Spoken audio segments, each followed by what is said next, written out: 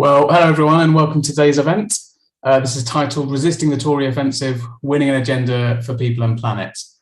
Today's event is organised by the Labour Assembly Against Austerity.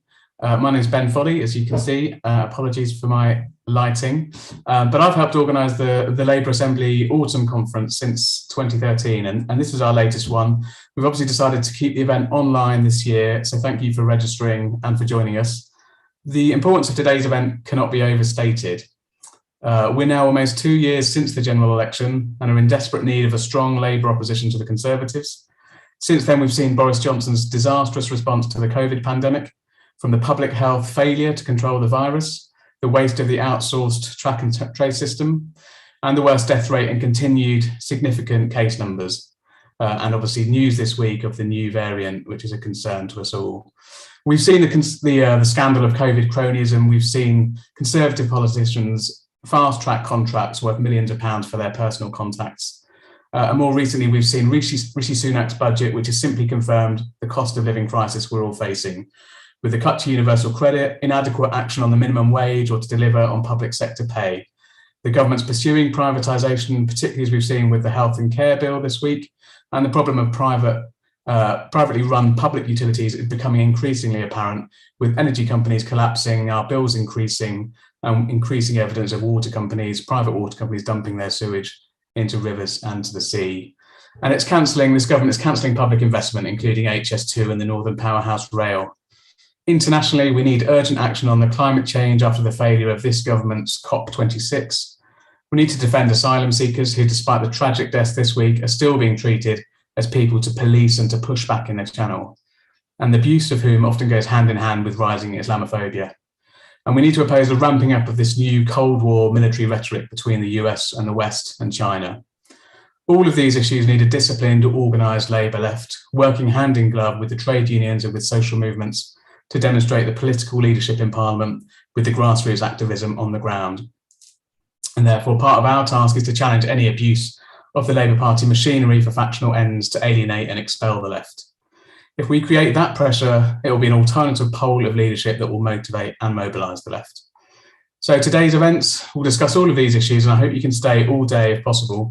Just to quickly run through the sessions that we have, from 1 o'clock now we've got the Jon McDonnell lecture, The Political Economy to Secure Socialist Change in the 21st Century. That's with Jon, but he'll be introduced by one of the stars of our 29 intake of MPs, Apsana Begum. Then we'll have a very short break, but at 2:15 we'll be starting with Building the Fight Back for Socialist Solutions with Richard Burgon, Diane Abbott, Helen O'Connor from the People's Assembly, Mish Rahman from Momentum, and who's a member of Labour's NEC, and Mark Serwotka, the General Secretary of the PCS Union. At 3:30, we're going to have Britain in Crisis, the urgent case for public ownership control. That's with Jon Trickett MP and with Cat Hobbs of We Own It. And that'll be facilitated by Sian Errington from Labour Assembly. And our last session at 4:30, we've got a great international panel. The subject of that is On the Brink of Catastrophe, Socialist Internationalism to End War, Global Injustice and Climate Chaos. And that'll be with Jeremy Corbyn, Mark Weisbrot of the Centre for Economic and Policy Research, joining us from the USA, Alicia Castro, who's political and labour movement leader from Argentina, Danièle Obono, who is a left National Assembly member from France, and the event will be chaired by another of our new MPs, Ribeiro-Addy from Streatham. So let's get started. Welcome everyone. Please put in the chat on Zoom or YouTube or Facebook where you're joining from today. It's always great to see how widespread our audience is, and including internationally.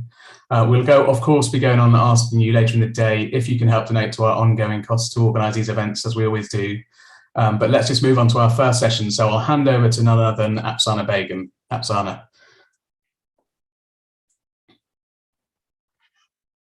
Thank you so much. It's an absolute honour to be introducing Jon McDonnell today, someone I'm lucky enough to be able to call my colleague, my comrade and my friend.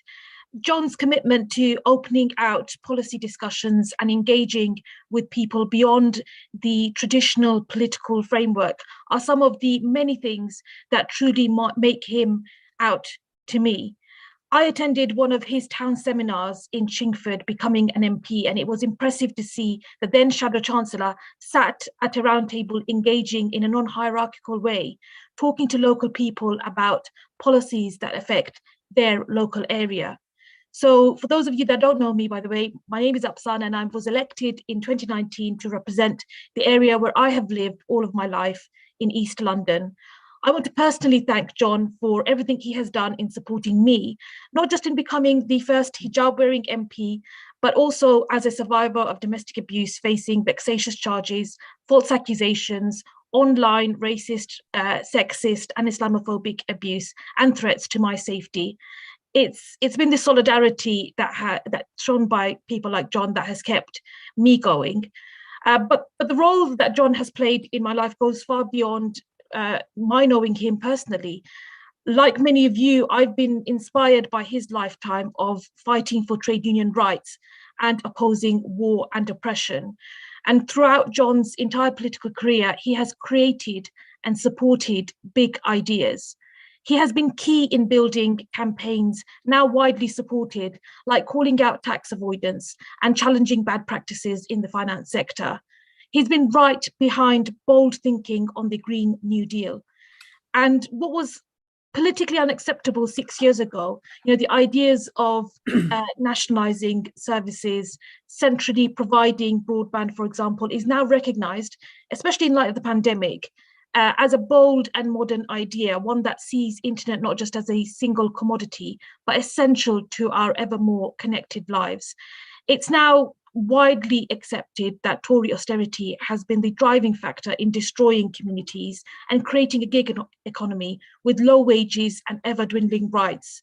Now, we know that working class people and ethnic minority communities have disproportionately borne the brunt of the hardship and suffering throughout the pandemic. And there is now widespread admission that 11 years of austerity and cuts to public spending have left many in ruin and caused deaths. In fact, universal basic services was one of the ideas at the heart of the Labour manifesto in 2019. I saw young activists and door knockers and voters inspired by this level of ambition. And it didn't just protect the free services that we have, it wanted to extend the services we should all have access to and provide the foundation for a decent life for everybody in the 21st century. It feels important, I think, to acknowledge Jon for saying to people, you deserve better than what you are getting at this moment, and for refusing to give up on that optimism. I think people will revisit that manifesto in years and years to come. So yes, the past few years, we've seen so many trying to undo such progress. And we've got to recognize that the mainstream political elite are still actually, even now, struggling to find the answers to the challenges that we face. With a cabinet thwarted by scandal and a government overseeing one of the highest COVID-19 death tolls in the entire world, and the absence of an alternative vision has been very painful. But although I know that many feel demoralized and disempowered, I also have never doubted ever that there is hope, because things have been difficult before. Things, have caused and presented frustration and huge challenge, and they were overcome, and we will do so again. And actually, if we think about the clash between the radicalism of the grassroots at the Labour conference that we came out from this year and the leadership at the Labour Party conference as well was very stark. There was a clash there, and sure, there was much drama and gossip about rule changes and democracy. But the truth is that conference decisions, in fact, reaffirmed a commitment to socialist and internationalist policies, whether that was from energy to the £15 minimum wage, to Black Lives Matter, or solidarity with the Palestinian people and having a peaceful foreign policy. So reflecting and understanding that socialism is key to Labour's electoral victory and indeed success in government was something that was seen at that conference. And it is with ideas about our future, about which Jon is going to inspire us again with today. So without further ado, it's my absolute pleasure to introduce Jon McDonnell to deliver his inaugural lecture on securing socialist change. Thanks, Apsana. Let me just say a word about Apsana. 3 or 4 years ago, she's right, I supported her selection as a Labour candidate because one of my Treasury team of advisors, Mary Partington, who was a member in her constituency, kept telling me about this amazing young Muslim woman in her CLP who was determinedly campaigning locally for radical change on a host of issues, from housing to poverty and human rights. And at times was taking on the local male establishment to do so. Supporting Apsana, I think, was one of the wisest decisions I made. She's proved in her short time in Parliament just what a staunch advocate she is for her constituency, for women, for human rights, and yes, for socialism. As a result, you can imagine she's taken a lot of flack, the sort of flack that women, especially Black or Asian women, take, and especially that socialists take. But she's always kept her chin up and never backed away from doing what is right. So I'm really proud and pleased that Apsana was asked to introduce this session, and thanks, Apsana. Let me talk about the aim of this session. Matt Wilgris, who's the sort of hidden hero who organizes these events, asked me what we should call the session. Just a word of advice, really. Never ask friends or family an open-ended question like that, because you can imagine the response I got. It was from one, Jon McDonnell rambling on again. Oh no, not Jon McDonnell rambling on again, but Matt brought us back down to earth. And to try and give the session a bit more gravitas, I suppose, suggested we call the session a lecture. It may sound a bit too much like talking down to people, which is not something we do on the left. So don't be put off. I simply want to talk and explain my view on, first of all, where I think we are politically. Then second, express some thoughts on what we're now facing. And then thirdly, I want to discuss where we need to be if we're going to advocate an economic program that can advance the cause of socialism in this coming period. Advance the cause of socialism. It's such a, I suppose it's such a bold, broad, rhetorical flourish, and it's meaningless unless we put it in some form of concrete context. So let's be clear about what we mean by socialism first. Essentially, from the origins of socialist thought and the early socialist movements, and throughout their history, at the core of socialism is the achievement of equality through democracy. In the 1980s, when on the left we were asked, what were we about? The answer is summed up in that phrase from Labour's programme, which I think came from Tony Benn's writing originally, that what we were about, what we were seeking to secure an irreversible shift in the balance of wealth and power in favour of working people. In more recent speeches and articles from 2015, we tried to explain what that would mean for the society we aim to create.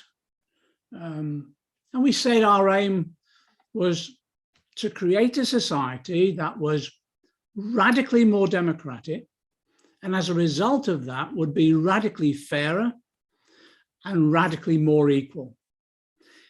It was to be based upon a thriving economy that was both, yes, economically, but as importantly, environmentally sustainable. And this is the difference between us and the Tories. It's a society where the wealth created in that economy was shared by all and shared fairly by all. That was our commitment to equality. So that was the vision of the society that we didn't just want to create.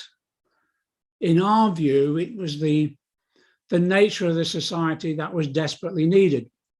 As some of you remember, we consistently for a number of years, and still do to a certain extent, used the slogan, "Another world is possible." Well, we moved that on from "another world is possible" to "another world is necessary." And then at times, you know, when Jeremy Corbyn became leader, actually, we also said that maybe that another world is in sight now.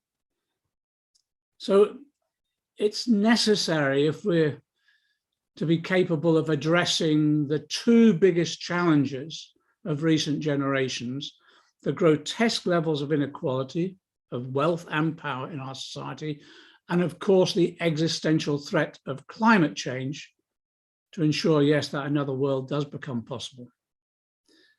I think it's almost impossible for anyone to argue now about the overall sentiments of our aims. In fact, even Johnson and many of the Tories have sort of cynically stolen some of the rhetoric and some of our language.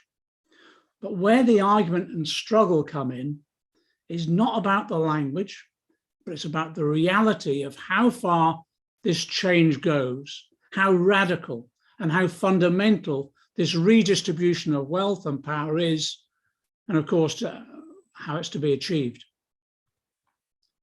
This is exactly the right time to force open this debate, especially within the Labour Party.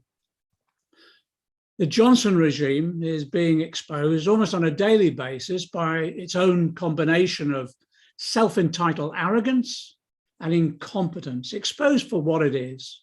It's a corrupt, elite assemblage of arrogant liars, thieves, and charlatans, for whom politics, it's not about public service, but simply a game to be played between members of that elite.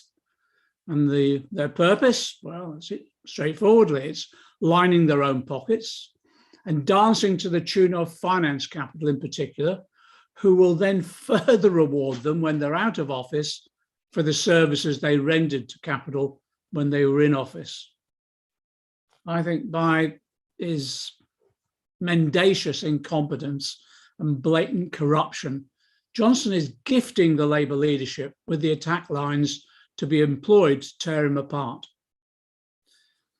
The result, I think, is now a regular narrowing of the Tory poll lead, of course, and in some polls, Labour narrowly overtaking the Tories. The problem, I believe, for Labour is that the shift in polls is largely not the result of voters shifting their vote to Labour in any large number, but more them simply withdrawing their support from the Tories. Some of you may recall that the initial response from the new Labour leadership was that Labour's poor polling performance was still the result of a carryover from the electorate's hostility to Labour from Jeremy Corbyn's leadership days. Well, then the reason, if you remember, was that COVID had meant that Keir Starmer had not been able to get out to show the world who he was. Well, it's almost exactly 2 years on from the last election. Blaming Jeremy just doesn't stand up anymore. In my view, it never did. In addition, after his extensive summer tour to meet the people, and since then the high-profile opportunities Starmer has had, the 20-point lead some claimed would be achieved certainly hasn't surfaced. In fact, in this week's YouGov poll, amazingly, Johnson had a remarkable 9-point lead over Keir Starmer. Look, I know how tough it is overhauling the Tories with the sort of media that we have in this country. But there has to be a greater, and pardon the expression, forensic analysis of what is needed to get rid of possibly the most incompetent and corrupt Prime Minister and possibly the worst governing administration in our country's history. Like I said before, I make my main point on that, though, about what is needed. Let me just say that one immediate action that is definitely necessary from Keir Starmer is the fulfillment of the promise he gave in the Labour leadership election of uniting the party. He needs to end the divisions that are being created by what many are describing as a purge and harassment of socialists within the party, which is causing, I know, for many such personal distress to people, many of whom have devoted a great deal of their lives to our party and movement. I think the first step also in uniting the party should be the restoration of the Labour whip to Jeremy Corbyn. Let me go on to my main point. The key problem the Labour leadership faces in challenging Johnson and the Tories, I think, is displayed virtually every other day in the media interviews of either Keir Starmer or shadow cabinet members. When, having attacked the Tories, the Labour spokesperson is then asked by the interviewer, what would Labour do?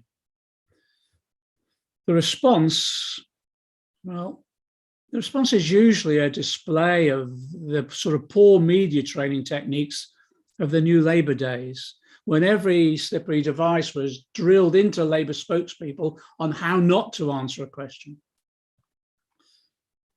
I believe that failing to present much of an alternative means that although people are put off the Tories by the exposure of their corruption and incompetence, they're not attracted to Labour because they have little clear idea what the party currently stands for.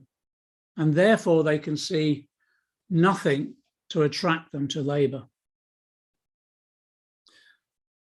From what we pick up, it seems the present Labour tacticians' response to this is that it's too soon for policies, and the December election defeat demonstrated the weakness of having too many policies which strain credibility.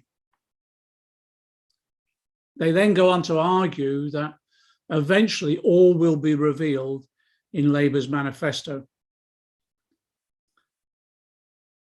I think the real lesson of the December election defeat is that, well, first, of course, it was a Brexit election which divided our party and a section of its support base. But on the issue of policies, the lesson I think that has to be learned is that if you are launching new policies, no matter how popular, you need time to launch them, explain their impact on the individual and the wider community, rebut the criticisms that the media and the Tories will throw at you, and all of those attacks, and then bed them into popular discussion. For us in December 19, we were 2 years in advance of the normal electoral cycle. We were desperate to change the topic from Brexit onto the policies. But yet it's true, pushing out policy after policy does strain credibility. That's why you need time to explain them, bed them in, convince people, demonstrate what it means to their individuals and their families and their local community as well as the country. So I caution the Labour leadership that time could be running out to do this effectively. If the election is called in spring 2023 as expected, or I think an election is called even sooner, if Johnson is dumped and replaced by, well, the betting's on Sunak, but it could be Truss or Gove, or like John Major, a lesser known, safer pair of hands stepping out of the shadows. I think time is urgent for us to explain what a Labour government would mean to people. And for me, that means actually what socialism would mean to people. And I think this is where we come in as party members. It's down to us to elaborate the alternative that Labour could provide in government. And it's down to us then to create a climate of opinion, both within the Labour Party and the trade union movement, and in wider progressive movements and the wider society more generally, a climate of opinion that becomes an irresistible intellectual force for radical change. And To create that climate of opinion, to be effective in winning any argument, the key starting point has to be relevance. When we talk about economics, we have to make sure that we're talking about the lives of the people we seek to represent, our people, our class. If we're to stand any chance of securing their support, that we need to win the next election, we need to understand what people are facing and appreciate how they feel and what they think about the current state of society in their community and their own lives. You know, before COVID hit, there was sufficient social research to show that after a decade of austerity and a decade of politicians and the media telling people that there was no alternative to the taking of the austerity medicine, people had just had enough. The grinding impact of austerity with frozen wages, low pay, insecure work, poverty level benefits, the explosion of food bank dependency, ever rising homelessness, and public services in crisis, this all led to more and more people questioning the system itself. When people also witnessed, which they did, the bankers, the people who caused the economic crash, and the wealthy actually benefiting and increasing their wealth in the austerity years, it was no wonder that the hegemony of neoliberalism was beginning to be challenged. The pandemic then hit us, and it acted as a pressure test on how our society and our economy operates. Just as the pandemic had the clinical effect of exposing people's health vulnerabilities, so it also exposed many of the basic flaws of our economy and society. Flaws, the denial of resources to our public services, the failure to value, respect and reward the people whose roles we rely upon for our safety and survival, the precarious financial situation in which the vast majority of people live, the insecurity and lack of control over working lives, the lack of any power over decision-making at every level, from the firm to national government. And yes, the inability to hold leaders to account when they so patently lie to us and refuse to abide by the rules the rest of us are expected to, and also corruptly line their pockets and the pockets of their relatives and their mates. Earlier this year, I summarized a booklet of the work of a wide range of policy experts and campaigners that we undertook in the Claim the Future project. And this project examined, in the light of the experience of both austerity and the pandemic, what was needed to transform our society. We argued that COVID, and I quote, exposed the stark reality of 21st century capitalism. Not only have the weaknesses and the failings of the system been exposed, but the dominant theories upon which the economy has been managed and have all been forcibly challenged. So far from what was claimed by neoliberalism, you know, the market patently doesn't always know best. Private, good, public, bad as the dictum for the provision of public services has led to rip-off profiteering and poor and at times dangerous delivery of services we depend upon. And the wealth amassed by the rich at our expense hasn't trickled down as neoliberalism predicted. So in other words, put simply, neoliberalism is no longer credible. And we're confronted now with the potential of a paradigm shift in how people see the economy and society.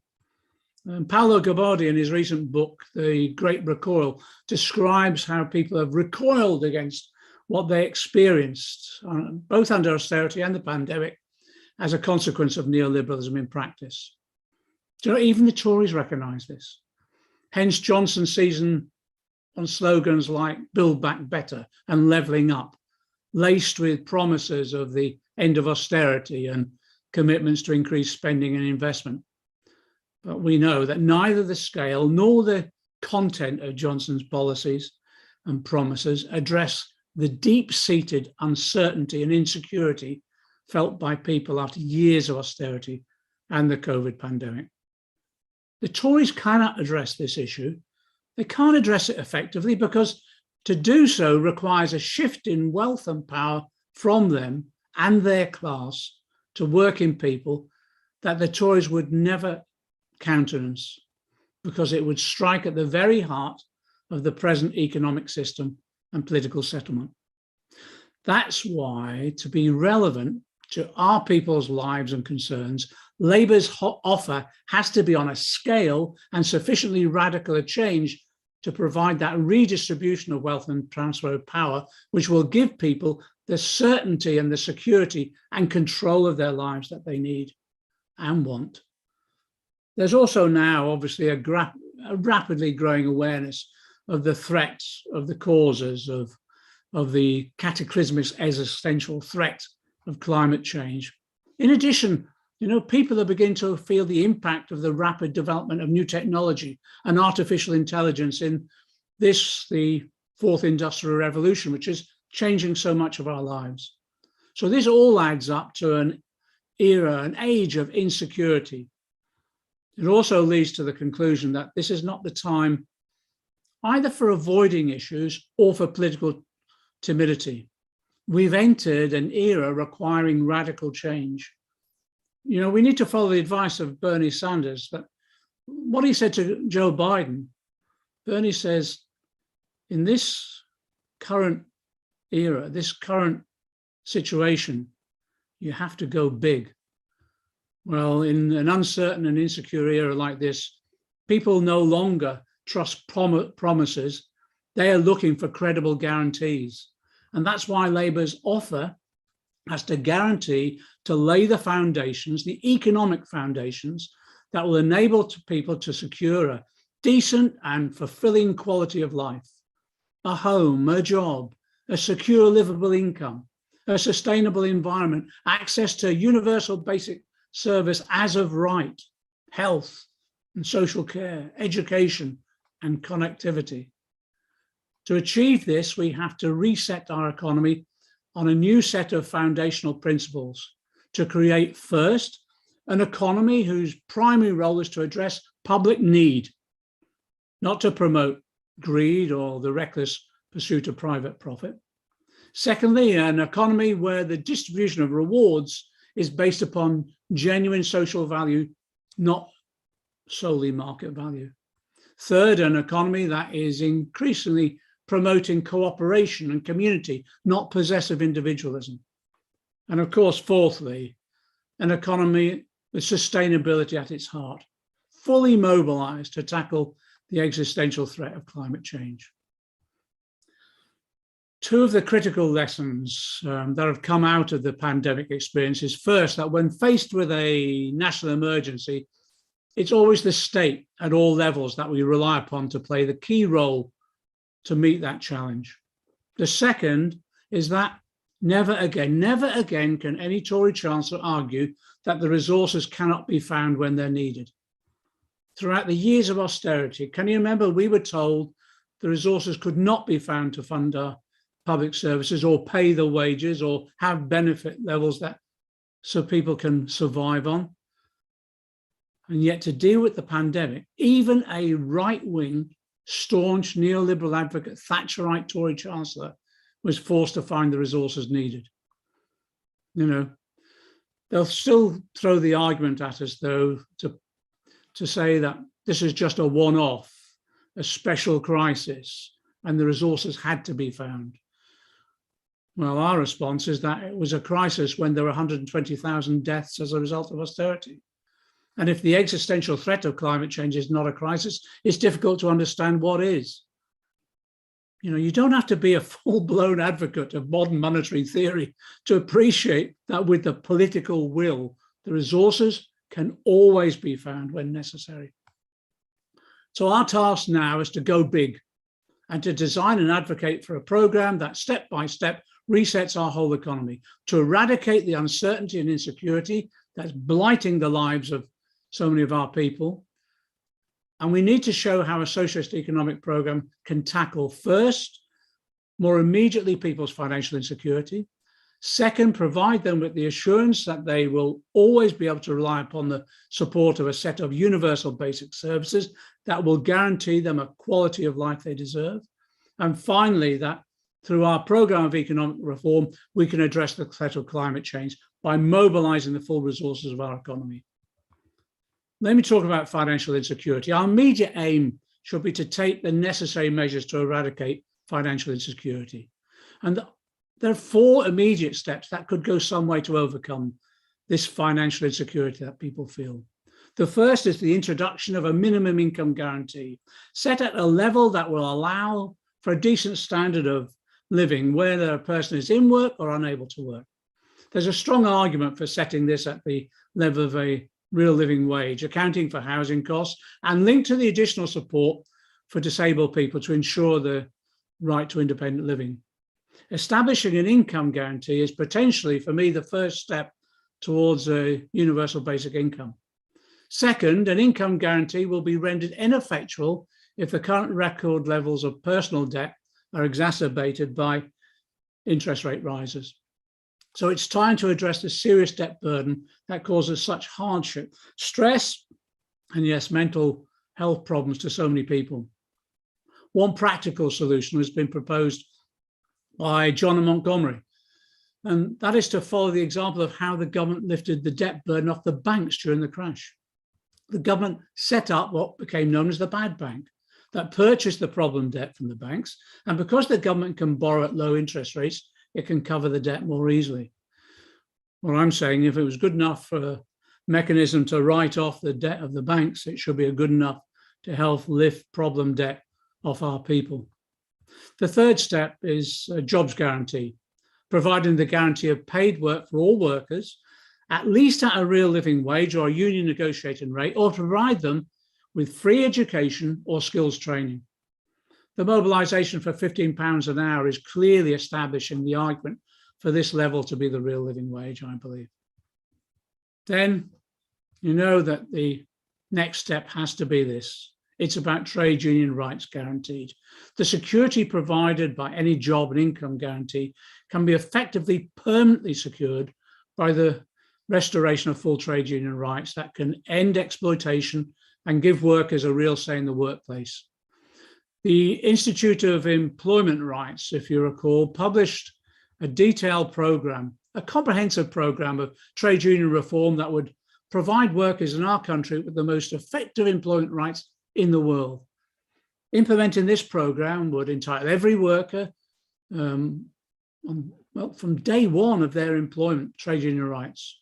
It would restore the basic rights of workers to withdraw their labour, including in sympathy action, enable wages to be determined by sectoral collective bargaining, end zero-hour contracts, fire and rehire would be made illegal, and of course would end the abuses of the gig economy.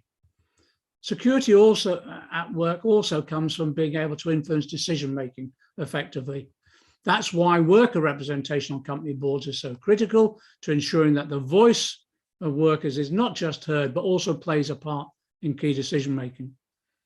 The proposal we put forward for inclusive ownership schemes, providing for 10% of company shares to be owned collectively by the workers in the company, is not just about securing a fairer share of rewards, but also about having a say over key decisions in that company. Let me just move on to our second challenge. This is about giving people the confidence that they will be able to rely upon access to universal basic services to enable them to live a full and fulfilled life. I believe that the pandemic has reinforced in many people's minds that there are many basic services that are so important to the quality of our lives that they should not be treated like commodities to be bought and sold, provided only to those who can pay, but instead provided universally so that everyone has access to them. You know, the vast majority of people now, especially, share our view that never again should the NHS and social care be so underfunded that they continue to be stretched to near breaking point and so ill prepared for emergencies like the COVID pandemic. So Labour, I believe, must commit to a fully funded NHS, the establishment of a national care service, and link this to the ending of the privatisation of our NHS and care services that's taking place now and on a frighteningly large scale. The same assurance must be given to people about education. There should be no retreat from decommodifying education by scrapping tuition fees and re-establishing local democratic control over school systems and the integration of private schools into the state sector. On the other services, people need to enjoy for a quality of life. Well, even this Tory government has been forced to effectively nationalise our railways and fund our bus routes through taxation to enable them just to survive. As a result, that presents us with an opportunity of welding them into an integrated national and locally publicly owned service, which would open the door, I believe, to a gradual process of public transport becoming a universal service provided free to all as part of the drive to environmental sustainability. Ironically, also, the pandemic has demonstrated, and Apsana referred to this, through the vital importance of internet connectivity. It's so vital to the quality of people's lives. And it made common sense now to many more people that the provision of full fibre broadband should be done on as a free universal service. You know, also, I come to this from the experiences in my constituency. Having a decent place to live is fundamental to anyone's quality of life, and especially so when we face a housing overcrowding and homelessness crisis. There are now 135,000 of our children growing up in temporary accommodation. That's why we need a housing reset programme that involves a nationally coordinated programme of mass council house building, the introduction of rent controls linked to the provision of realistic level of housing benefit, and also a policy blitz that curtails and ends landlordism by banning the purchase of homes by companies and limits the number owned by an individual. Let's now move on to the third, and I believe the most critical cause of this age of uncertainty, the existential threat of climate change.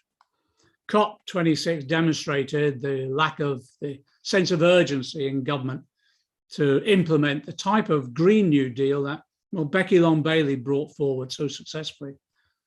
To seize the initiative and drive this through, well, I've become an ardent advocate of one of the ideas, which is establishing a Ministry of Public Works to coordinate a Marshall Plan scale investment program in clean physical infrastructure, in insulation, in natural capital, clean R&D, research and development. Energy efficiency measures are key to that. The development of obviously electric vehicles and electric vehicle charging networks, promotion of the cycling capacity, tree planting, and yes, the rolling out of full fibre broadband. New publicly owned industries are needed also to expand the renewable sector to supplant oil, gas and coal. Publicly funded retraining of workers for these industries is essential to ensure a just transition from the fossil fuel sector. You know, through direct state investment and a new National Investment Bank, we'd previously planned a 500 billion 10-year program of investment in our green economy, just to green overall, especially aimed at restructuring the economy to develop the opportunities of new technology and artificial intelligence to contribute to this mission. We need to look again at the speed and scale of this program, given the rapid deterioration we are witnessing in recent climate episodes. Can I raise the question as well about who owns our economy? Who owns and therefore who controls our economy has to be addressed if we're to redistribute power over decision-making to prioritise climate change. That's why at the heart of the restructuring of our economy must be the rapid development of alternative models of ownership, including cooperative ownership, municipal and local community ownership, and of course the return to national public ownership of those industries privatised by the Tories: rail, water, energy. Who owns the land and how land can be brought under democratic control and ownership is also becoming a critical issue to be addressed if we're to develop a more sustainable agricultural sector, a rewilding programme, and sustainable land use overall. In this way, with a comprehensive approach to alternative ownership, a significant proportion of our economy will be brought under democratic control to enable the restructuring of the economy away from fossil fuel dependency, but also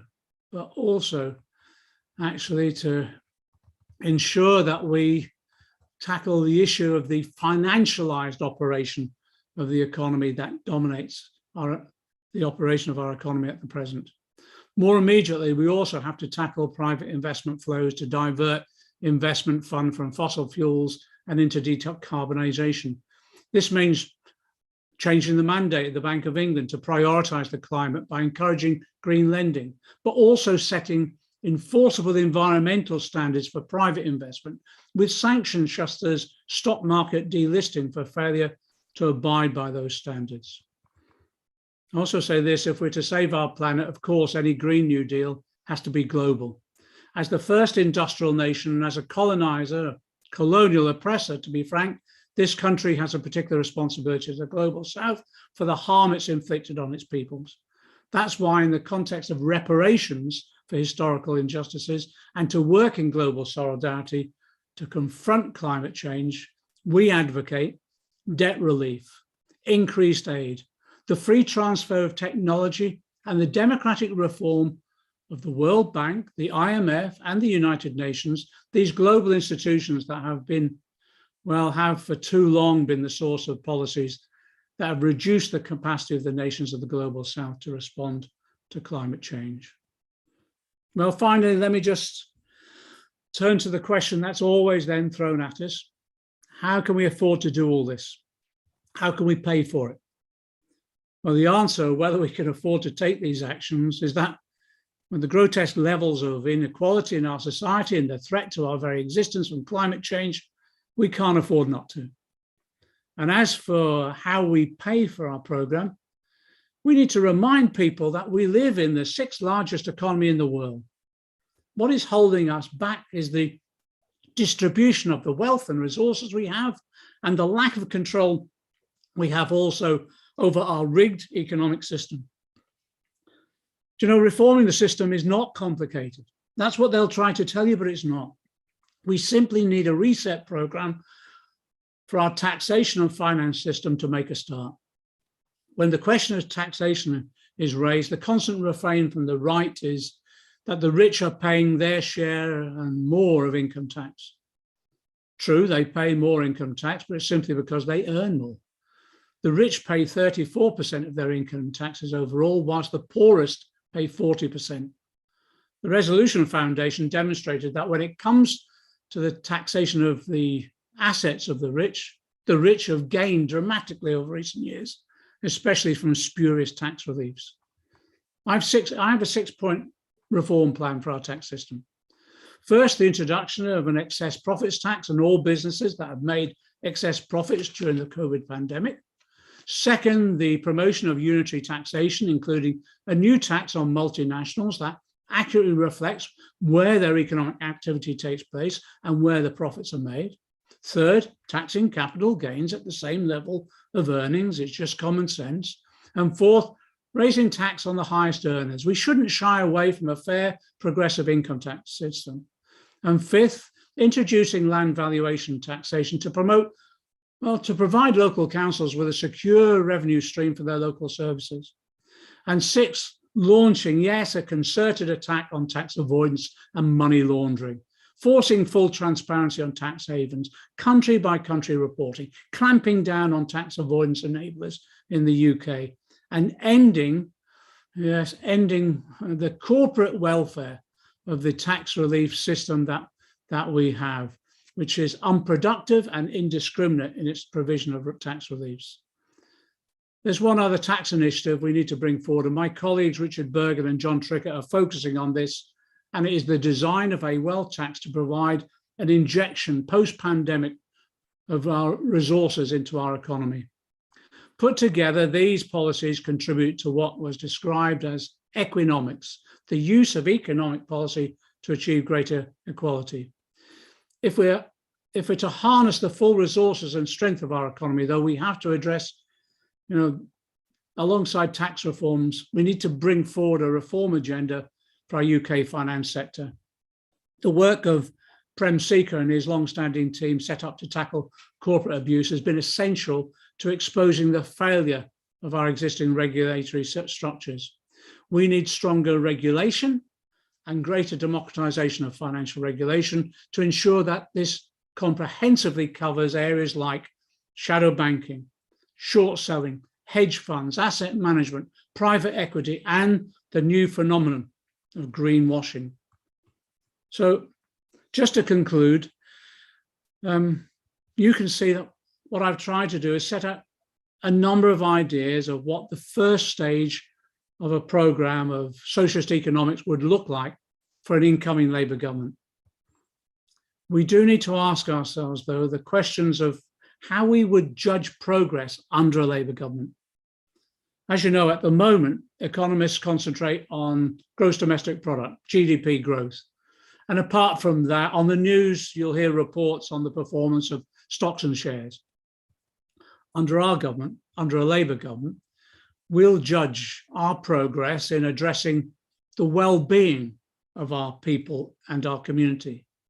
Our analytics will report on the houses built, the homeless housed, poverty reduced, wages and jobs provided, public service target delivery met, and the shift achieved from fossil fuels and the biodiversity enhanced.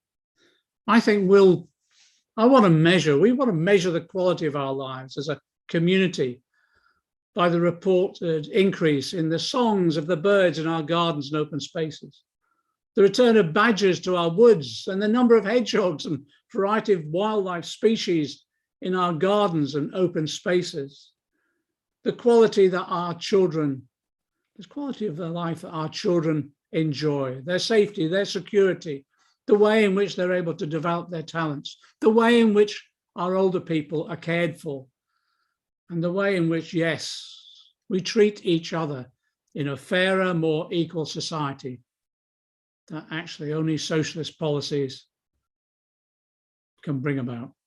Thank you very much for listening.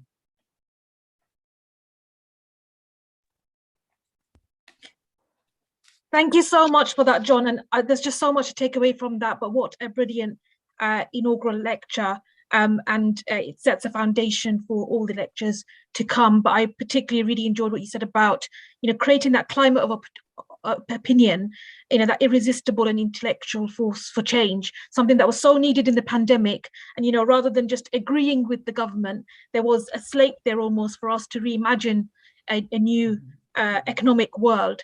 And what also you said about colonial oppression and the legacy there, because I know a few of us have also been calling on addressing climate debt and also addressing, if we want everyone to be on board with addressing the climate crisis and the emergency that it is, we do have to ensure that the debt of lower income countries is also addressed. Thank you so much for always listening to the perspectives and ideas in the grassroots and bringing to life all the economic ideas that put public need ahead of private greed. Thank you so much. And I'm just going to hand over now to Matt Wilgress from Labour Assembly Against Austerity. Over to you, Matt. Thank you, John, and thank you, Apsana. I'm just doing some very quick housekeeping notes. So we've actually finished ahead of schedule, which is very strange on the left, but very good. So the next session starts at 2:15. It will start promptly at 2:15. If you are watching on Zoom webinar or on YouTube, you don't need to move. You can just stay on the same link, go and make a cup of tea or whatever, and come back, and it will streaming all 4 sessions, the next 3 sessions throughout the day, streaming on, that's on Zoom and YouTube.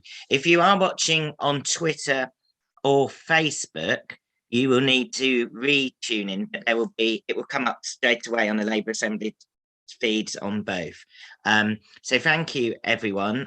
Also, please do remember to follow the action links that Patrick and the team are putting in the chat and donate as well. And then we'll be popping 2:15. We'll be back on with Richard Burgon and others. Thank you.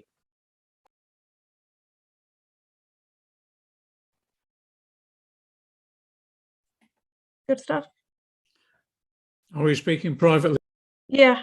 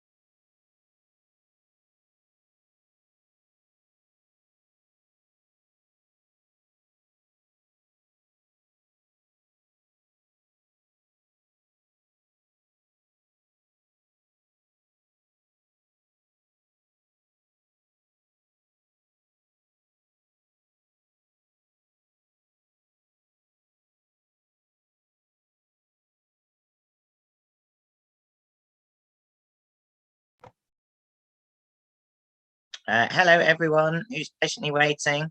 We are starting at 1:15 on the dot. I think all our esteemed panelists and our wonderful chair, Gemma, are here. So, yeah, just stay on this link on Zoom or YouTube, and we'll be starting in 2 minutes' time. Thank you.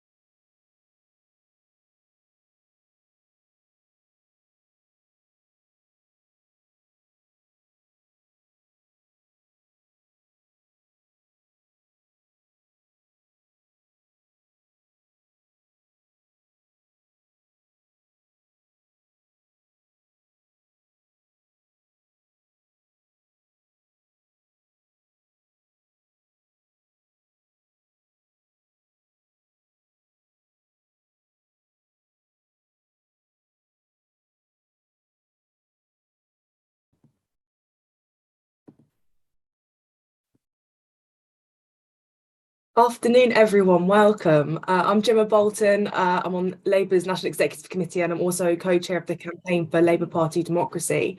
I'm really pleased to welcome you to this second session of today's event, Building the Fight Back for Socialist Solutions, a special plenary.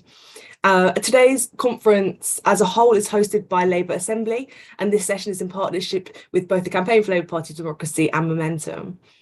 And we're delighted to have so many different speakers and organisations join us for this second session today and to bring people together for such an important discussion with thousands of you tuning in online. So the disastrous Tory government is still failing to protect health and people. It's resorted to racist scapegoating to distract from their disastrous handling of the pandemic and the corruption crisis. It's planning further cuts and assaults in the months ahead as the cost of living crisis gets deeper and deeper. And the Tories have also resorted to attack after attack on our rights, from the Overseas Operations Bill to the Spy Corps Bill to the proposed police bill. And Labour needs to be taking the fight to the Tories on these issues, and the leadership should be focusing on defeating the Tories rather than these constant attacks on the left, on socialist and on party democracy. And despite the front bench as a very frequent lacklustre opposition in the last year, and despite the problems in organising posed by the pandemic, we have seen many communities, trade unions and campaigners on other popular causes take a stand against the Tories' reactionary agenda. So this session then will look at how we must stand up with those resisting the agenda and further develop the social movements and campaigns that can build, that can link up and that can coordinate resistance, and also how this relates to our vital ongoing campaigning in the Labour Party itself for democracy, for socialist policies, and vitally taking the fight to the Tories. So please put your questions in the Q&A on the Zoom webinar or in the chat if you're watching on YouTube, and also let us know where you're tuning in from. Please also donate at the link provided so we can continue hosting all these important events and support the other campaigns and links are put in the chat throughout the event. So without further ado, let's move on to our first speaker. Diane Abbott was going to be joining us today, but she's going to be speaking at another event, which has left us a little bit extra time for our first speaker, who's a brilliant organiser, a wonderful comrade, and we also wouldn't be here today without him because he's the national organiser for Labour Assembly Against Austerity. So welcome, Matt Woolgrass. Thank you, Gemma. And yes, Diane is coming, but she's now speaking in the international session at 4:30 and is currently at a refugee protest about refugee rights in London. I'd like to thank everyone for speaking and thank Gemma for all the work she does on the NEC and her chairing.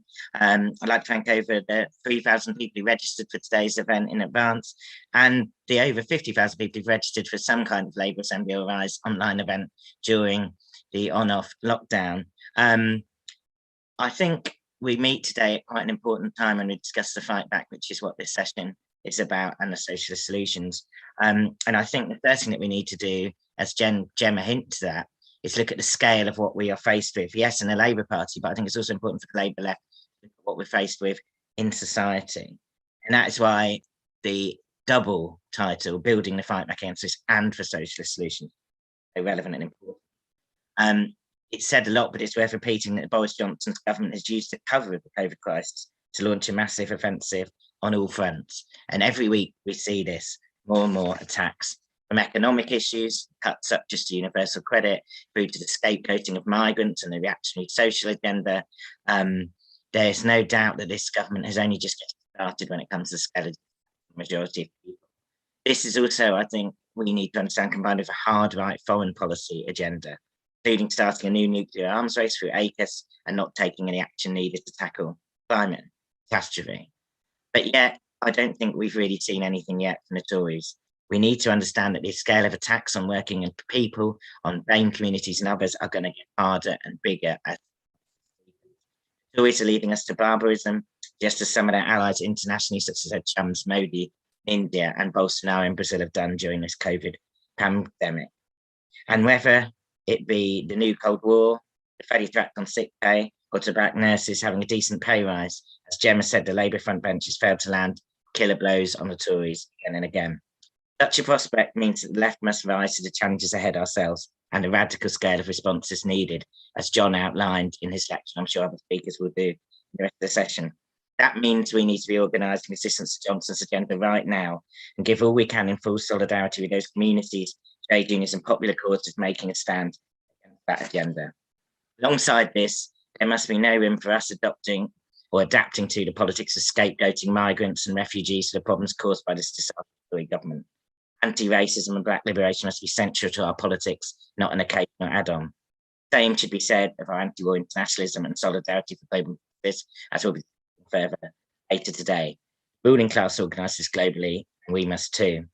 As well as seeking to support, reach out and organise with new allies in our communities and indeed around the world, we must also continue to fight for party democracy and socialist policies in Labour, as so many of you here are doing in your constituencies up and down the country. It's false to argue that this work in the Labour Party and building movements in our workplaces, communities and the streets are counterposed or contradictory. As Tony Benn argued again and again, both are essential and supplement each other. That's why it's so great to have a wide range of speakers in this session, including people from left groups in Labour, but also people from trade unions, the People's Assembly and other movements such as that. And we must work together in the Labour Party on the left and beyond it. We're delighted to have so many different groups with us throughout the year, and that unity needs to be built on. My final point, very quickly, is that we remain a major force on the left in British politics at the present time, but we can't take this for granted. Those who want to dampen resistance to the Tories' reactionary agenda are always seeking to divide, demoralise and defeat us. So unity and action between us is therefore more essential than ever. Thank you all.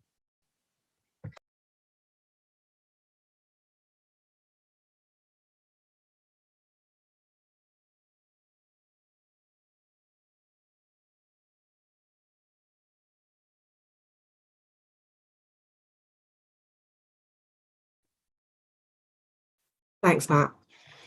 Our next speaker is Mark Serwotka from PCS. He's PCS General Secretary, and the PCS is a fighting union that an example for us all. It's been fighting against cuts and for workers' rights and conditions and taking on the Tories' reactionary agenda head on. Welcome, Mark.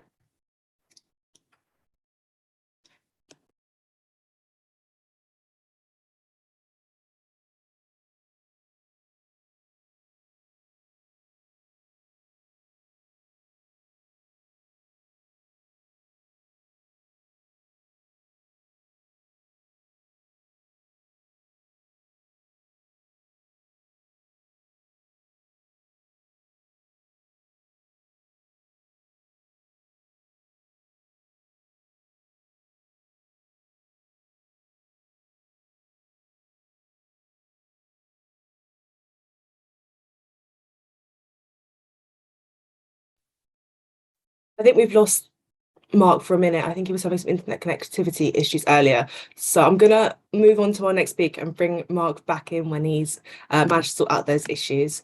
So our next speaker is Helen O'Connor of the People's Assembly. She's a trade unionist with the GMB and a brilliant campaigner against Boris Johnson, including for our NHS and against privatisation. So welcome, Helen. Thank you very much, Gemma, and thank you to the Labour Assembly Against Austerity for inviting me to speak today on behalf of the People's Assembly.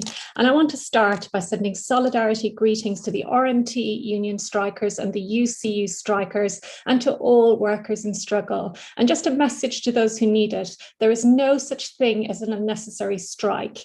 And for those in our movement who don't understand this, we will always support workers in struggle. I've been an industrial organiser for the GMB union for the past 4 years, and I was an NHS nurse for 28 years. So please allow me to start and outline what's happening in the NHS at the moment, where I organise outsourced workers as well as nurses and clinical staff. Many are working more than one job, sometimes 3. They're working over 60 hours a week. They struggle to meet housing costs and struggle to even put food on the table. Many are forced to access food banks, and I mean forced because this is not a choice. Some of the private companies taking over in our hospitals have not even bothered to give their workers a pay rise since before COVID struck. They can't even be bothered to pay for work that's done on time. Many don't even have the basic entitlement to sick pay. And imagine this, sick workers having to drag themselves into hospitals because if they don't, their kids won't be able to eat. And if that's not exploitation, then I don't know what is. The casualisation of work, wage theft and exploitation is on the rise across the country and in every type of employment, whether it's public sector or private.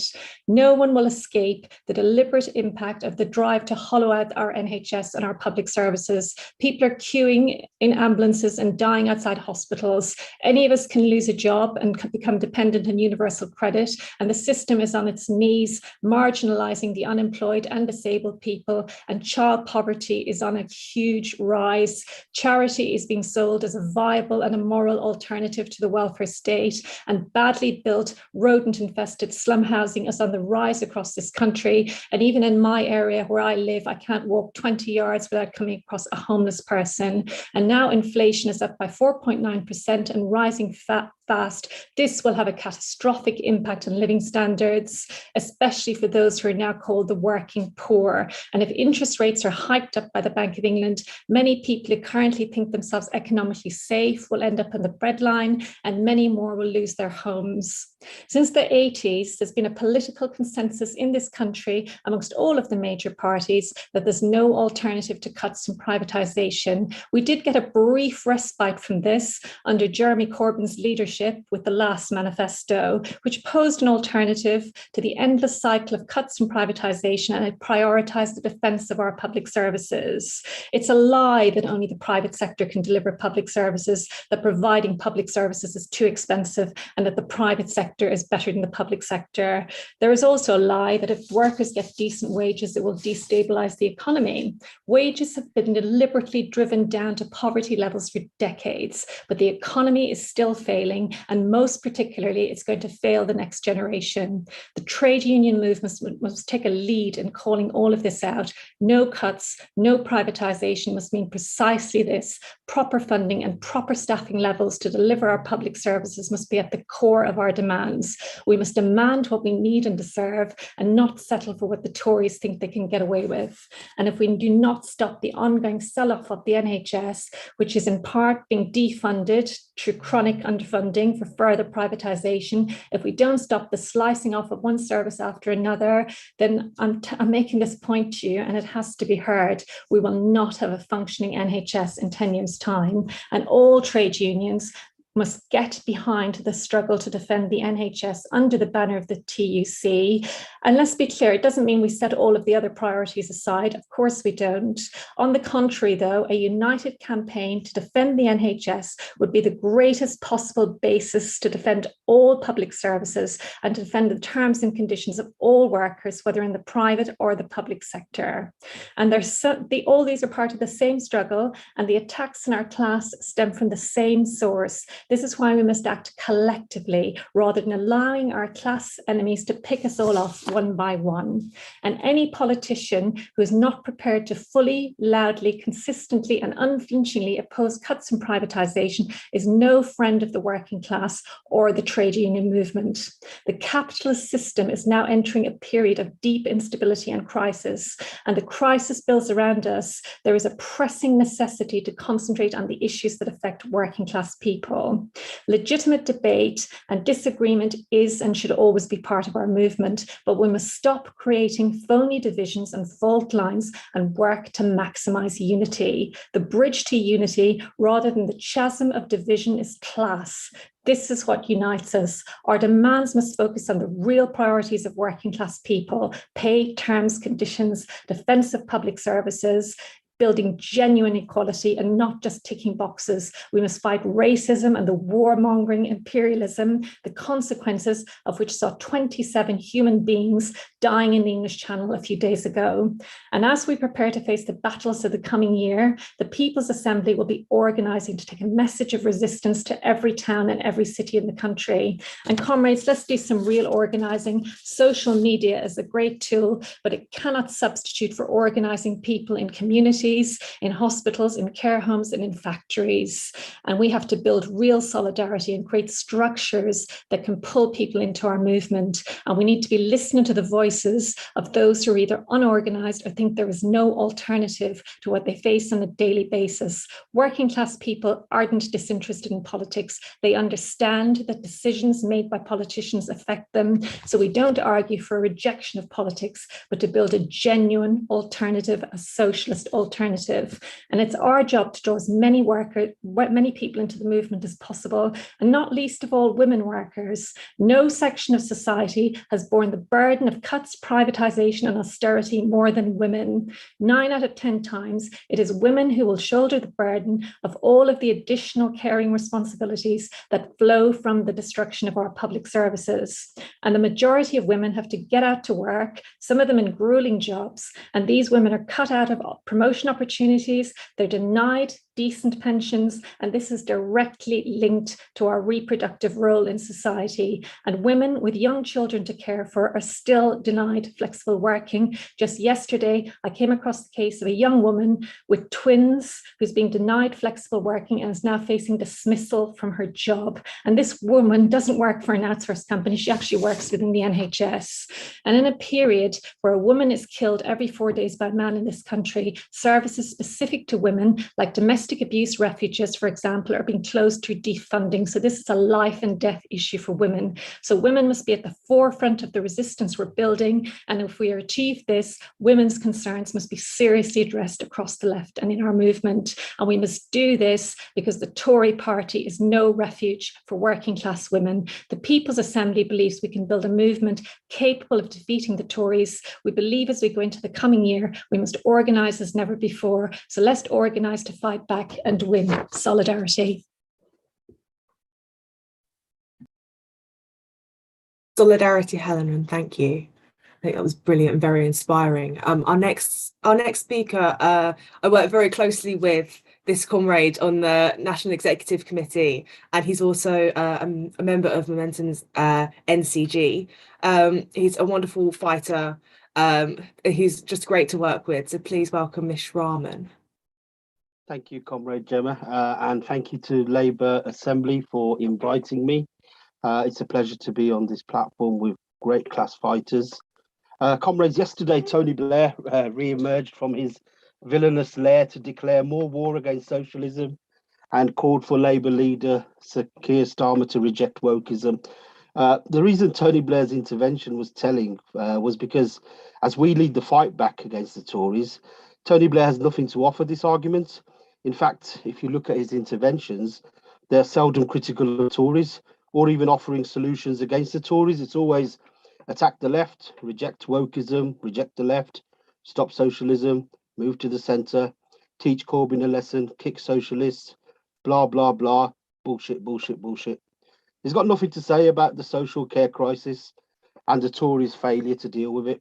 Nothing to say about the climate crisis and the Tories' failure to take advantage of the leadership of COP26 and the targets. He's got nothing to say on the rising inequality, nothing to say on the housing crisis, nothing to say on wages stagnating, nothing to say on fire and rehire, nothing to say on workers getting shafted, solidarity with RMT and with UCU and anyone else on strike today, nothing to say over the refugee crosses over the channel, nothing. And there is the problem. The economy is not working for a vast amount of the population of this country and hasn't worked for a long time under a succession of governments. And we all know we need an economy that works for the many and not the few.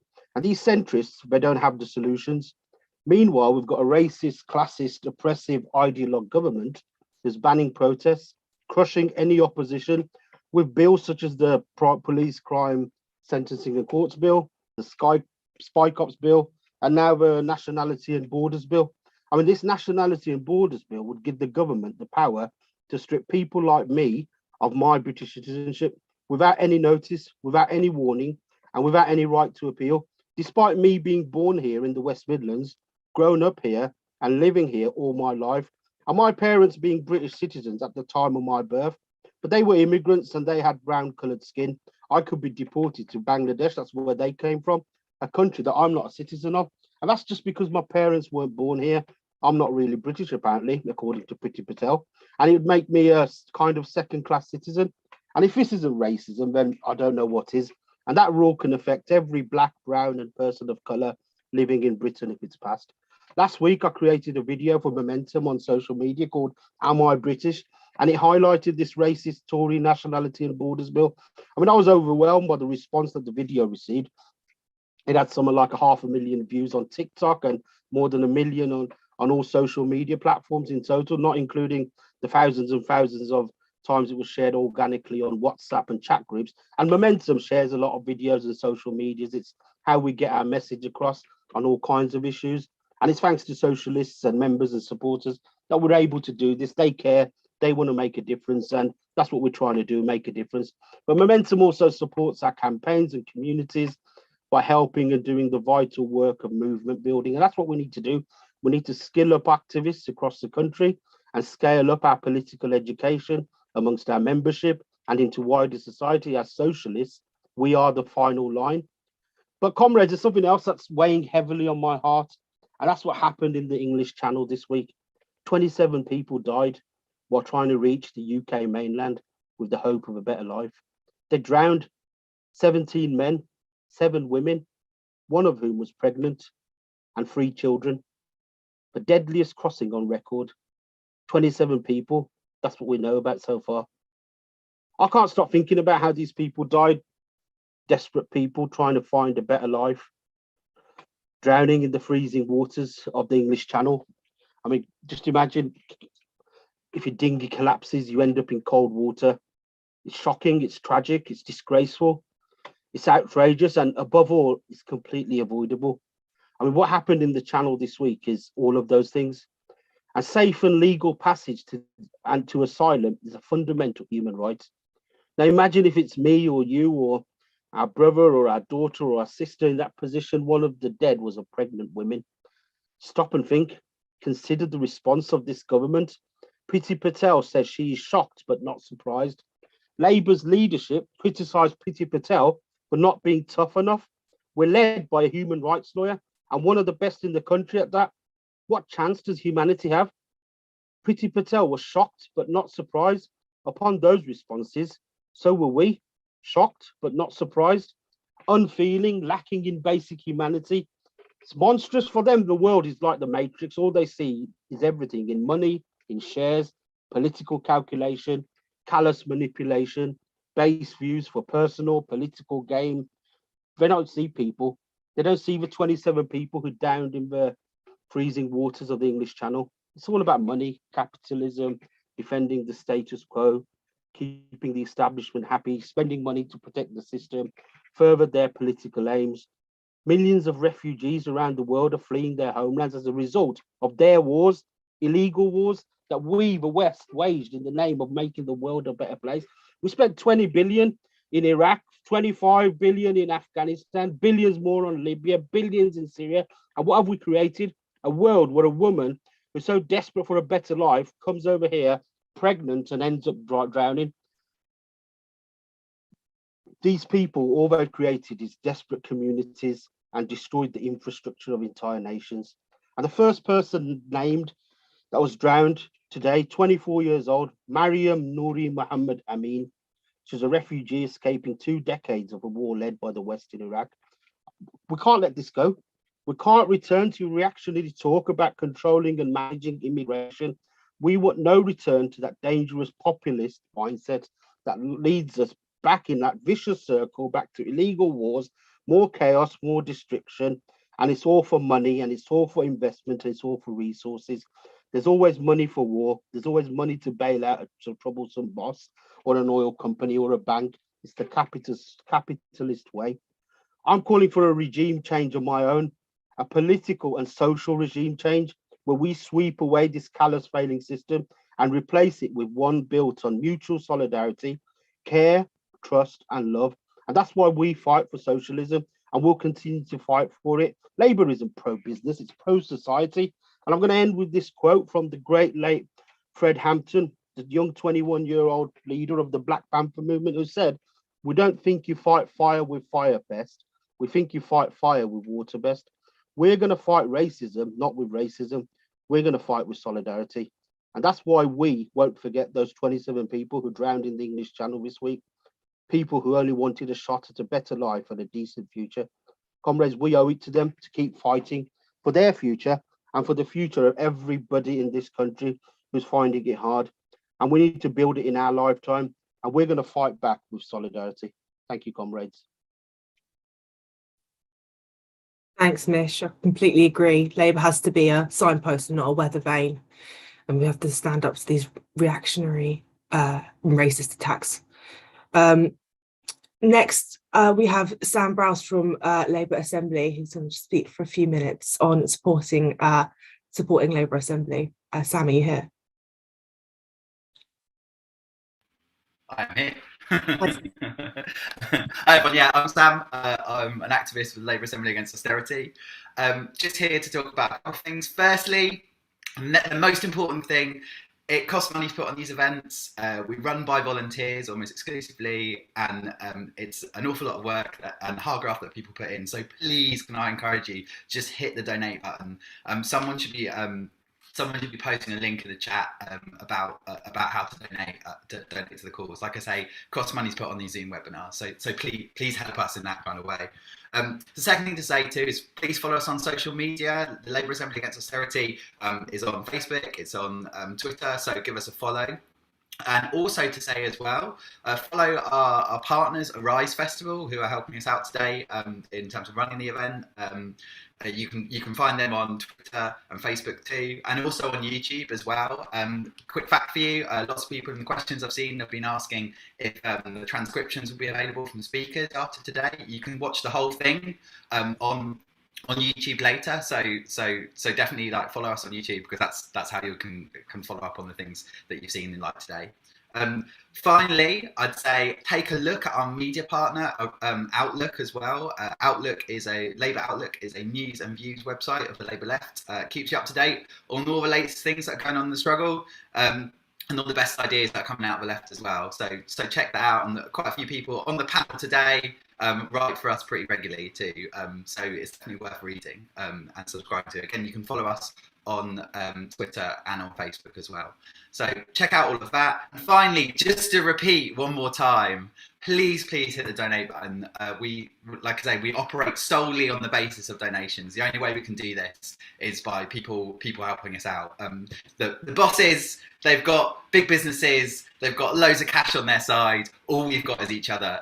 So yeah, please do hit that donate button. And I'll see you, I hope you enjoy the rest of the day and see you at future events too. Thanks very much. Thanks, Sam. And I'm sure everyone would join me in thanking Labour Assembly Against Austerity, Rise, Labour Outlook for all the work they do in getting the message out for socialism, for democracy, for left-wing policies. Our next speaker is Mark Serwotka, who I did introduce before, but he's General Secretary of PCS, which is a wonderful fighting union. So welcome, Mark. Thanks very much, and apologies if I think my connection was lost earlier. There's a very, very strong gale in Wales at the moment, and the internet connection keeps going down, but hopefully you can hear me now. Can I thank the organisers of the meeting and for all the work that people are doing all the year round, and for everyone who's joined us on the call. Also, can I say how fantastic I thought both the previous speakers were. And I particularly want to say how much I welcome Helen O'Connor's contribution that is really centering on things that I think often we don't say enough. One is the importance of collectivism and about building in workplaces and communities. However important social media is, and clearly if it wasn't for the internet, we wouldn't be having this online meeting today, it does not replace the discussions and collectivism that need to be rooted in our workplaces and in our communities in order to fight back. And can I also very much welcome the way that Helen centered the oppression that women continually face, disproportionately affected by austerity, and far too often, I think, attacked for having the temerity to stand up for their rights. And I was very much hoping to share the platform with Diane today. I know she's speaking later, but I just want to say that I think Diane Abbott is one of the most influential figures in our movement and has been over many, many decades. Not only a fabulous socialist, but a committed woman and a Black woman who has offered so much to our movement. And in a time where we often talk about abuse, we all know that Diane faces more abuse than virtually anyone else in this country. And I want to give full solidarity to her, also to other socialist women MPs like Zara Sultana, who are currently being witch hunted potentially and are being attacked. And our movement has to stand with these women and ensure that in order to get the fight back that we need against Tories, we very much, I think, support and welcome and need to see a vibrant working class women's movement in order to ensure that we reach out throughout all parts of this country for the fight back that we need. Now, what I wanted to focus on is mainly a contribution from a trade union angle, but I think it is important to start with the events that we've seen in the channel this week that's already been referred to by our speakers. And it throws up, I think, not only the inhumanity of this government that we have, but also the type of resistance we need in order to ensure that we can build a genuine movement that welcomes refugees and asylum seekers and migrants to this country and very quickly gets on the front foot to do more than just utter words about how obscene this situation is. And therefore, I have to think that we have to sort of reflect. The current leadership of the Labour Party is appalling. The very fact that we have a government in this country that can preside over such a dreadful state of affairs that sees people not just drown in the Channel, but people needlessly die because of COVID, that sees us have poverty in our communities and get away with it, is in large parts because we do not have an effective or adequate opposition. And I think, therefore, for all of us as socialists who want to try and resist the government, it is in our interest not only to ensure that left-wing policies and more left-wing people are seen and heard in the Labour leadership, but it is to also recognise that we are one of those moments in history where actually waiting for the Labour Party to sort itself out is not an answer to the problems we face today, tomorrow, next week and next month.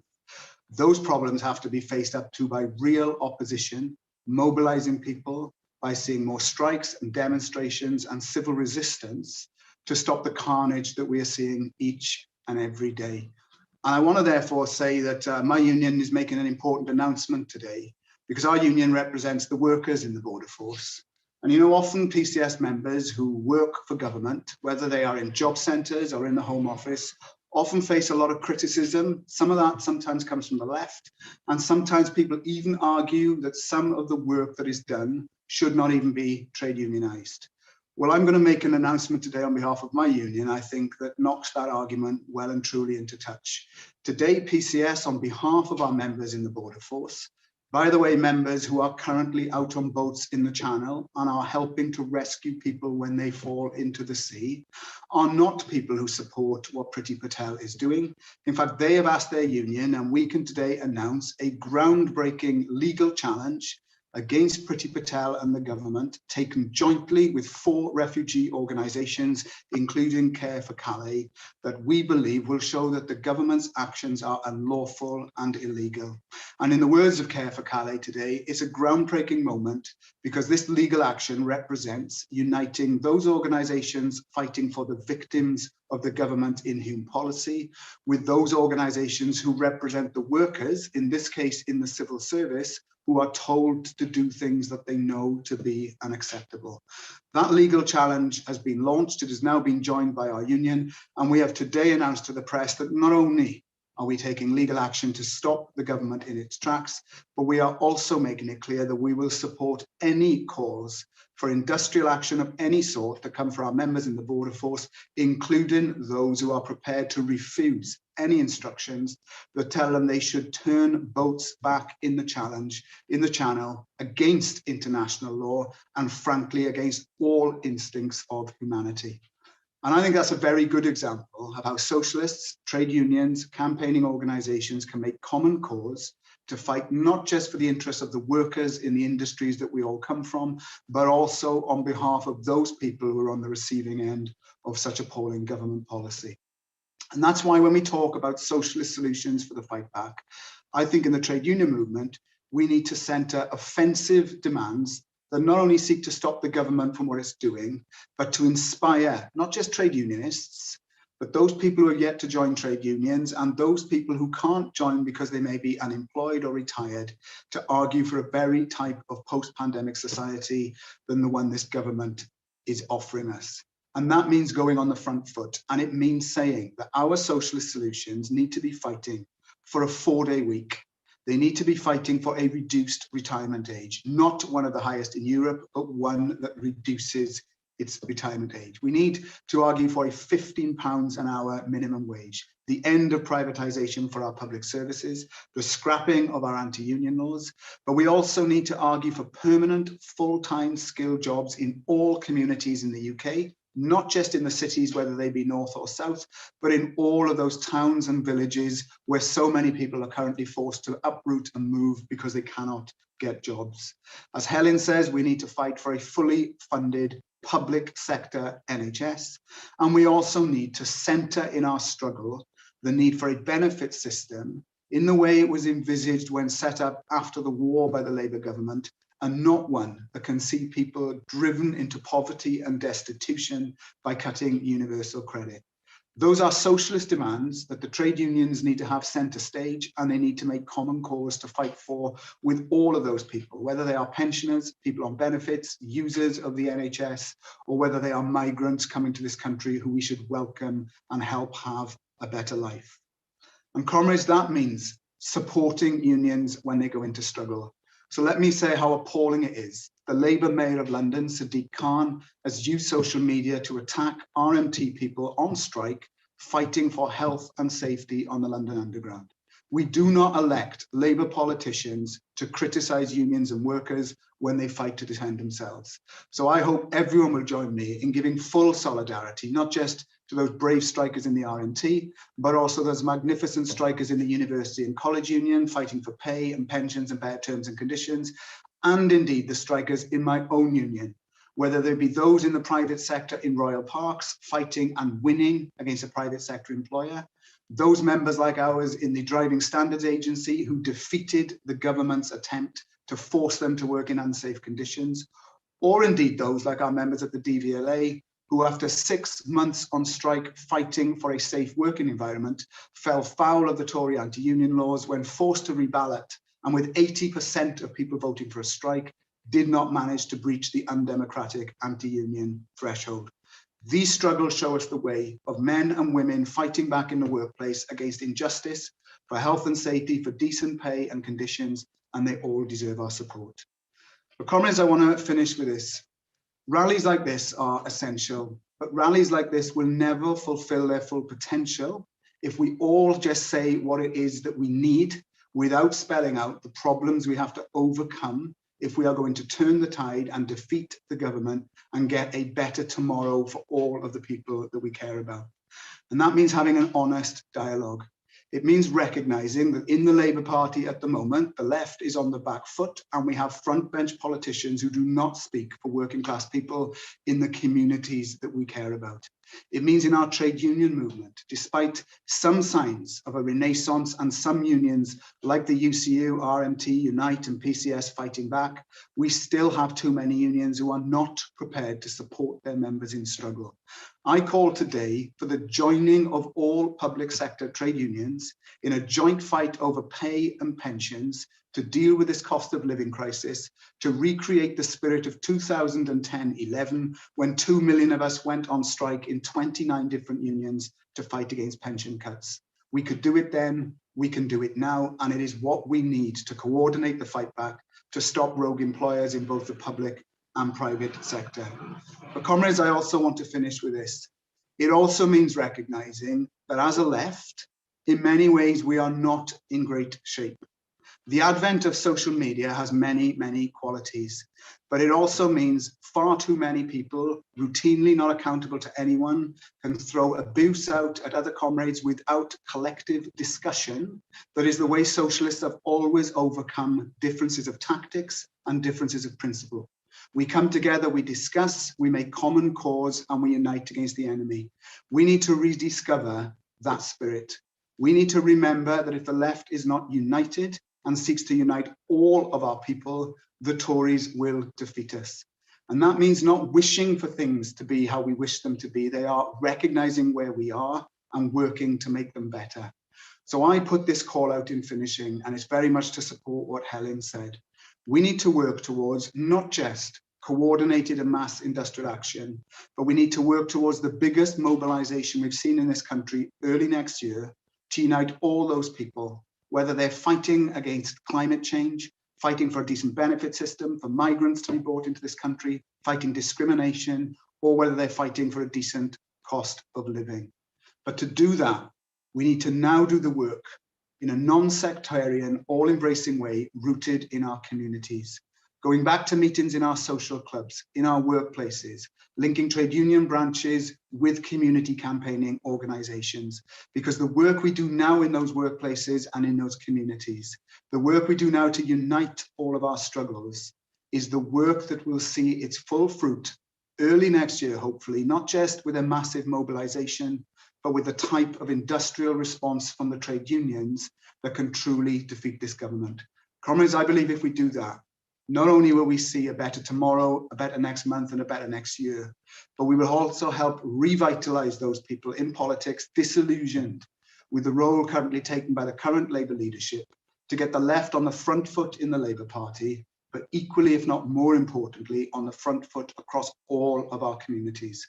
Solidarity Conference. Let's support the people struggling now, support the legal challenge against this government, and let's fight for a better world, but let's do it in unity. Thank you. Wow, thank you, Mark. That was incredible, and solidarity and good luck with your legal challenge and your struggles going forwards. And we're all behind you, comrades, all of you in PCS and all the other, the many trade unions that are currently striking and going through struggle at the moment. Just to remind everybody, I can see loads of participants. Please do send in your questions if you have them for our panelists. Put them in the Q&A chat if you're watching on Zoom. We can put them in the comment chat if you're watching on YouTube. Please send them in. We should have a bit of time at the end, and it would be great to hear what priorities people think coming out of today's conference. So our final speaker for today needs a little introduction. It's Richard Burgon MP. He's the secretary of the Socialist campaign group of MPs, and he's going to be speaking on a wealth tax. So 40 MPs from 6 different parties have backed his motion on this so far, and he has an amendment to the finance bill coming this week. So please tell us all about it. Richard, welcome. Thanks very much, Gemma, and thanks to all the panellists and to every single person who signed in for this important event today. I was at an event in person last night at Lancaster University Labour Club, so getting back onto Zoom feels like going back in time in a way, but it's important that these Zoom meetings continue. So well done to Arise and well done to the Labour Assembly Against Austerity for all that you do to bring people from our movement together to discuss and debate and organise for the way forward. I want to start off my remarks really just by reflecting, as Mish and other speakers did, about the awful loss of life in the Channel. And we all need to be clear that this is the result of a lack of safe passage. This goes hand in hand with the hostile environment and the demonisation of migrants. It was only the other week in Parliament that I was there watching the sickening sight of Tory MPs competing with each other to stick the boot into migrants. So we need to not just ensure that our party doesn't join in the scapegoating of migrants. We need to be a powerful voice and a powerful movement against the scapegoating of migrants, which will only increase as the multiple crises our society face take hold. I think it's important to reflect what it shows about the morality of the leadership of this country, but also the morality of the system under which we live. Tony Benn famously said that the way a government treats refugees is very instructive because it shows you how they would treat the rest of us if they thought they could get away with it. And that's true. It's like that some people's lives don't matter. As a movement, we believe that everyone's lives matter. So I also want to just, before I open my remarks on the wealth tax and other economic issues, give a message of solidarity to the RMT trade union and to their members on strike in London. It's not too much to ask for elected Labour officials to support trade unions and support trade unionism. People often talk in politics about tough choices, but it seems to me that many take the easy choice, siding with the bosses, not siding with workers in struggle. So in relation to the need for Labour to seize the agenda and fight for a national care service funded by a wealth tax, I think we need to reflect upon the debate.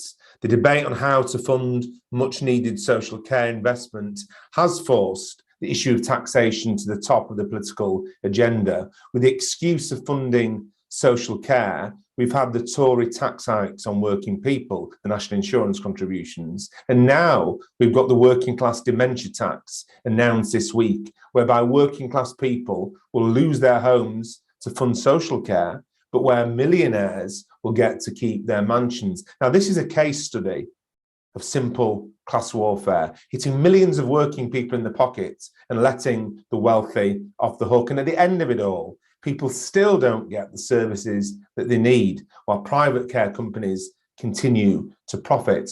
All of this is part of a relentless Tory attempt to make working people pay for the COVID crisis, with millions hit by universal credit cuts of over £1,000 a year, alongside the tightest squeeze on wages since the age of Napoleon, and an ongoing refusal to rebuild our public services after the destruction of the last decade. And at the same time, as the Chancellor slashing the taxes that bankers have to pay on their profits, saving them billions of pounds over the next few years. So we do need, as a movement, to show that there is an alternative. And I'm pleased to see my party's front bench attacking the Tories this week over the failings on social care, but opposing reactionary Tory policies isn't enough. Our party also has to map out its own alternative.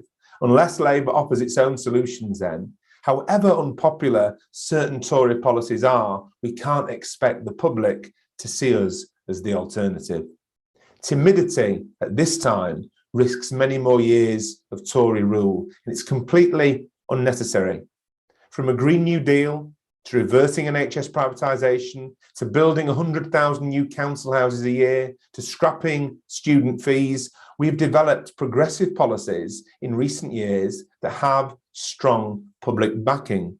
Continuing such progressive policies was the basis of the policy platform on which Keir won his leadership election. But sadly, that policy platform is not being pursued. It should be pursued if our party is to seize this moment to spell out a better alternative. One bold alternative that we should be fighting for is a national care service funded by a wealth tax. Imagine the impact on the polls if we had Labour activists across the country knocking on millions of doors in our communities with a simple and bold message. Labour is going to build a national care service funded through taxes on the super rich. Huge work has been done in recent years on Labour's vision for a national care service. It will be based on the principles of our NHS, free at the point of use, provided by the public sector and paid for through progressive taxation. It would include free personal care, support local authorities to directly provide care rather than outsource it, and it would include proper pay for the workforce. This is a vision that we can be confident would resonate with the public. A wealth tax is also an idea whose time has clearly come. British billionaires increased their wealth by £106 billion during the crisis, according to the Sunday Times Rich List. That's a sickening £290 million per day during this crisis. British billionaires will be £10 million richer at the end of this session than they were at the beginning. At the end of this session, at the end of our online session today, it's absolutely outrageous. Now, there are many ways that a wealth tax could work. One form could be a one-off 10% tax on the wealth of those with over £100 million. This would raise £69 billion. That could be a massive down payment on bringing services up to the levels needed to really deal with COVID consequences. Now, I know this is popular, this is because when I tweeted about it recently, it even got mention on Loose Women that had a special section on wealth taxes. So it's good to see socialist policies being mainstreamed in that way. Another form is an amendment I put down in September for an annual wealth tax of 1.5% on the wealthiest 1% of people. That's those with assets of over £5 million. That would raise £14 billion per year, according to the UK Wealth Tax Commission. So more than the government is raising through its regressive national insurance hikes. And another form of wealth tax is being pushed by the TUC, who say that capital gains tax, that's taxes paid on profits when selling assets like second homes or shares, should be increased to the same level as income tax. And along with getting rid of exemptions, that could raise to £17 billion a year for social care. That builds on an idea in our 2019 manifesto. And this week, I've put down, as Gemma said, an amendment to the finance bill that would mean that incomes from share dividends, the annual payments people get from companies that they own shares in, are taxed at the same rate as income tax. Again, that was in our last manifesto, and it was estimated then that it could raise up to £9 billion.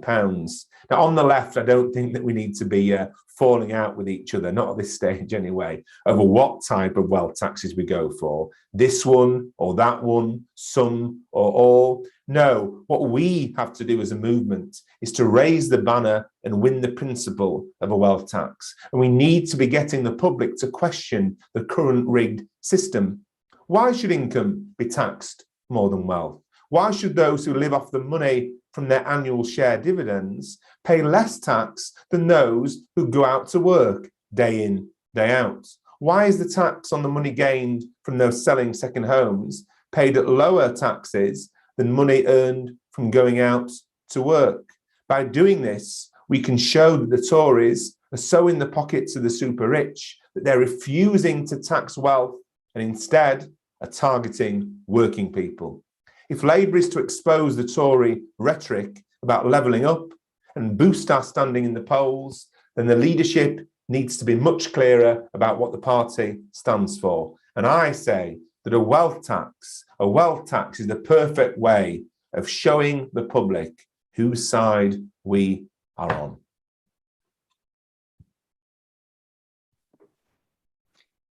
Thank you so much, Richard, and we all support your amendment for wealth tax, and thank you for explaining it so well. We have some questions. I think it's best given time. I'm going to read some out. Some of them are aimed at our speakers and some of them are for anybody on the panel. So I'll read them out, and then if I could ask our panelists to address any questions that have been asked of them, any of the general ones that they want to respond to, and then give some closing remarks before we finish up. So if you bear with me while I read some of the questions. So we had one from Terence on Zoom, who asked, the major challenge for me is, how do we act over and above what Labour says? I recognise that the time is not right for another party, but how do we meet, argue, organise and campaign with people outside the party who aren't happy with it? A similar question from Lisa on Zoom is, why do we stick by a banner of a party when it's clearly holding us back? And we have less than 10 years to prepare for the worst effects of climate change, rather than give our full support to the cause of saving the planet and civilization?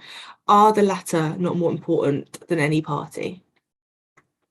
And then there was a question for all on Zoom. Jeremy Corbyn faced a lot of backlash from media from his left-wing ideas. How will this movement minimise the influence of right-wing media on future elections? And then a question for Helen from Facebook. Where is the NHS and care bill now at, and what are our next campaigning steps? And then a question for Mish. Where are things regarding Labour's BAME structures, and what can we do to support self-organisation? A question for Mark. What would be the one policy or announcement Labour could back to help trade unions reorganise and grow? Another one for Mark. Excellent news about the legal action. Where is there a link we can donate to? And a question for Richard. Say, a lot of members are demoralised to see Labour leaders refuse to back industrial action. How many MPs do you think do back our workers in struggle? And then a question for everyone from a Labour councillor asking who asks how they can help. They ask how they can help promote socialist policies whilst being in opposition. And then finally, a question for all. If you could sum up why people should be a socialist in one sentence, what would it be? So if you sum up for me, I think that question sums things up really well. Just a few minutes, and then we'll draw the really great event today to a close. We'll start off with Matt. Hello. Am I on? Yeah, yes. I couldn't see myself. That was weird. Very quickly, on this question about the party, whether we should react to the Labour Party or not. I've always been in the Labour Party since the late 90s, but I hasn't always been my main field of activity. And I think that's very important. I don't think we should abandon that terrain of the struggle, just as I don't think we should abandon struggles in right-wing trade unions that need transforming. But I totally agree with what Mark S was saying on his speech. I thought that was a really important, strategic and inspirational contribution. And I think there are seeds of things in some of the unions that we can really take hope from, where you've got sort of leaderships coming through, but with a genuine base as well, that want to fight for jobs, that want to fight for our public services, and want to fight, like Mark's union has been doing for years, so often, sadly, on its own, or not on its own, but not through the whole movement. And that's what I think that's very important. And I also think, like, people should just do what you feel makes the difference, and you collectively discuss in your area, whether that be geographically or your workplace or whatever. There's no one solution, but what there is a lot of anger and resistance that we need to channel and unite together. That's all. Thanks. Thanks, Matt. And Helen?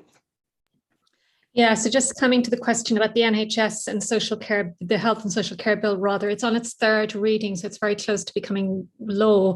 And what it will do is it will ramp up privatisation in the NHS to a crazy degree, and it will allow monopolies to move in and take over services. So what's being done about it? We're going to have to broaden our range of tactics, basically, to deal with cuts and privatisation in the NHS. And by that, I mean we're going to have to everyone's going to have to support protests and strike action, some of which has traditionally been frowned upon within the NHS, and it can be very, very difficult sometimes, but we're going to have to ramp up our tactics and keep organising and just keep fighting against all the cuts and privatisation. I know my own union, GMB, there's been lots of successful struggles. We've stopped outsourcing, we've stopped to private companies before.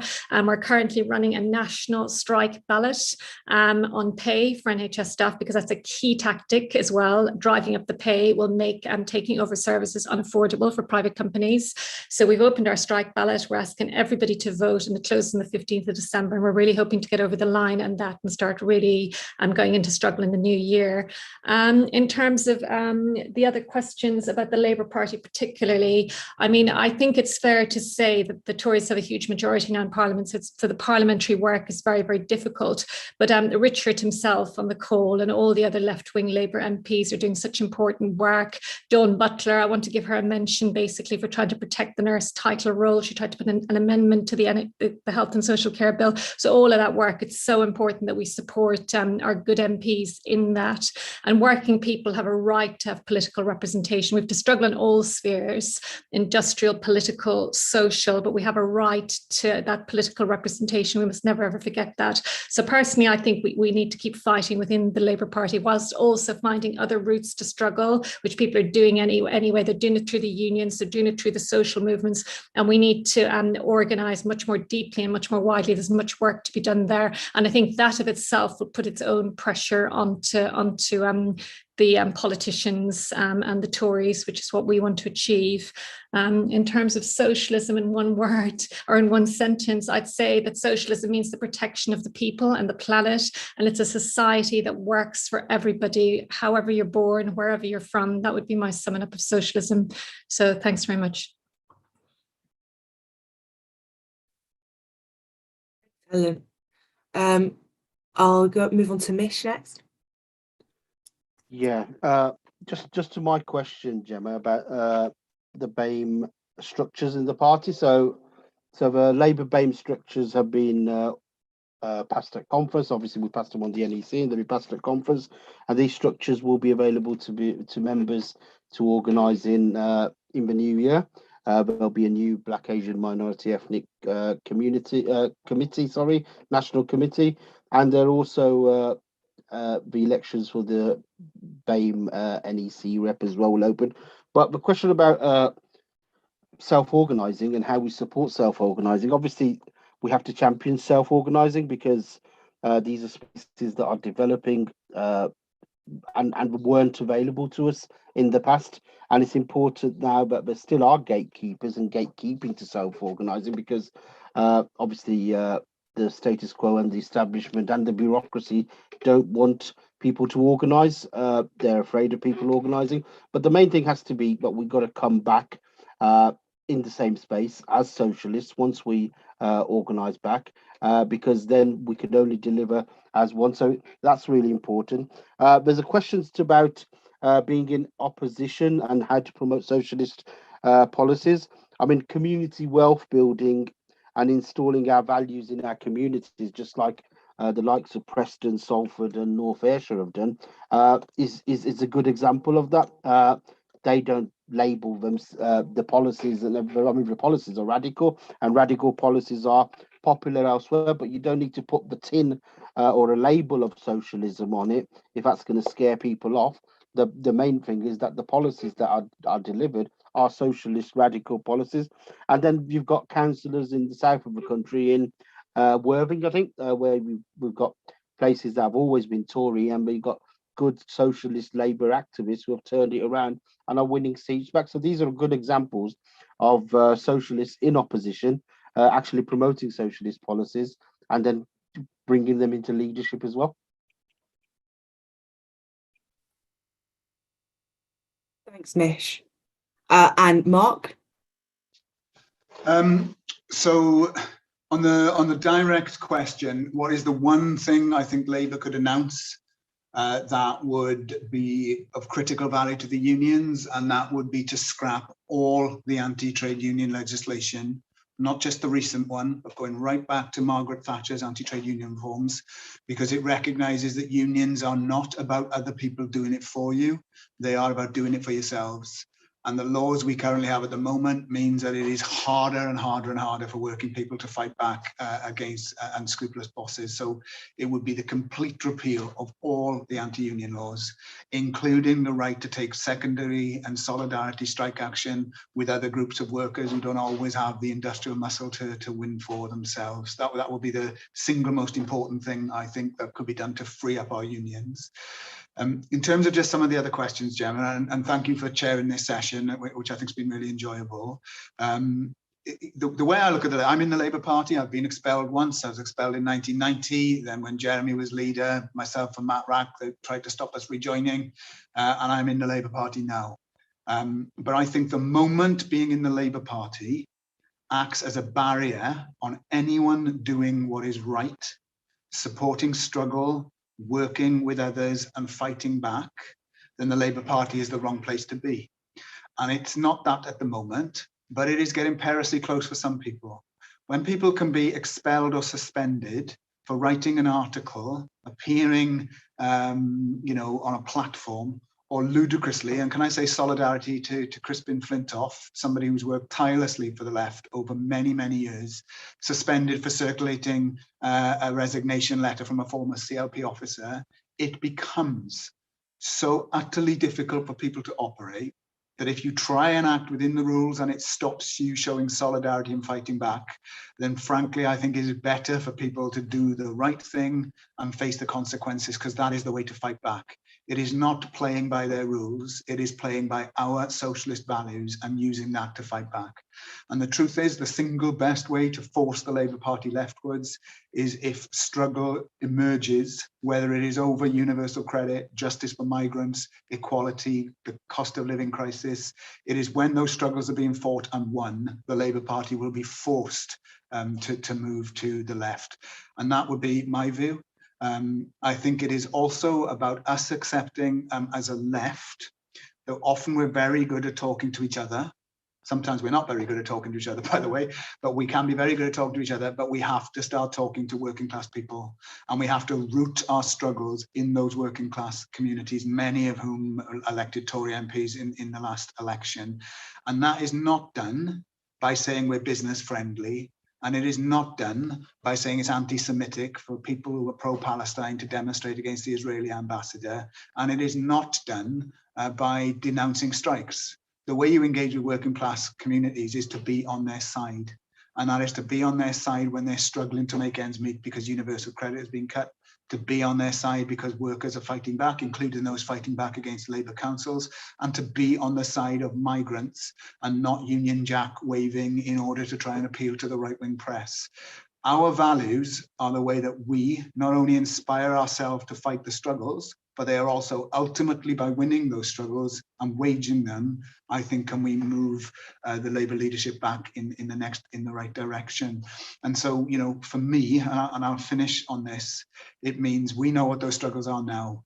It means that we know that we all should be off this call and asking ourselves what's happening in our village, town or city. What picket line can I join? How can I help support refugees, support people in the food bank movement, fighting for those people sometimes without a voice? How can we start making sure small struggles become larger ones? And how can we start turning the tide against what is one of the worst governments that any of us have had the misfortune to actually live under? And if we get all of that right, we can get a far better Britain and play our part in making it a much better world. And I would say, therefore, to the person who said sum up socialism in a word, it's very hard to use one word, but I'll use this word, joy. It is about joy and equality and happiness and the eradication of all the evils that capitalism inflicts on people every single day. And if we want more joy and more happiness and more fairness, we should fight for it now, and we should break the rules if the rules need broken, because we need to be on the right side. Wonderful, thank you, Mark. And I think to be sharing the joy and the hope we all felt in past years, and that was our fight for a better world, wasn't it? Richard. Thanks very much, Gemma, and thanks, everyone, for those questions. Obviously, I can't answer them all, so I jotted down a few which I thought maybe applied to me as Secretary of the Socialist Campaign Group of Labour MPs and obviously a left Labour MP. I think the question that was asked was not to try and define socialism in one sentence, which is pretty hard, but I think the question was, in one sentence, where should socialists be? And my answer to that is, socialists should be in every single struggle in the way that Mark has just described, because struggles take place, yes, in Parliament, but also on the protest and on the picket line and in the community as well. And we see that the government is trying to prevent working class people from fighting back against their unjust and unpopular policies. That's why there's the anti-trade union laws, to try and stop people struggling through their trade unions. That's why there's the attempts at voter suppression with voter ID, to attempt to stop people fighting back at the ballot box. And that's why we now see the Tories pushing through with these draconian anti-protest laws in an attempt to block people fighting back through protest. Whatever laws are passed, we need to carry on fighting back through the protest, through the industrial action, and of course in Parliament as well, and in our community. So socialists should be involved in each and every struggle for a better and more equal world. And that brings me on to the question that's been asked by a number of people about the role of the Labour Party. Now, I don't have a romantic view of the Labour Party. I don't think that the Labour Party has always been a socialist party throughout its history, and suddenly there's an aberration come along whereby we've got a leadership which isn't pursuing the socialist policies that we would like. I think we need to recognise the Labour Party as the imperfect creation of the working class in this country, a bit like many of our trade unions. And so I'll use a parallel. Let's imagine if the right-wing candidate for the leader of Unite, Gerard Coyne, had been elected as General Secretary of Unite. Would it have been sensible for comrades to say, well, our candidate didn't win the General Secretary election, so tomorrow let's set up our own trade union? There's 12 people in it to start with, and I'm sure that we'll have 2 million in a year or so. I don't think that would have been a sensible approach, and I'm sure that comrades in Unite, if Gerard Coyne as a right-wing candidate had won that election, would have instead decided to campaign for progressive policies and to ensure that by the time there was another election for General Secretary of that union, there would be in a position where the left candidates would win that General Secretary election. So the trade unions, the Labour Party, I think, are imperfect creations of the working class in our country, because most things created through struggle are imperfect. And the Labour Party and our trade unions are contested spaces, that there's a contest of ideas, a contest of organisation. So I don't think we should walk away from that. The other week I spoke at Halifax Friends of Palestine, and the chair of the meeting concluded with a remark which really struck a chord with me. She said and she was alluding to the struggles of the left in Britain, and she said that if people in Palestine don't give up, given all the oppression that they face, how can the British left justify giving up in the circumstances which we face in our society, fighting for a better economy, fighting for a more equal society? And I think that's right. I think as leftists in our society, although I understand how hard it is, we don't have to face the oppression that comrades in many other countries in Latin America or anywhere else face. The point was made about climate catastrophe. And of course, climate catastrophe is the biggest failure of free market capitalism. The pursuit of profit before people and planet has brought our globe and our species, as well as many other species, our species to the brink of potential destruction. Now, I don't advise anybody who's on the left to only struggle within the Labour Party. I think, as I say, that socialists should be in every single struggle. And I think that the role of the Socialist Campaign Group of Labour MPs, and I'm proud to be the secretary, is as Tony Benn envisaged it when he founded it in the early 80s.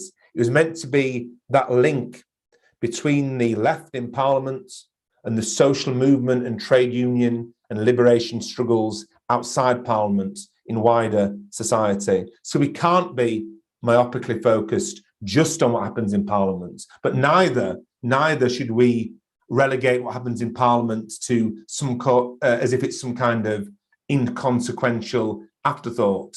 As the left, we need to have our target state power, a left-led Labour government running one of the most important economies in the world with a permanent seat on the UN Security Council. That has to be our goal. But at the same time, we have to be involved in all struggles, the struggles against discrimination, the struggle for migrant rights, the struggle for women's rights, the struggle against transphobia, the struggle to avert climate catastrophe. So I think we should be involved in all of these things. And so that's my reflections on this. Somebody asked and this is my last thing, how many Labour MPs support trade unions in struggle?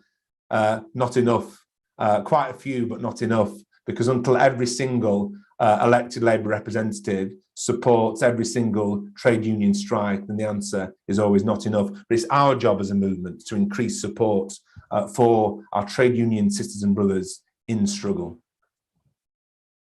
Thanks, Richard.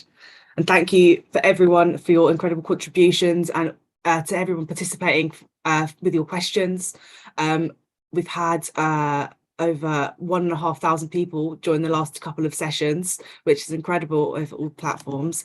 And we know that we have really important battles ahead, but we also know just how important our campaign against the Tory's divisive agenda is. It's from including Black Lives Matter from a rallying cry into reality, for arguing for an economic alternative. These fights just go hand in hand with our fight for democracy and members' rights within the Labour Party. And additionally, as this discussion and others today have shown, there is so much important work to be done in Labour, in trade unions, in our communities, through movements such as the People's Assembly.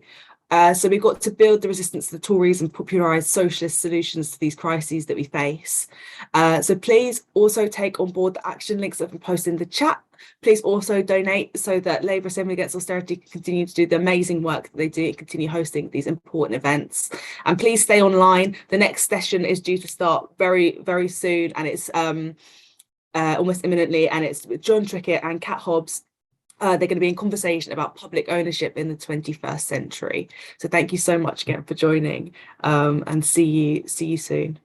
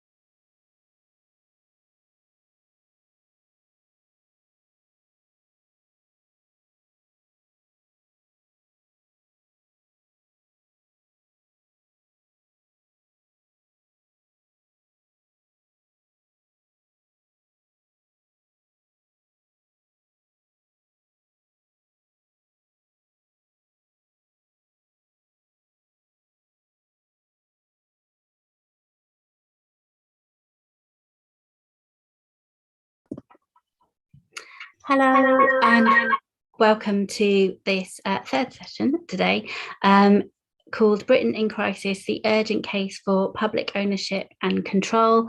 I'm Sian Errington from the Labour Assembly Against Austerity, and I'm going to be facilitating this session, which I'm really, really pleased we're having, and I'm really pleased to introduce the two speakers we've got today. I think it's, you can tell from how the issues of public services and public ownership have popped out throughout the day, how central it is. And it's such a caricature that's sometimes thrown at the left that we don't talk about the issues that really matter to people. And actually at the moment we see, the complete crisis in our NHS, as Helen was talking about, and how the government are hardwiring in profiteering private companies through the health and care bill. We've got privatised water companies dumping sewage into our seas and rivers. We've got privatised energy companies operating in a completely broken market going bust, and energy bills going up and up and up. We've got private companies deciding what bus routes they can run and what bus routes they can cut. And that's before we even get on to trains, our education, social care, our communications, such as our mail and our broadband. All of these things are not abstract. They are central to how we live our lives in this country and the type of society we are.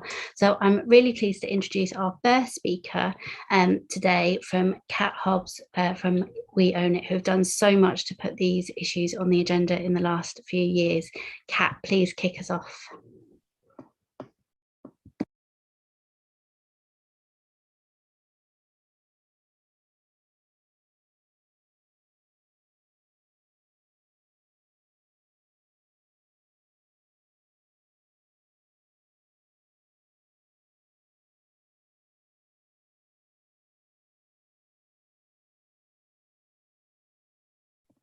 Oh, Cat, we can't hear you.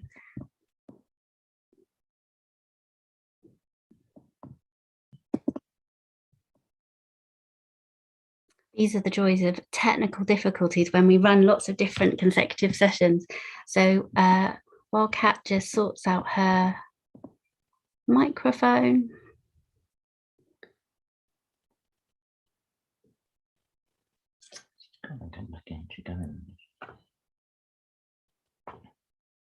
And we've just lost Cat.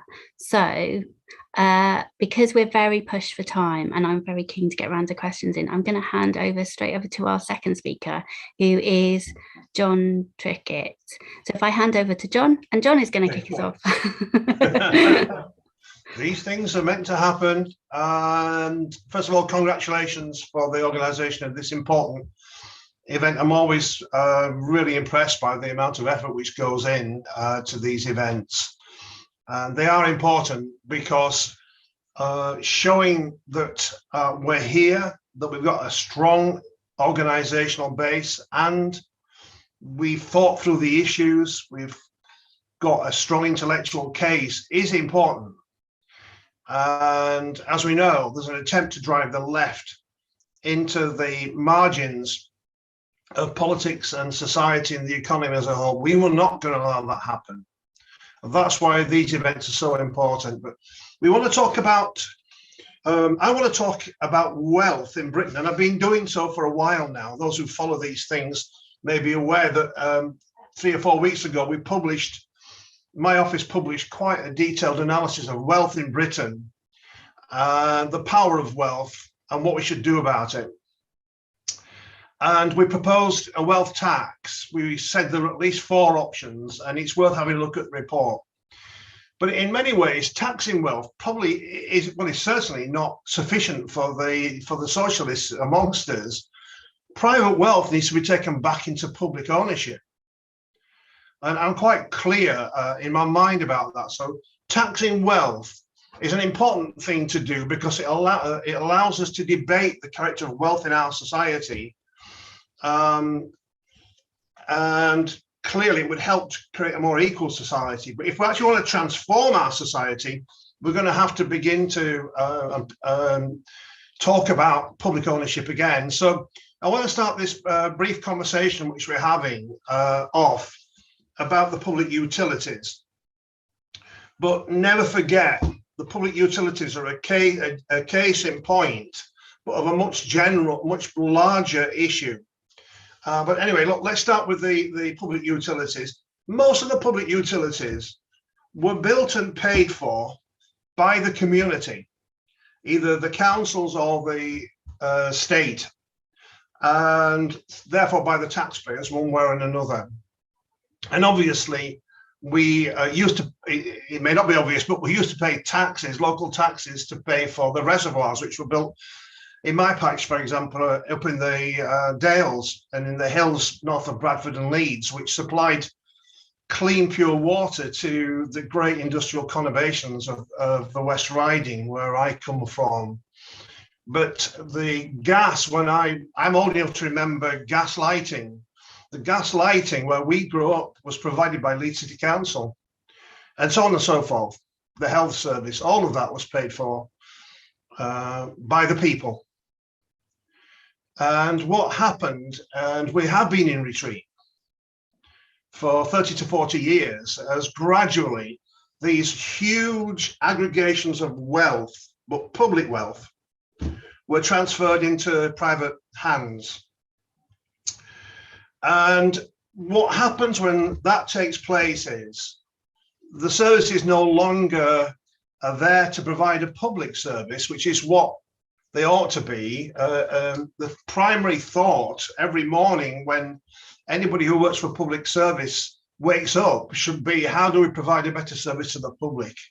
The truth is, once it becomes private, then the shareholder interest, the idea that this is a service for profit, is the first thought, which is in the minds of the senior management. And we know why, because they're coining it in themselves, as we'll see in a minute or two. So it's not difficult to see that over time, as private interests dominate the way in which we construct those public services, and we're talking about the post, we're talking about water, energy, and so on and so forth, and health. The quality of the service, the idea that the public services, the central ethos of those services, has declined.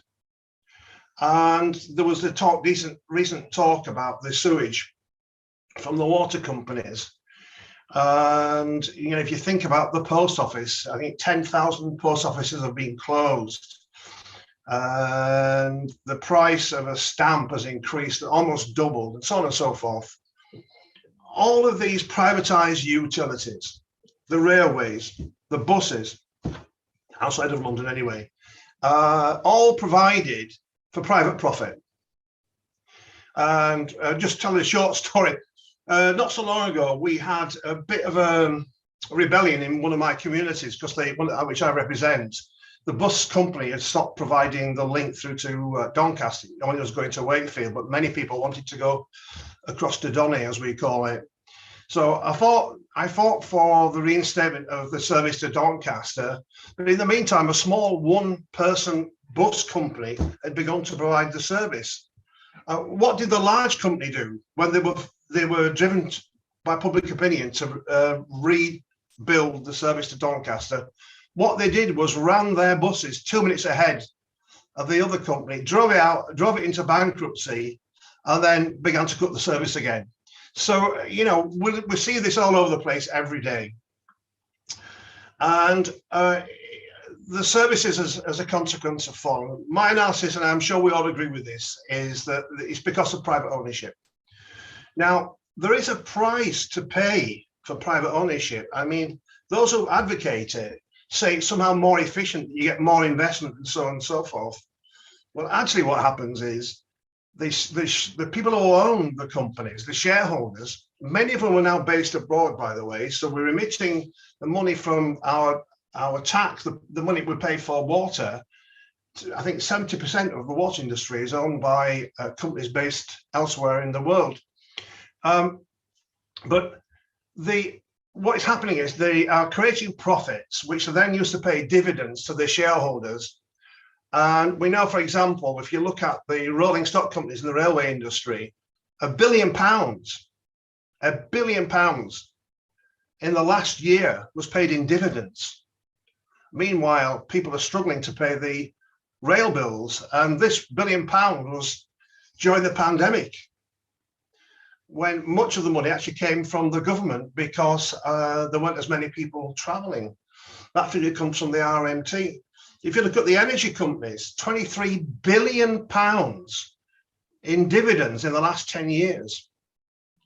It's 80% of all the profit which was made by the energy companies went in dividends, not into investing in clean, green energy. And we can go on. So that's part of what's happening in the dividends. The other part which is happening is the chief executives, the ones who manage the companies on a day-to-day basis, themselves are earning huge salaries. CEOs, chief executive officers in the water industry with annual salaries of £1 million. Meanwhile, they're cutting the working conditions of the people who work for them, often making people redundant using the vile methods that employers use these days, like fire and rehire, so on and so forth, all in the restless, remorseless drive for more profit. And we know what happens. The wages, salaries and wages of workers' salaries and wages go down. The service which are provided to the public deteriorates. The prices which are charged to the public go up. And what's it all about? It's all about the interest of private profit rather than public service. Now, I don't want to stray too much into health because I believe that you've discussed it quite a lot during the day, but we see that what's happening is this process of privatizing public services is not at an end.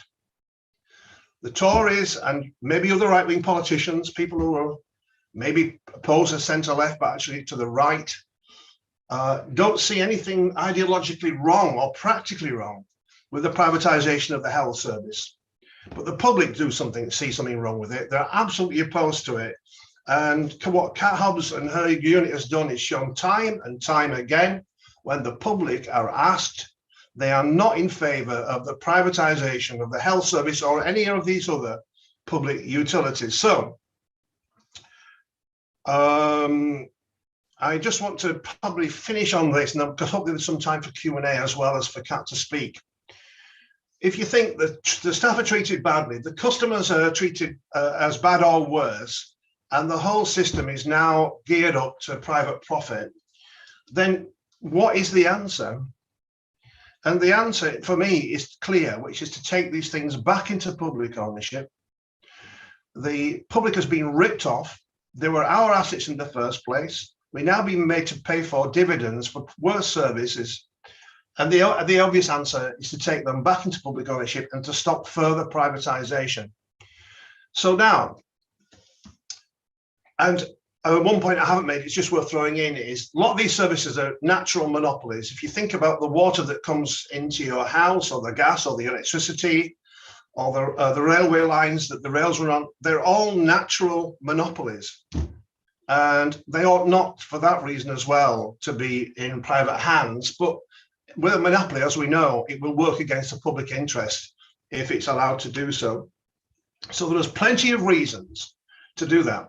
I think the left should be confident, the socialists among us should be confident that our case is a strong case. We have the public on our side. And by the way, for those who are still party members, and I hope you all are, the policies of the Labour Party still, through the conference, remain committed to opposing privatisation and for public ownership. So what do we do about the other large aggregations of wealth in our society in private hands? Well, if you take, for example, I'll finish on this point then, the internet, which rapidly went from Wild West to monopoly. So if you think about Facebook and all the other large internet monopolies, they're providing public services, and the provision of internet itself, clearly, broadband, is a public service. And that's why Labour went into the last election under Jeremy and John McDonnell, arguing for free provision of broadband into every house. That implies public ownership. For all those reasons, I think this is something where the left can be in a winning position. Our friends in the trade unions, our friends in the activists in the civil society and the wider public are all on our side. We should be confident to get out there and make the case for public ownership. It's the way forward to build a socially just and less divided society than we have at present. Thanks very much for listening. Thank you, John. That was a really good overview and a really good start to the session, because I think the restless, remorseless drive for profits from these companies is completely right and sums up their whole attitude. I'm now going to hand over to Kat, who, bless her, is like rejoined us. And hopefully we've overcome the technical difficulties now. Kat. Thanks, John. I hope so. Can you hear me? Yes. Amazing. Thank you so much. Yeah, thanks so much for organising this session. Absolutely brilliant to be here and brilliant to hear John's speech. I'm hoping to share a few slides. Can we see whether that works? Can I have a go at that and see if that works? Yeah, you should be able to. Yeah, have a go. Perfect. And also apologies, I have a cough, so I hope I won't be coughing at you too much today. Let's try this. Can you see just my main slide, or can you see all of my notes? I've got your whole sort of like all your notes as well at the moment. Okay.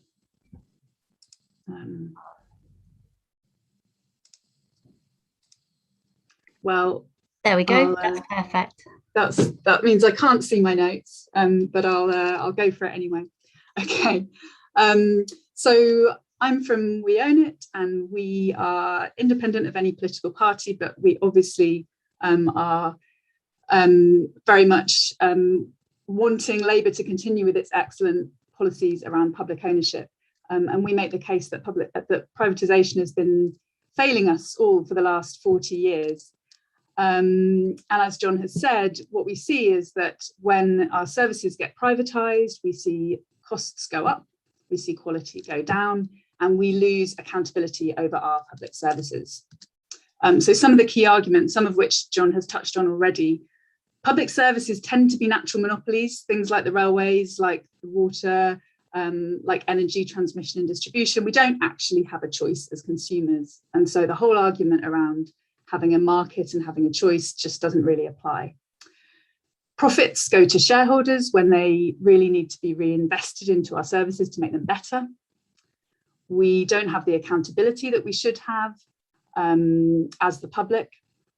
And privatisation also creates fragmentation and cherry picking. So private companies like bus companies, for example, will pick the profitable routes and they'll ignore the socially necessary routes that might be going out to more remote areas because they don't want to pay for them. Comprehensive research shows that there is absolutely no efficiency benefit to having services privatised, in fact, quite the opposite. And we urgently need public ownership to solve some of our real world problems that we have right now. So I'm going to run through a few of those. So as we've touched on already, we've seen a huge amount of attention recently being paid to the fact that we have raw sewage flowing into our rivers and seas because the private water companies in England are refusing to invest the money necessary into the infrastructure. Even though shareholders have had £60 billion in dividends since privatisation in 1989. And we know that Scottish Water, which is publicly owned, is investing 35% more in its infrastructure, and it has far cleaner rivers and seas. So this is an absolute scandal, and it's just an example of how privatisation of water is really a legalised scam. These companies are working on behalf of their shareholders, they're extracting dividends, and they're using these companies as financial instruments where they know we don't have any choice. And so, you know, they will do what they like with our bills, and they'll do what they like with our rivers and seas. The good thing is that this issue is getting more attention now, but I don't believe it will be solved just through regulation. There is going to be a review into the industry. That's not going to be enough. Having Ofwat regulating the industry hasn't helped. And what we really need to do is bring the English water companies into public ownership, copy the example of Scotland, and start looking after our environment and investing in the infrastructure that we need for the future. When it comes to the energy market, as we've seen, energy supply companies who are the people that we deal with directly as consumers are collapsing all over the place. And we've just seen the collapse of Bulb, which is the 7th biggest supplier in the country. And the government has stepped in with £1.7 billion to rescue this company. And that makes absolutely no sense, because instead of doing that, they could actually set up a publicly owned supply company and make sure that they're using that company to give people affordable prices, to push forward green energy. And there are already what they call sort of default suppliers, publicly owned energy suppliers in other countries, like, for example, Italy, Germany, and the US. So why can't we do that here? It seems to be because we're so committed to the ideology of privatization that the government would rather waste huge amounts of money propping up companies when they fail, instead of admitting, actually, there isn't much of a market here. Let's let the government step in and provide a default supplier the way they do elsewhere in the world. When it comes to public transport, as you all know, our buses and trains are far too expensive, our services aren't good enough, and we're not going to be able to solve the climate crisis until we have integrated, high quality, affordable public transport. We really need to be copying models like in other countries like Switzerland. Switzerland has the best railway in Europe that is publicly owned. They have what they call clock face timetable bus services, which are every 30 minutes, even for small villages. It all joins up together. It makes it really easy for people to leave the car behind, not fly, and just take public transport. The good news on public transport is that we are seeing some shifts. So in Greater Manchester, Andy Burnham is regulating the buses. This is partly due to the campaign that we helped with, Better Buses for Greater Manchester. And now we're doing similar campaigning in South Yorkshire and West Yorkshire. And there's campaigning happening around the country to push metro mayors to regulate the buses. And that's a step towards public control. It's not full public ownership, but it's public control, which is the same as we have in London, and it's much better. What we ultimately need is public control and public ownership. We're also seeing on the railway, England is becoming a bit of an outlier because Wales has taken its railway back into public ownership. Scotland, as of March next year, will be bringing ScotRail into public ownership. And we've also seen franchises collapse. So East Coast, Northern and Southeastern are all being run by the operator of last resort. So obviously it would really make sense for the government just to bring the whole railway into public hands. I've included the NHS as well. I know you've talked a lot about it already. I think the really important thing to understand here is a quote that I'm sure lots of you will know from Noam Chomsky, which is essentially saying, I don't have it in front of me now, saying when the way that the government, the standard technique of privatization is for the government to defund services so that they get worse, so that people complain, and then the private sector looks like a shiny new solution. And that is what they're doing to our NHS and what this government has been doing for the past 10 years. And it's absolutely criminal. We're now seeing people dying in ambulances outside hospitals. And I think the really important message for Labour to keep pushing and for all of us to keep pushing is that the government has been cutting our NHS for 10 years, and that's why we're in the state that we're in now. We need funding for our NHS. They're giving funding to the private sector. They gave 37 billion to privatise test and trace. They're giving 10 billion to the private sector over 4 years to help towards the backlog. But when NHS trusts asked for 10 billion over the next 6 months to deal with urgent waiting lists, to deal with the backlog from COVID, they were only given half of that, which is absolutely diabolical. And since 2010, we've seen the loss of 22,000 beds because of austerity, because of purposeful government cuts. We've lost 100 plus A&Es, as Jon Trickett's office has been researching and talking about. And we've got a shortfall of 90,000 staff, doctors and nurses that our NHS desperately needs. So even before COVID, we had a waiting list of 4.6 million people. Now it's even higher. This is how they are pushing people towards the private sector, because people feel like, well, I can't get seen by the NHS, I have to turn private, and we can't let them get away with it. I just wanted to include a few slides showing the support for public ownership, the huge support for public ownership at the point of the election. I think it's really important to keep emphasising how popular Labour's public ownership policies were and are. And so this polling was at the same time as the election. These policies are incredibly popular with lots of different types of people all over the UK. So they're popular with old people and young people, with Leavers and Remainers. They're popular with people across the political spectrum, actually, as well as with Labour voters, and across the country, across different parts of the country. So really important to keep looking at that evidence. These policies are popular. And obviously with Labour voters, a few stats here showing the policies are even more popular with Labour voters.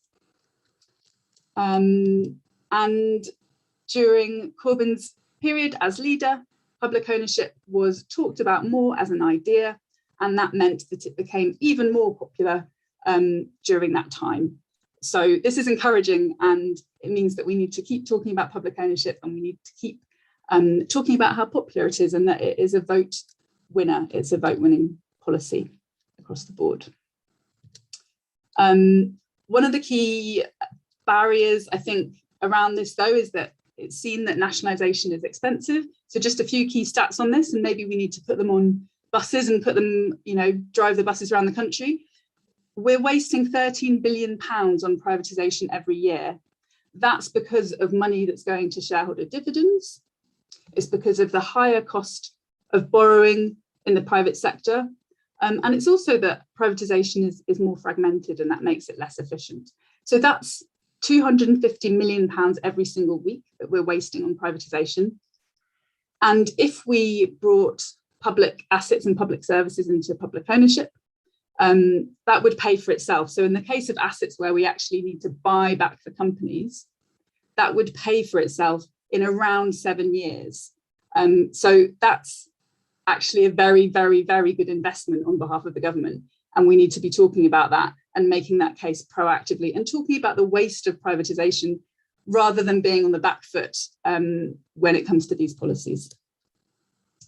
And we just highlighted a few examples of what that money could do in terms of practical results. So if we brought water into public ownership, we'd save 2.5 billion a year. We could, for example, invest that in reducing leakage. We could also invest it in tackling sewage, upgrading the infrastructure, etc.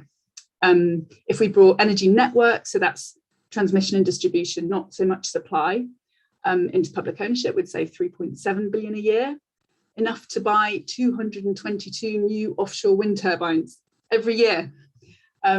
This would have a massively big effect on what we could do in terms of a green transition. And then just an example of Royal Mail as well, that would also save us money, and that would be enough to open new post offices, new post banks, etc. So this would have a real impact on people's lives. I want to quickly just talk about the fact that the public ownership of the 21st century is not the same as in the past. I think we can build on the successes of the past in the welfare state, and we can make public services even better. So when Labour consulted on what democratic public ownership should look like in 2019, at We Own It, we wrote a report, which was our response to that consultation. It's called When We Own It. You can find it on our website. And it's a model for what we think public ownership should look like, how we can involve the public, people who use services, workers and communities, civil society, in making sure that public services are working as well as they possibly could be. And the idea is, how can we make it even better than it's ever been before? And how can we make public ownership so good that it can't be dismantled in the future? And I think that kind of long-term horizon is still what we should be looking towards. I'll just quickly mention a few points about the political situation we've got right now for public ownership. Obviously, you all know these are difficult times. We have an 80-seat Tory majority. We have a lot of lies and confusion because Boris Johnson tends to talk about how he is taking back control of the railway with Great British Railways, or taking back control of the NHS. It's all nonsense. They are continuing to privatise our services. There's a lack of clarity, as you will know better than me, within Labour about public ownership that needs to be sorted. Public ownership is still being seen as radical when it's actually just common sense. And of course, the media, as I touched on earlier, we have to work out how to shift the narrative so that privatisation is understood in the media to be incredibly wasteful. But on our side, we have the fact that there is huge public support for public ownership, lots of support within Labour with the grassroots and the shadow cabinet, Ed Miliband, Jim McMahon, the Green New Deal motion at conference, etc. We have the victories that I mentioned on buses, rail franchises coming into public ownership, the outcry over sewage in rivers and seas. And so we're hoping that we can either win campaigns, win what we can, or we can grow as a movement and be ready to intervene at the right moment. So I will leave it there. Please do join us if you haven't. And yeah, looking forward to the next bit of the discussion. Thank you so much, Kat. And I think on YouTube and Zoom comments and Facebook and Twitter and all the people that are watching, there's a lot of appreciation for both Kat and Jon's kind of running through and going through the arguments with people, because I think it is one of those things that people instinctively know they support, think it's complete common sense, know that it's really popular. And I think it's always really good to refresh the arguments in people's heads. And I think that's also demonstrated by a lot of the questions that we've had come in are what I call the how we can questions. People are like, and I think it also demonstrates that this is a topic that people really want to get stuck into and campaign on. So I'm going to sort of smush a lot of the questions together and run through them, put them both to you. And ask you both to be quite quick, I'm afraid, because I don't want to. Yeah. We can't overrun this session because we've got a brilliant last session coming up at past. So we've got a question from Geraldine on Zoom, which is specifically around sort of how we can bring the NHS back into public ownership. So not just defeat the health and care bill, but bring the NHS services back into public ownership. I think a question from Wanda on Zoom, but also a few others about how we can get out the kind of the profiteering that goes on, like bonuses, dividends, in terms of like supporting that this is public ownership is a common sense sort of argument, how we can sort of get out the arguments around how these private companies actually operate. Question from Charlie on YouTube, and also like a few others along similar lines, which was, we know that these things are popular. Opinion polling consistently shows huge support for greater public ownership, as you showed in your slide, Kat. But how do we get that to be reflected in Westminster and media discourse? And a few others sort of like asking basically like, how can we campaign? What can we get involved in? I quite liked the bus going around with the £250 million a week, but all other ideas I think thrown out there for people to get involved in. So if I go to maybe Kat first, and then Jon, if you could finish by kind of summing up the whole session as well as responding to some of those questions. Kat. Great. Yeah, brilliant questions. So in terms of the NHS, I mean, we're in, obviously, as you know, quite a dire situation right now. The health and care bill that is going through Parliament, that just passed through Parliament on Tuesday, is now going to the House of Lords. We've just set up a petition to the House of Lords focusing on a couple of aspects of that. We are arguing that private companies should not be allowed to sit on NHS boards making decisions about NHS spending and care, obviously. So we're pushing for that. We're also saying that the NHS must be the default provider of services, because what the Tories have done is effectively they've removed Section 75 from legislation. So what that means is there isn't the same accountability around contracting out, but they haven't removed the role of the private sector. So the risk is that the private sector gets contracts, but with even less accountability than has been already. And what we've seen during the pandemic is, you know, huge numbers of crony contracts given out, and so it will just be business as usual unless we can push back against this. So we really need everybody in the fight right now against this bill. Those are just two issues. There's a whole NHS movement campaigning against the whole thing because the whole bill is very bad news. It's introducing integrated care systems into our NHS, which is an American model basically, and it creates the wrong incentives and is likely to lead to cuts to care, etc. So it's all very bad news. It's important to keep our morale up. It's important to do what we can. So please do sign up to our campaign, weownit.org.uk, but also keep our NHS public. They're doing amazing work on this. Obviously, the new campaign that Corbyn and others are part of, Your NHS Needs You, is really, really important.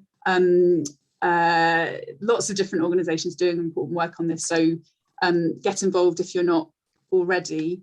Ultimately, if we wanted to reinstate the NHS, which we do as a fully public service, 3 out of 4 people want that to happen, we would need something like the NHS reinstatement bill that people like Alison Pollock have worked on to kick the private sector out of our NHS altogether.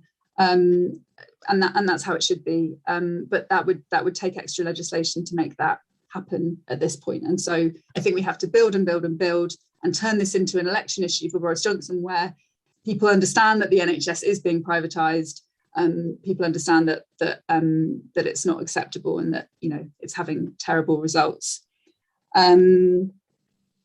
Yeah, how can we show that the profiteering is happening and make that case to people? I mean, I think people quite intuitively understand that it doesn't make sense for public services to be privatised. The clue's in the name.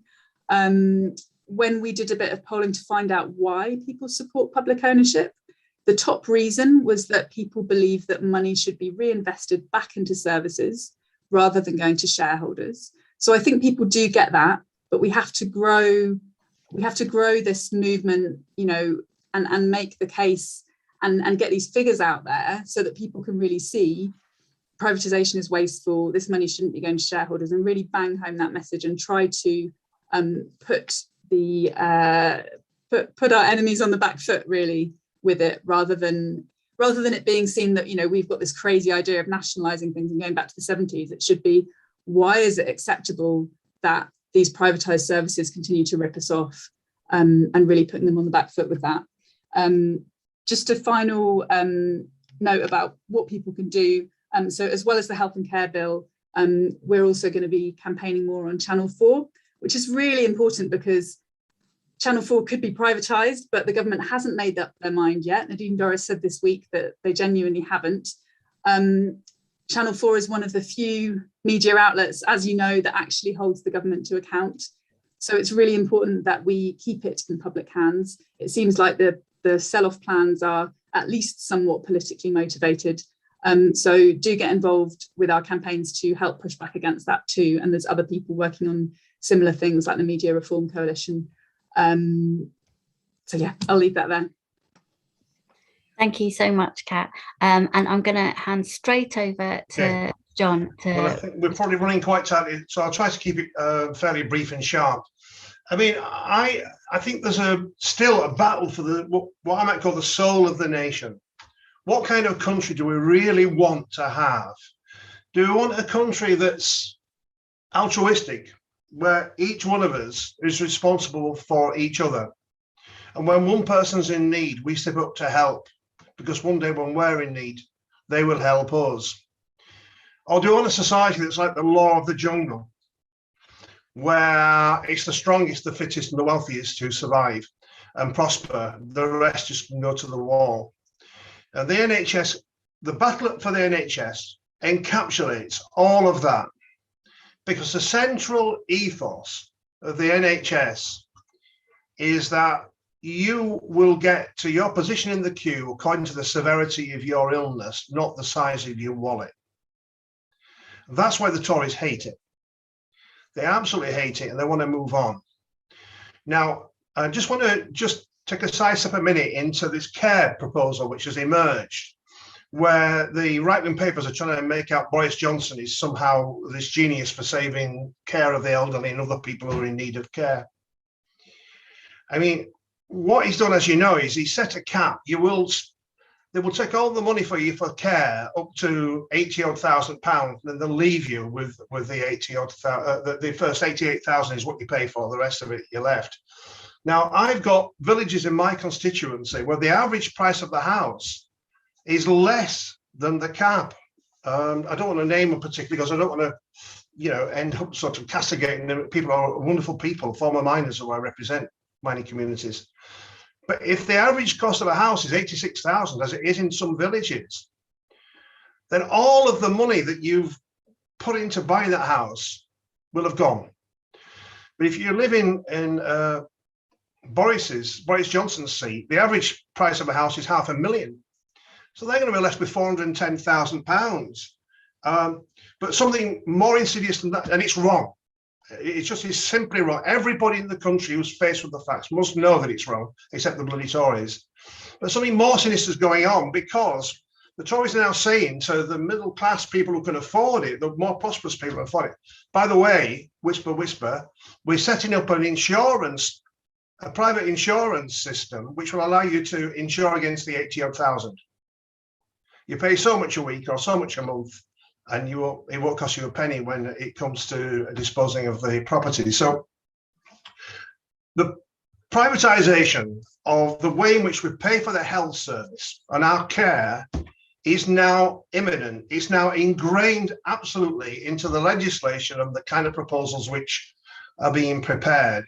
It's not where the British people are. It simply is not where they are. And we have to articulate what's happening, and we have to fight for it. Now, so I'm trying to illustrate the idea that there are two ethical systems in our country fighting out for supremacy. On the one hand, there's altruism, caring for others, and the other one is the greed, law of the jungle kind of thing. And who, best of all, illustrates the difference between the two ethical systems? I would say this: it's the staff. It's the staff in the health service or in the schools who represent that ethos. And the staff are organised in trade unions. And the unions understand entirely that once something's privatised, something precious is gone, because they see what happens to their staff. And you will encounter staff in schools where they've been privatised, the cleaning service or whatever, heartbroken that they can no longer provide the level of quality of care which they would want to provide for those kids, just for cleaning the school or whatever it might be. So we're largely probably today we're political activists of one kind or another, or we're in the voluntary sector. But the trade unions are also at the core of this battle, and they understand it. So we have to build a coalition, because reaching from the staff into the unions and then to the patients or the people in need of care or their relatives is not a massive bridge, to a chasm to bridge across, and it can be done. But we are fighting a battle because the media simply will not tell the truth, and therefore it's down to us, to our capacity to organise, our capacity to speak, to think, to communicate our ideas, to build an unstoppable movement based on the idea that the two ethical systems, one of which I think represents the best of humanity, the best of Britain too, and the other one which represents this capitalist ethos that we've got to resist.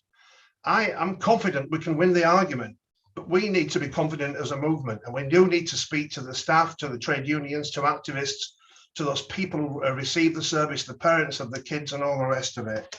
And we've got a fight in our hands, because we've been in retreat, other than during the Corbyn years, when we talked about this and you saw massive advances in public opinion in our direction, almost in response immediately, as if the public have been waiting, almost our nation have been waiting for somebody to say the truth about what's been happening in our society.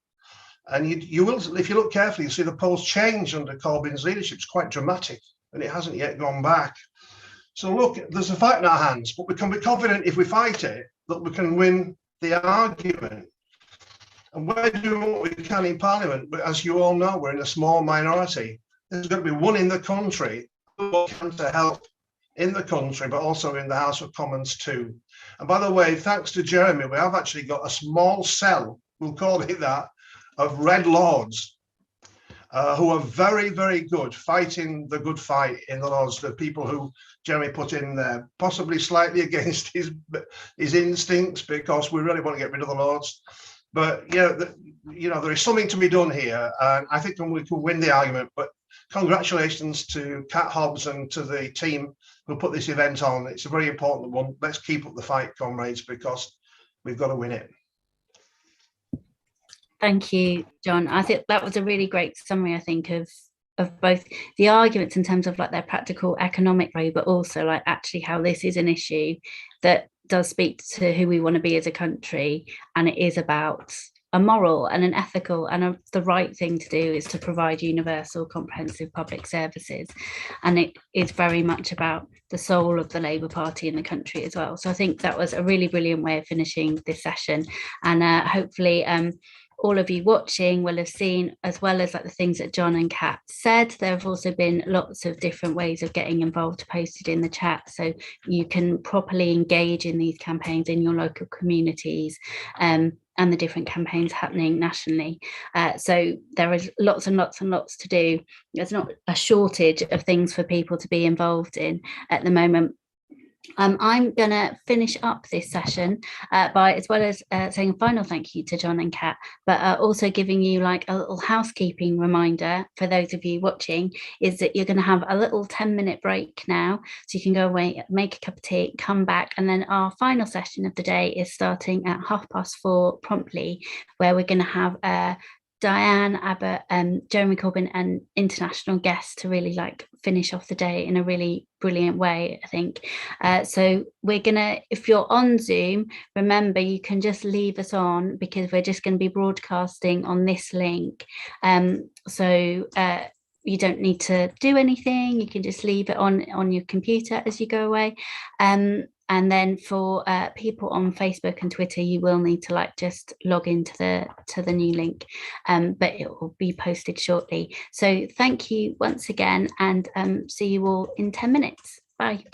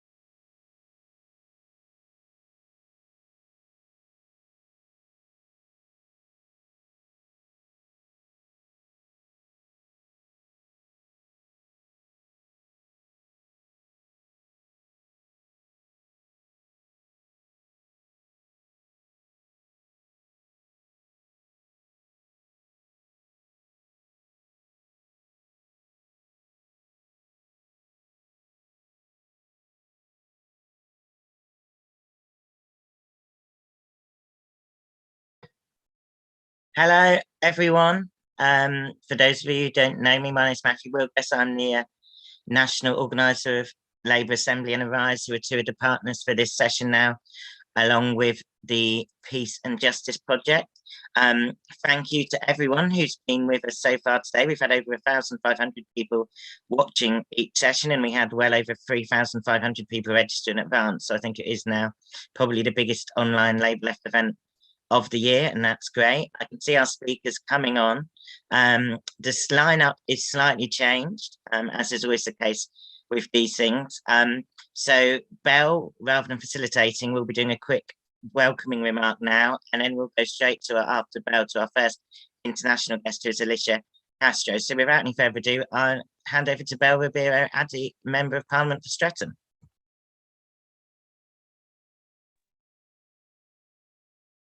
Thank you very much, and thank you so much for inviting me to speak today. I hope everybody can hear me okay. It's great to join thousands of you at this event and to actually be introducing this session on the brink of catastrophe, socialist internationalism to end war, global justice and climate chaos. This roundtable on winning global justice couldn't come at a more crucial time after the failure that was COP26, but also at a time of inspiring struggles around the world for equality, peace and justice, including the incredible victory of the Indian farmers' struggle. So from the global Black Lives Matter uprising to the worldwide movement for climate justice, international struggles and connections must be central to everything we do as socialists. And it's so great to see the left on the advance in Latin America. The recent election wins in Peru, Bolivia and elsewhere are an inspiration. And now Lula is far outpolling Bolsonaro in Brazil.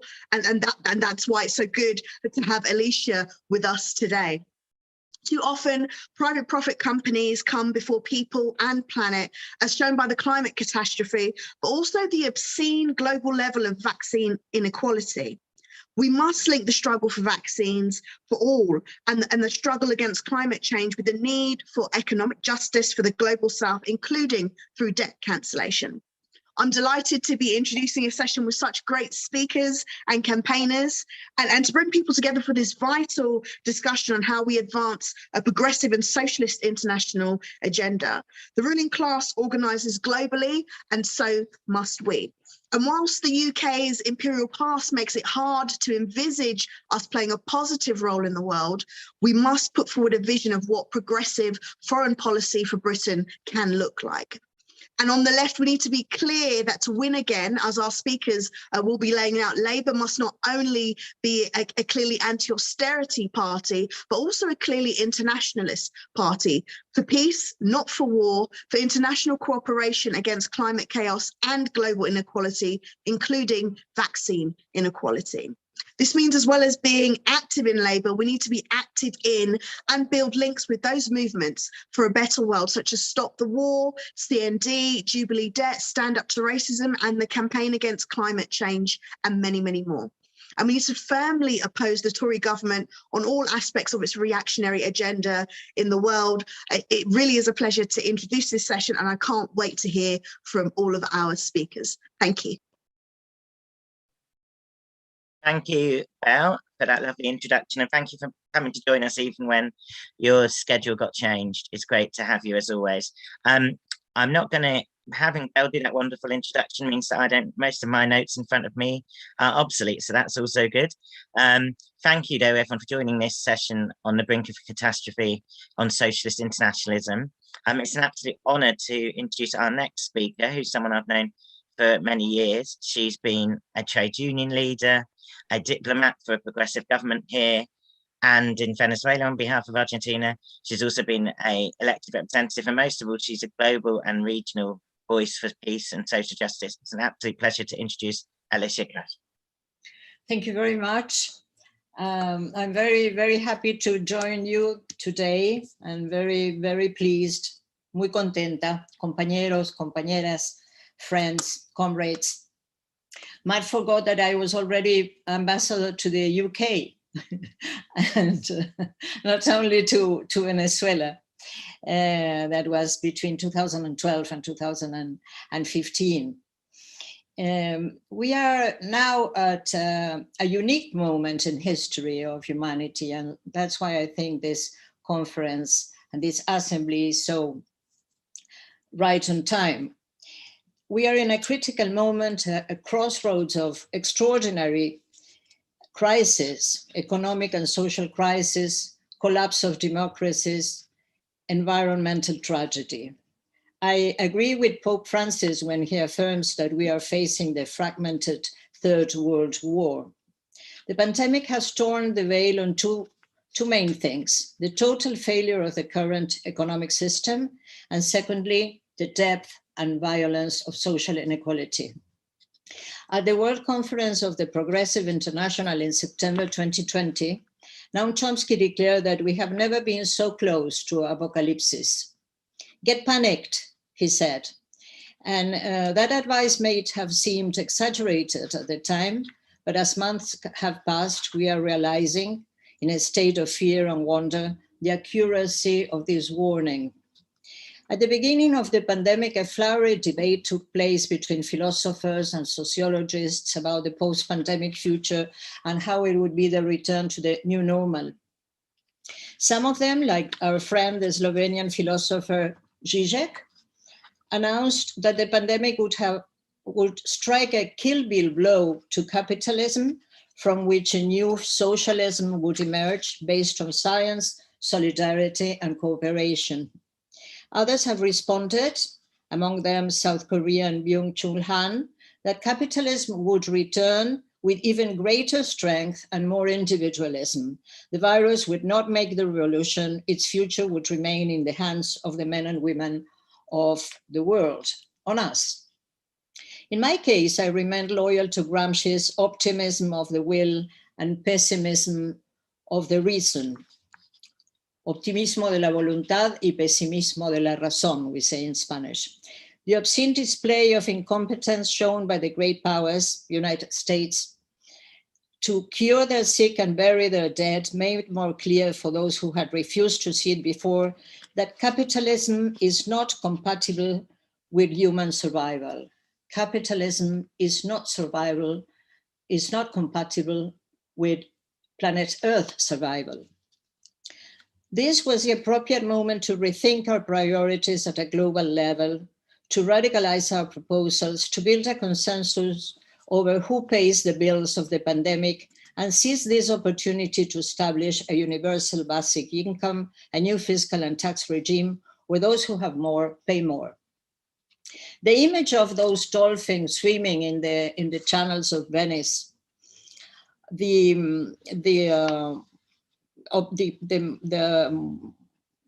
our capacity to take collective measures, such as isolating ourselves and suspending all social and economic activities to save lives, made us believe for a while that it could take other collective measures of great importance, and that it was possible to establish, with a will to repair, a reordering of moral priorities. But everything turned out to be worse than we imagined. The speed with which the contamination took place, the multiplication of deaths, and are more the result of political decisions than the nature of virus. In this traumatic moment, when thousands of persons die daily without being able to breathe or say their farewells to their families, death have become routine, and there's an active denial, a negacionismo, about the political responsibility involved in not having followed the elimination strategy or the virus zero COVID, as done by Australia, New Zealand, Vietnam, Mongolia, Icelandia, Cuba, following the Chinese experience. Most politicians in Europe, notably your head of state, most politicians in America, even in Argentina, look at the polls in order to decide what to do, placing themselves in a false dichotomy between economy and health, and solving with the criteria that they believe will obtain greater approval in the media or get them votes or get them reelected. Thus, we have reached a state of affairs where it seems there is no alternative but to resign ourselves, become contaminated, and die. The priority of measures that would seem to favor the economy condemns to death millions of persons. This is the point in which we clearly see that we have reached a crisis of values, a crisis of civilization, una crisis civilizatoria. The neoliberal motto established by Thatcher and Reagan, there is no alternative, resounds everywhere. There is no alternative, capital demands, we keep production, tourism, consumption, and commerce active, even if we lose our lives. Not yours, not mine, but let die who have to die. Who have to die, die. Yanis Varoufakis believes that capitalism is metamorphosing into techno-feudalism, where the digital platforms have replaced markets as a place for obtaining private wealth. We have to take into account a huge fact. The world of money and finance is completely decoupled from the world of production. For instance, a company, Hertz, goes bankrupt, but at the same time, its shares rise on the stock market. That shows that capitalism doesn't even need consumption to survive. Capitalism neither needs workers nor consumers anymore. Latin America, as we know, is the most unequal region on the planet. The accumulation is obscene. In the midst of the pandemic, a new billionaire has emerged every 8 weeks. While millions of citizens will lose the living standards they reached in the last decade, middle-class people will be the new poor, and poorest will fall into misery. At this time of rising inequality, proposals that have long been discussed on the left are being considered around the world: the universal basic income, the reduction of the workday, early retirement, a humanistic agenda to generate more jobs and better living conditions. It is time, and this is what we think, to make great gestures of social justice and great gestures of tax justice. The question is, who pays the bill for the pandemic? That those who have the most pay more is an ethical imperative. We propose to establish a permanent and progressive tax on large fortunes, a tax on financial activities, recovering a wartime idea that extraordinary income tax to those who have profited due to the effect of the pandemic, let's say the virtual commerce sector, technology sector, pharma sector. Establish a tax on digital activity, which already represents 40% of the regional GDP. End tax havens, provide conditional public bailout packages, excluding the companies that lay off workers, operate in tax havens, have tax debts, or distribute benefits among their managers. On the contrary, in many countries, such as Argentina, we are discussing now how to pay the debt to the International Monetary Fund that the previous corrupt government contracted. We know that it can only be paid with more austerity, and that would continue to harm the poorest. To think of a new utopia, utopos, another place, we need to boost the forms of political representation, and on the other hand, we politicians have to patiently dedicate ourselves to making politics understandable with simple, very simple truths. One of my best simple truths is Chomsky's: the particular socioeconomic order imposed is the result of human decisions in human institutions. Decisions can be modified, institutions can be modified, and, if necessary, dismantled and replaced. Representative democracy is obsolete, exhausted. It does not satisfy the ambitions and basic needs of the community, which feels that its problems remain unsolved and its demands unmet. We have before us the task of building a real democracy where a well-informed people participates in the debate on the direction that policies have to take. It is necessary to dynamize the forms of political representation, to move from representative democracy to a participatory and protagonist democracy, to promote constituent processes such as we have seen in Venezuela and later in Bolivia, and will happen soon in Chile and Peru, thanks to massive popular mobilizations. In Argentina, we are currently demanding a new constitution as well. These processes allow a discussion generated from the grassroots grassroots, as we saw in the birth of the Bolivarian Revolution, where all the people were in a state of deliberation, discussing the rules of coexistence adapted to their time, the needs, and the experiences gathered in recent years, and also the new problems, the new forms of communication, the new forms of production, the new rules and the new rights. It is essential to debate at a global level a repertoire of possible alternatives, gather the strength to present them, and demand political solutions, all of us together. That is why I believe in internationalism. This is why I belong to Peace and Justice Project and to Progressive International. We have either internationalism or extinction. Gramsci used to say, every revolution is preceded by a great conversation. I hope that this Labour Assembly is winning an agenda for people and the planet and is here to promote that great conversation. The next World Summit, brothers and sisters, of Progressive International takes place in March 2022 and will take place in Argentina at the very, very end of the world, in Ushuaia, in Tierra del Fuego, Antártida e Islas del Atlántico Sur.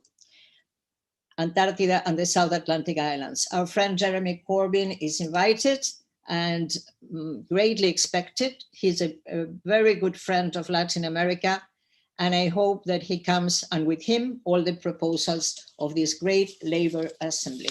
Thank you very much.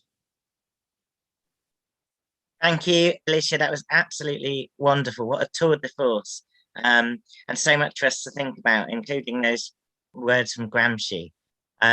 Before we go on to our further speakers, and I should just say now, give apologies from our comrade Gyeke Tanoh from Ghana, who has spoke at a number of our events during this COVID period. He's had a personal issue and he's unable to attend, but he sends his greetings. But before we move on to our next speaker, who will be Diane Abbott, we just got a few words from one of the organisers, Sam Brown. Yeah, hi all. If you've not seen me before, my name's Sam. I'm one of the activists of the Labour Assembly Against Austerity. I've got 5 things for you to do. The first thing, and probably most important thing, is to help us. We need funds, and that means donations. We're entirely funded from donations. That's how we put events like this on today. So please donate. The link will be posted in the chat as I'm speaking. So that's the first thing. Thing number 1. Second thing, follow us on social media. So follow the Labour Assembly Against Austerity on social media. We've got a Twitter handle, and we've also got a Facebook handle as well, a Facebook page as well. So check both of those things out. So that's the first 2 things. Third thing, follow our partners Arise. They've been helping us out today, the Arise Festival. Arise will also be broadcasting this. Well, they have been broadcasting this today to their YouTube channel, but check out their YouTube channel, because you'll be able to watch the events of today online afterwards for posterity. So follow Arise, follow their social media as well. That's been posted in the chat too. Fourth thing, can't count, it's late in the day. Fourth thing is check out our media partners, Labour Outlook. Labour Outlook share the best ideas of the Labour left and keep you updated on what's going on in the struggle, both internationally and nationally, and in the Labour movement, in the Labour Party, and all over the place. So check out Labour Outlook. Some of our fantastic panellists today are regular contributors. So yeah, definitely check that out. Fifth thing, don't know if I mentioned this at the beginning, but hit that donate button. We definitely need as much help as possible. As I said earlier on when I did my little plug earlier, the bosses have got the media, they've got millionaires, they've got businesses, they've got moguls on their side. We've got each other, and we can only win if we help each other. So hit that donate button, so we can continue to put on events like this. And I think we can all agree today's been fantastic. There's been thousands of people on the call, and we hope you watch out for our social media so you can get involved with events in the future. Thanks so much, and see you later. Thank you, Sam. Thank you for putting so much enthusiasm into that appeal for donations. I can see people clicking their donations in now. £20 from Tim, £10 from Ruth. So please do keep bringing them in. Our next speaker was due to speak earlier today, but she wanted to attend a very important event about the disgusting way the government is treating refugees and scapegoating refugees. So we're absolutely delighted to have her live with us now. As Mark Serwotka said earlier, it's someone who we all owe great gratitude to in our movement, and someone who we really do not only admire, but really stand in solidarity for everything she's doing and everything she has done. It's an absolute pleasure to introduce the Labour MP for Hackney North and Stoke Newington, Diane Abbott. Thank you very much for inviting me here today to this really important event. Can you all hear me? Yes. Great. The theme of the conference, as you know, is building the fight back for socialist solutions. Well, I want to propose today a socialist solution to one of the most urgent problems that we face, which is the crisis in the NHS. And I also want to touch on some of the international issues concerned. You'll be aware that this week, the Tory government managed to push through a health and care bill. I and others have called it a corporate takeover bill. And this is because it dismantles the national structures of the NHS. And the reason for that is they want to allow private companies to cherry pick the services that they want for private profits. This will mean worse services, higher charges, higher health insurance costs. The NHS is clearly in crisis. This bill will do nothing about that. We've already reached a point where there are 6 million people on waiting lists, the highest ever. We've also seen ambulances queuing around the block because there are no beds. We've seen reports of ambulances being sent out because the wards are already full. The Royal College of Emergency Medicine has just revealed that over 90% of NHS clinical directors report that there have been delays in admitting patients from ambulances in many days. Over 60% of clinical directors say this is happening every day. One of the causes of this crisis is a long-term failure in the recruitment and retention of NHS staff. This is because the NHS staff is pitifully low and conditions are dreadful. Of course, the effects of the pandemic have also been a huge factor in this latest cycle of the crisis. But the severity of the pandemic is in itself a product of the government's vaccine-only policy, combined with opposition to mitigating measures which might prevent the spread of infection.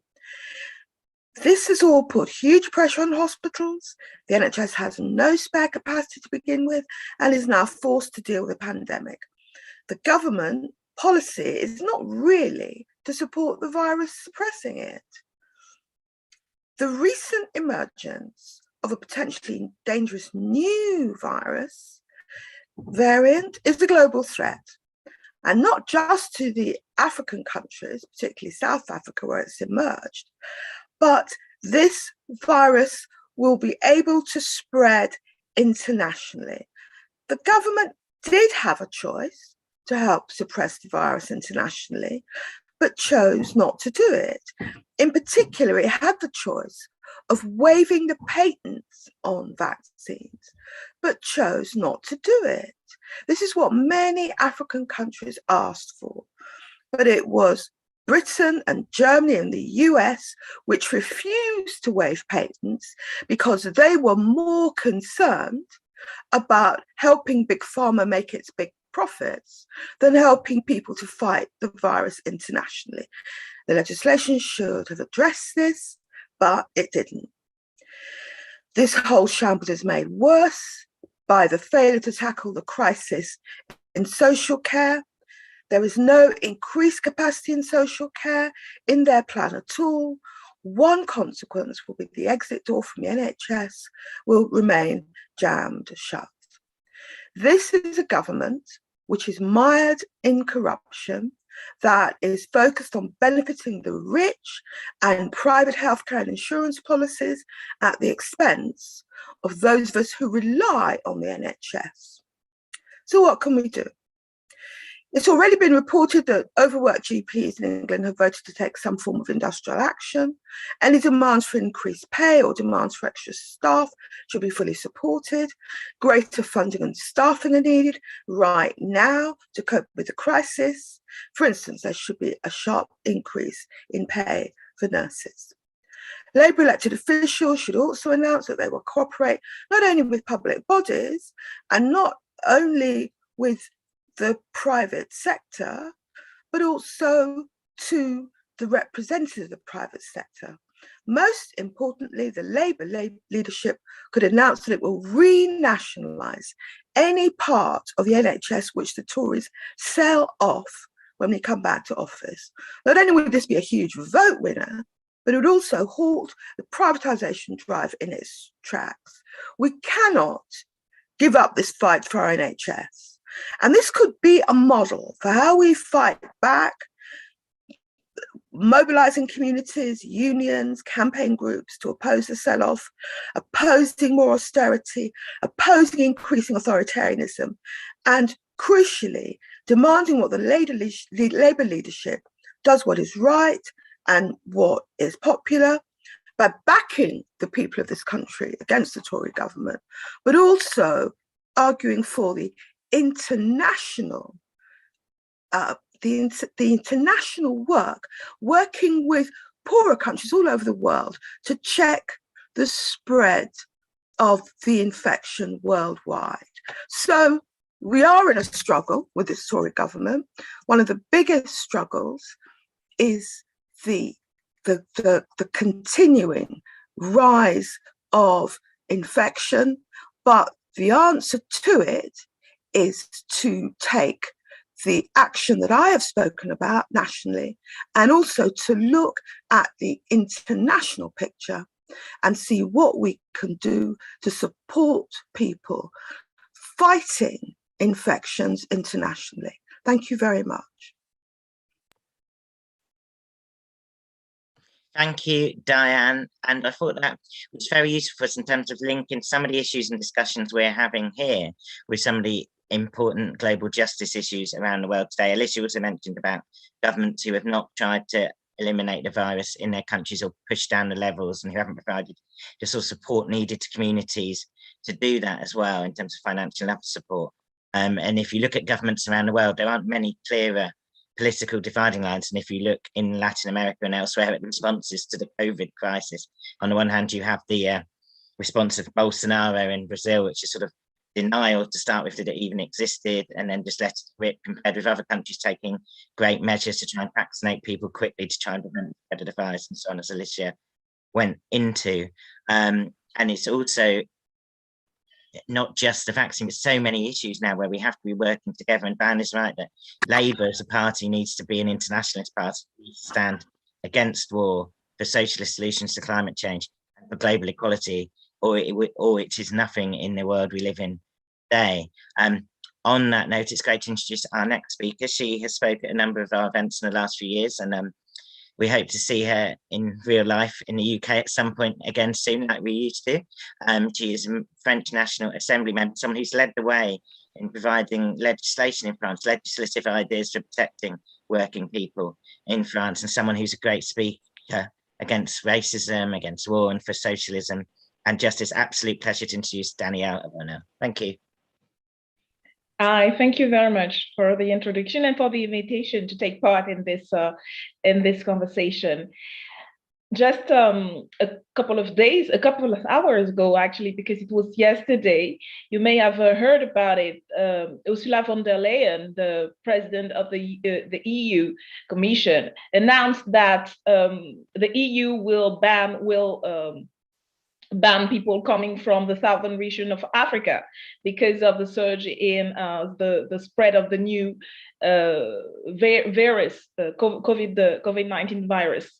You know, this is the same EU Commission that actually still oppose the TRIPS waiver. It's been over a year now that South Africa and India have been asking for the TRIPS waiver on the COVID-19 vaccine, and the European Union is still opposing it.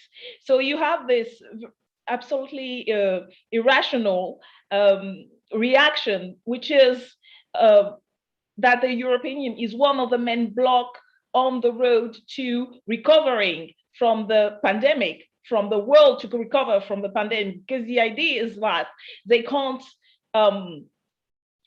think outside of this neoliberal agenda and out of this idea that market and big pharma has to have free rein, and that's what's supposed to save us, rather than thinking that actually if the world is not safe, if everybody on the world hasn't access to vaccine, it means that we will have oversurges in COVID. So I think it's very telling about the failure of this system, the failure of this, those states and the European Union who still has the mindset of pre-COVID-19 and who is failing to actually manage this crisis in the interest of the majority of the people. Sure, it benefits big pharma to keep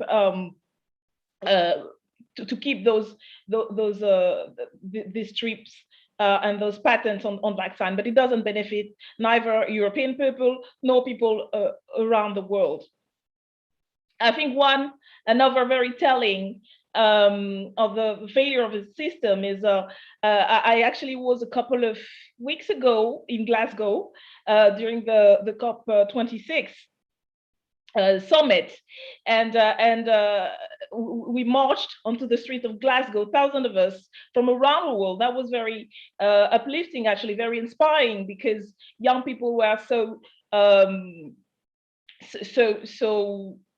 determined to have their voice heard, and they were demanding from all leaders to stop just blah blah blah and started acting. And you have those speeches from all the world leaders acknowledging, which is better than not acknowledging. There were some who still did that a couple of years ago, but acknowledging the level of crisis, climate crisis that we face as a world that is already started, and acknowledging actually the catastrophic state of the world and the prospects, and still were unable to actually achieve anything very valuable, concrete. And they let the lobbyists, the fossil fuels lobbyists actually greenwash the entire summit and have more say than some of the most impacted countries in the world by climate crisis. They were unable to acknowledge the historic heritage and the climate debt that European countries and the US owe the world, and that they should pay for it and repair it. And I think on that side, it's also very telling how the system is failing us on when we're facing a global pandemic that should actually put into question our whole civilization, that the situation where we've been 2 years into this pandemic and we are still unable, and the leaders of the world are still unable to actually change their way. The only thing they want is to go back to normal, which is business as usual, which is not possible if we want to face this pandemic. If we want to face climate change, we have to change our ways. To me, I want to point out another failing on this one from the ruling class, especially taking the example of what has been happening in France, is on the democratic level, on the political level, because they are failing the democracy. They are failing hundreds of years of fighting for freedoms, fighting for civil liberties, and the authoritarian turn of those governments. And especially when you see a country like France, where we've been in a state of preparing for a presidential election, which would be happening in next spring in 2022. And what we actually witnessed, and I think it took everybody by surprise how brutal the move was, is that some section of the ruling class is actually pushing for a neo-fascist response to the crisis. That's how desperate they are to maintain control of the society, is that we have the build-up, total out of nowhere, the building up of a candidate who is openly xenophobic, openly racist, openly sexist, and who is pushed by the media and by some part of the ruling class as a viable candidate for the next presidential election. And I think it shows the desperation and the irresponsibility of this ruling class. And I'm talking about desperation because at the same time you have this movement inside the ruling class who is unable to rule the way it used to, who is unable to face climate challenge, to face a pandemic, and to address it in an efficient way and in a democratic way and in the interest of the population. I think what we've seen also over the past years is that the people have gained a level of consciousness about climate emergencies. They gain a level of consciousness of what is we're fighting for and what is the most precious. When we experience the lockdowns during the past months, and when people realized who were the valuable workers, who were the one who helped us survive, were not the bankers, but the health workers. And I think this is a very important consciousness moment of inside the population. And I think it says a lot about what is really at stake. It's a civilizational moment we are living right now, and the direction is whether we will have more violence, whether we will have a neo-fascist response to that, and a more and more authoritarian response to that, or a socialist, an internationalist socialist respond to that. And I think this is the moment we are in, and we got a lot to build on because of the level of resistance that we've seen throughout the years in the climate justice movement, in the anti-police brutality movements, and especially in France, when we had the two biggest social movements we witnessed was against the pension reform and the Yellow Vest movement, which was a progressive movement. And to me, those are the example that the fight is on. Of course, they got the money, they got a lot of weapons at their disposal, the ruling class. But we have the people, we have millions of people who are fighting for their survival, but also fighting for a better world on our side. So this is the task ahead. Here in France, what we've been fighting for, and in the next month for the coming presidential election. But I think it's a common struggle that we share in the UK and all over the world. And it's a great pleasure to be part of this discussion and conversation to strengthen our relationships in this fight. Thank you, Danielle. I've got a couple of comments I want to read out, first of all, now, just because they're very nice things that come in. Someone's praising Cuba for their work on developing vaccines and saying how ironically blockade is at this time. I've also got a nice one here specifically addressed to Danielle from someone called Ian, who says, "You won't remember, but I was sitting near to you at a People's Assembly meeting in Glasgow earlier this month at COP26. You were brilliant then in your yellow vest, and I've really enjoyed your contribution now."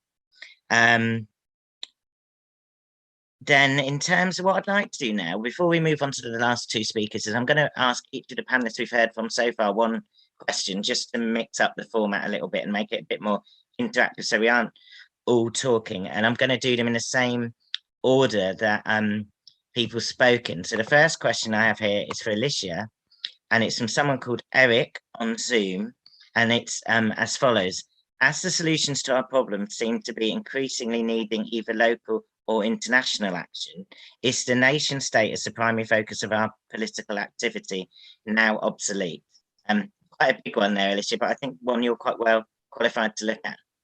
Over to you. Well, Eric, no, national state is still the focus of our political activity normally. because we can address the nation state in more direct forms. That's what we, and that's what we need also, new constitutions that allow, for instance, some institutions, for instance, the ability to revoke mandates at the midterm. That is also a very good weapon to control and to make governments more active in giving responses. But we need internationalism, not only to get examples and ideas, but also to give strength. And in labor union movements, for instance, what happens everywhere, something that the worst things that happen somewhere, they're going to come and get you. So it's very important. I also belonged for many years to the International Transport Workers Union that is based in London, had its headquarters in London. That's why I met Jeremy many years ago. But we need to think globally and act locally. Thank you, Alicia. I think I very much agree with that. But I do think what's interesting is how many people today are bringing up in a conversation in Britain earlier as well, what we should be doing in regional and local government as a Labour movement and the left. And obviously, when we've been locked out of national government for so long here, it makes sense that people are looking for that. Next, I'm going to bring in Diane. I had a question come in for you, Diane, on Facebook. And the question is quite specific. It says, earlier this week, you said on social media that it was good for Labour to criticise the government's sort of mishandling, I'm paraphrasing a bit here, but mishandling of the refugee crisis. But what do you think positively Labour should be arguing for in this situation, especially when we obviously have a French speaker on the call as well? Well, first of all, can you hear me? Yes. Yeah. Yeah, well, first of all, we should be arguing for the Home Secretary Priti Patel to stop some of the stupid ideas she's been trying to peddle, like a wave machine, which is designed to, I don't know, make the boats turn around, trying to stop the boats mid-channel, taking the asylum seekers that try and come across and are successful in coming across, taking them to countries like Albania to be processed, which would cost millions and would just be ridiculous. So if we can end the stupid ideas, if we can if we can stop talking about an asylum crisis, overall, the numbers of asylum seekers coming to this country has dropped 4% in the past 12 months. And we take far fewer from France and Germany and the countries actually adjoining the regions where they have a lot of asylum seekers.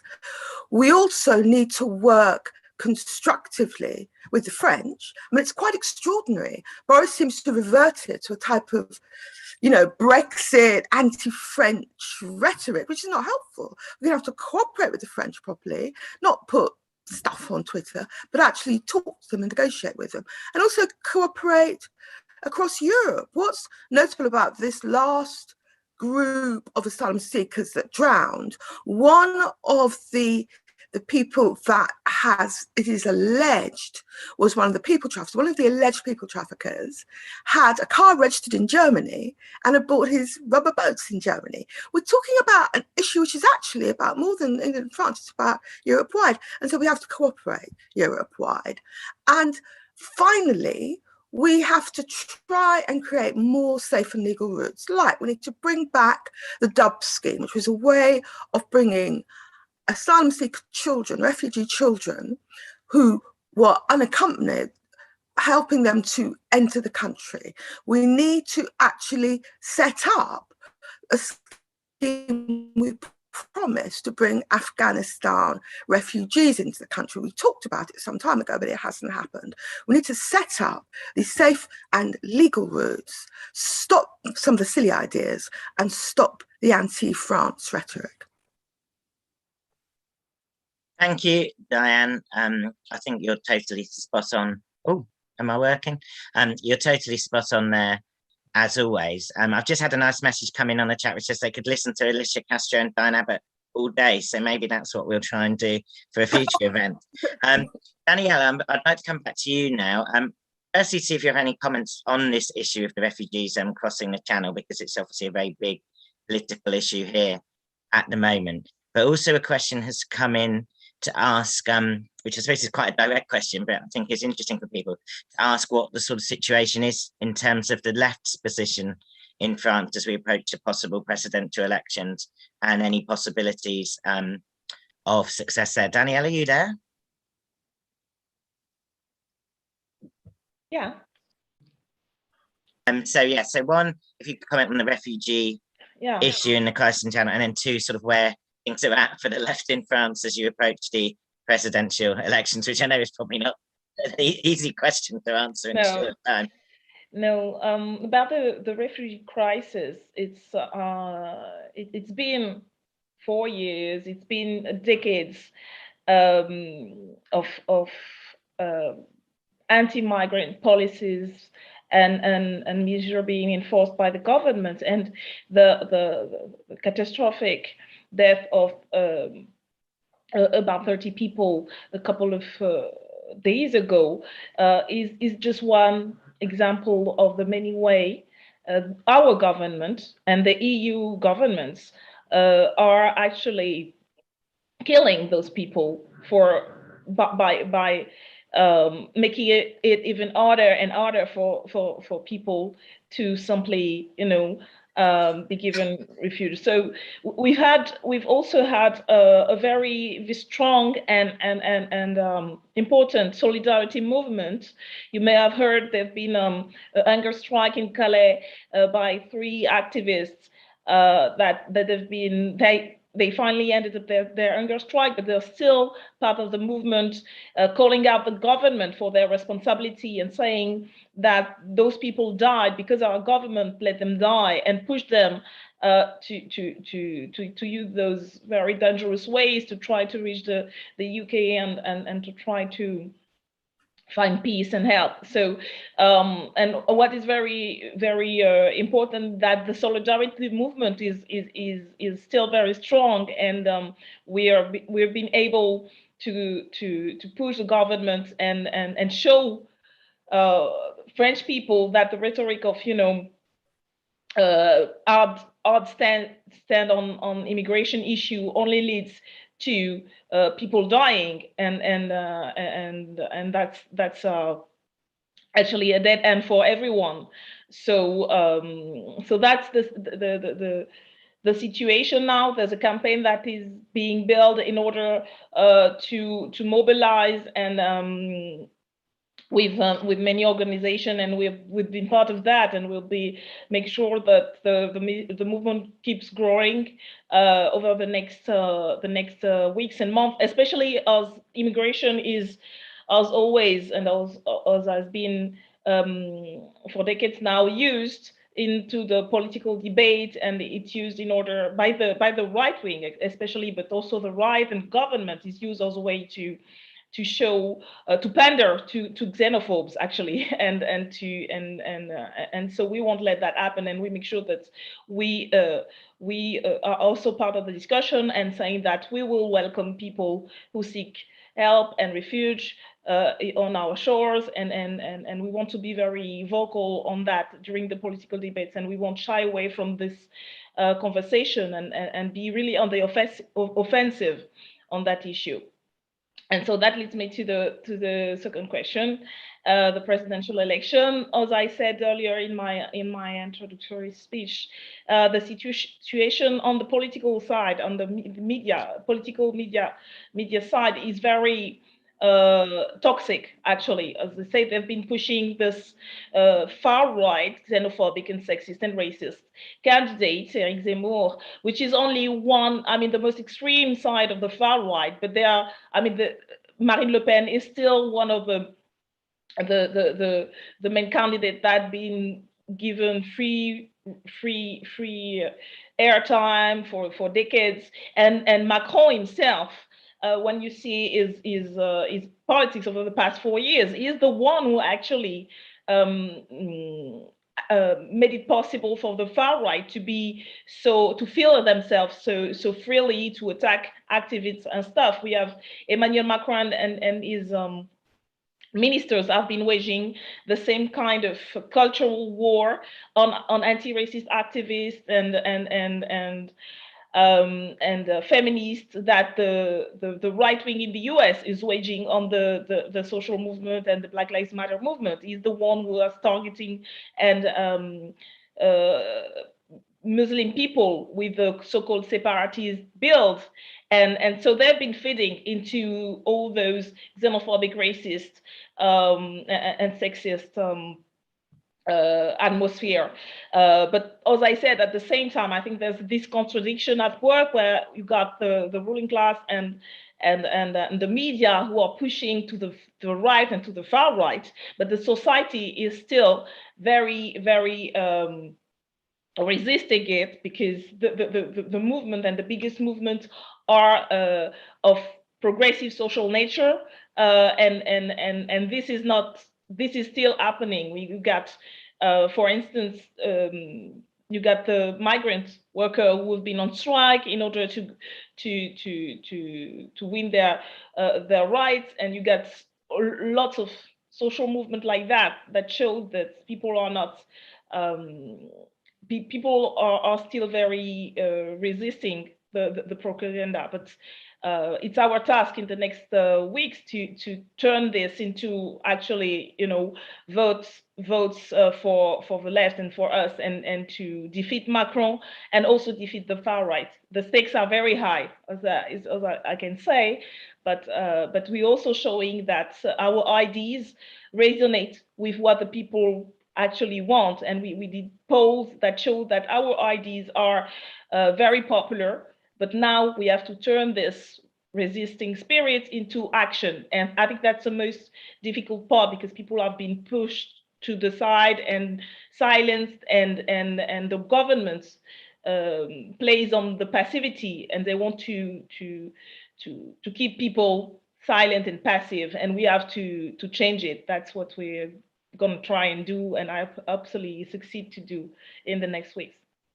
Thank you, Danièle, and I like that line about turning sort of the spirit of resistance into action. That's a problem we very much have here. A lot of the issues we're talking about seem very similar in different countries, but thank you so much for that update. Our next speaker is someone who'll bring us a bit more of an economic angle, from the CEPR, the Centre for Economic and Policy Research in the US, and someone who, an organization which, if you don't follow them on Twitter and on their email list, you're really missing out, so make sure you do. It's a great pleasure to introduce Mark Weisbrot.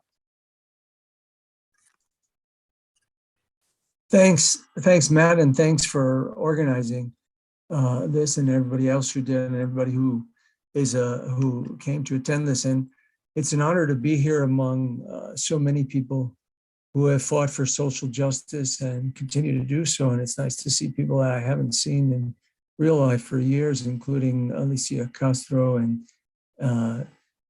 Diane Abbott and Danièle Obono. And I'm going to look at something.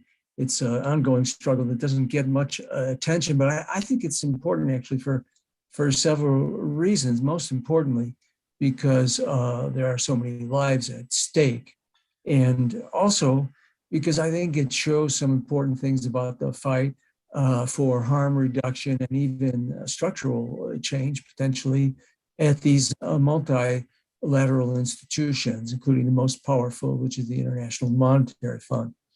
Now, on August 23rd, the IMF distributed $650 billion worth of what are called special drawing rights to its member countries.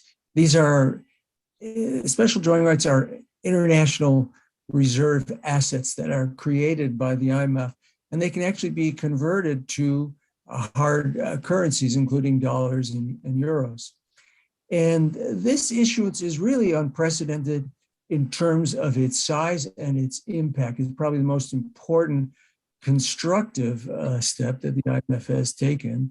And therefore, it's the most important thing that the high-income countries who control the IMF, which is overwhelmingly the United States, have done to actually help low and middle-income countries since the pandemic began.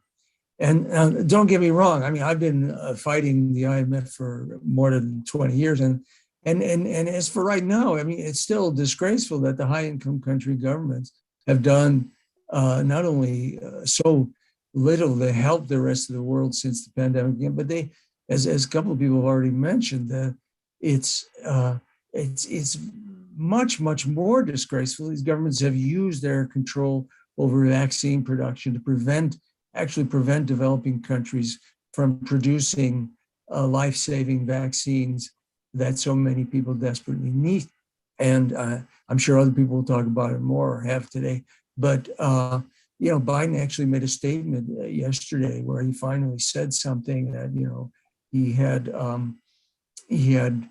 supported the TRIPS, the intellectual property waiver at the WTO, and he was going to get involved, but he hasn't done anything since April. And that, hopefully there will be more pressure.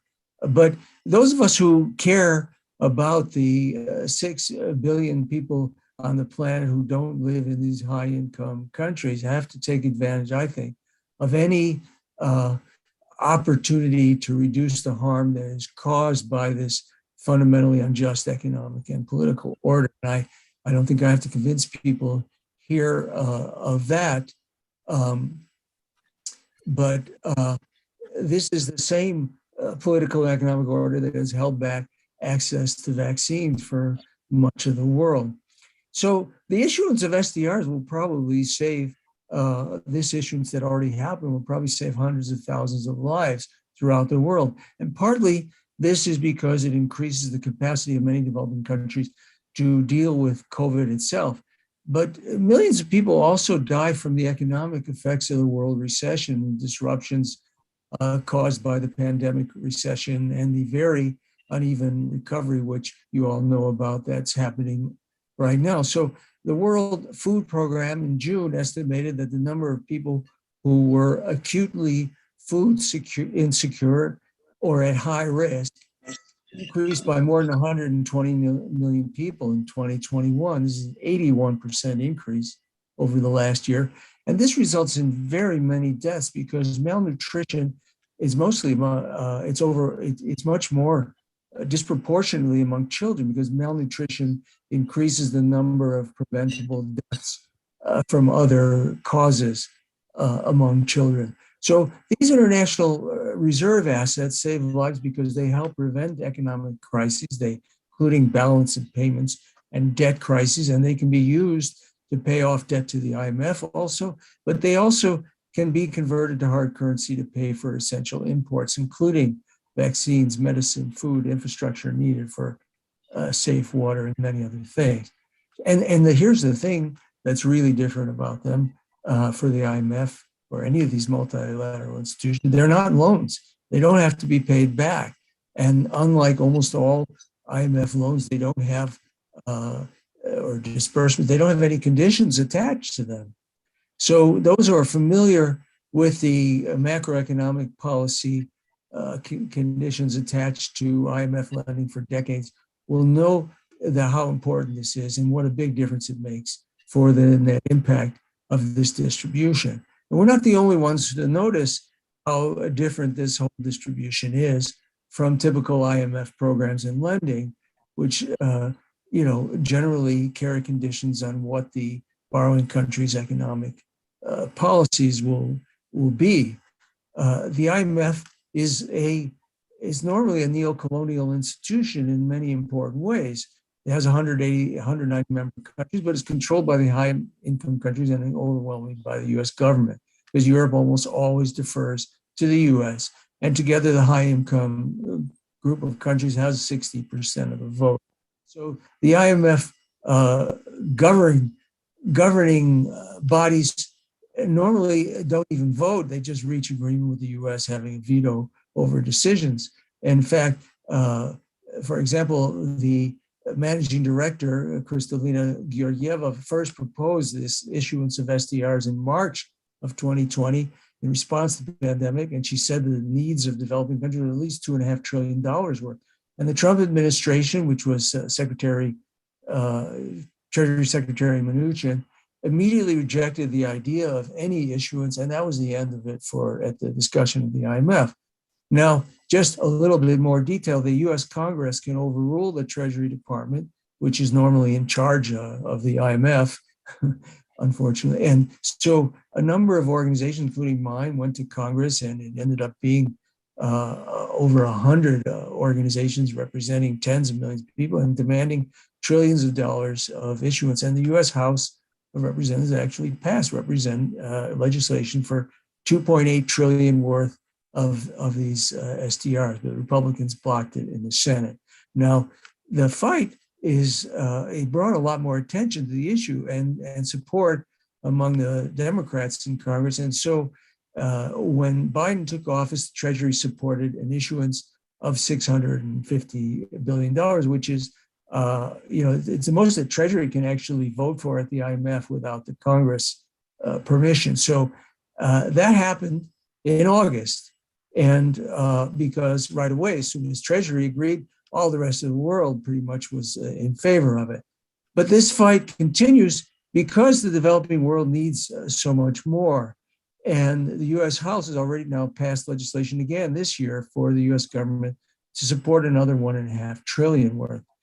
And the thing about the SDRs also is they don't cost any government anything, not even the US government. It's very similar in some ways, important ways, to the quantitative easing that central banks have done since the pandemic. The US Federal Reserve, for example, has created more than $3.6 trillion since the pandemic began. The European Union has created trillions in quantitative easing of euros. And so the IMF is not a world central bank. There's no world currency. But the rules and arrangements of special drawing rights, as I described, they allow it to provide some similar help to the world economy. And the high-income countries have other, they've spent trillions of dollars on expansionary fiscal policy. The U.S. has run unprecedented deficits, 15% of GDP last year, 12.4% this year. But here's the part of the injustice that we're all fighting against. The governments of the low and middle income countries generally can't do that. They don't have the same ability to do that for reasons that we won't have time to go in here. But so that's where the SDRs really come in. So in conclusion, there's a backlash part of the story. As the saying goes, no good deed goes unpunished.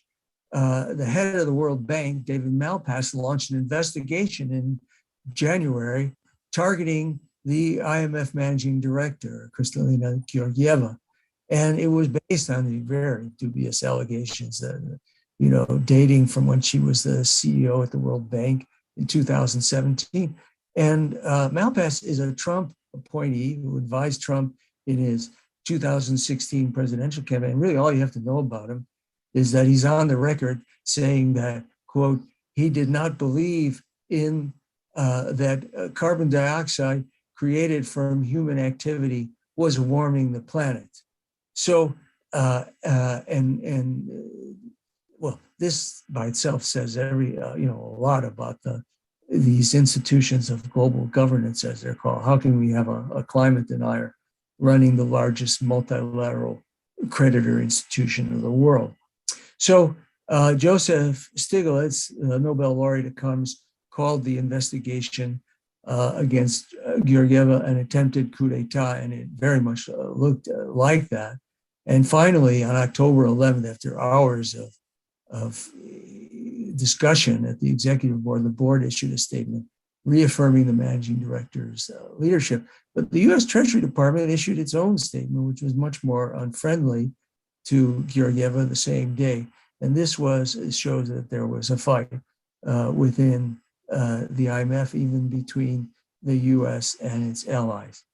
But going forward, I think the struggle for these more of these international reserve assets is going to continue, even as the ones already issued are being used by dozens of countries for all the purposes that I described, and much more than ever before.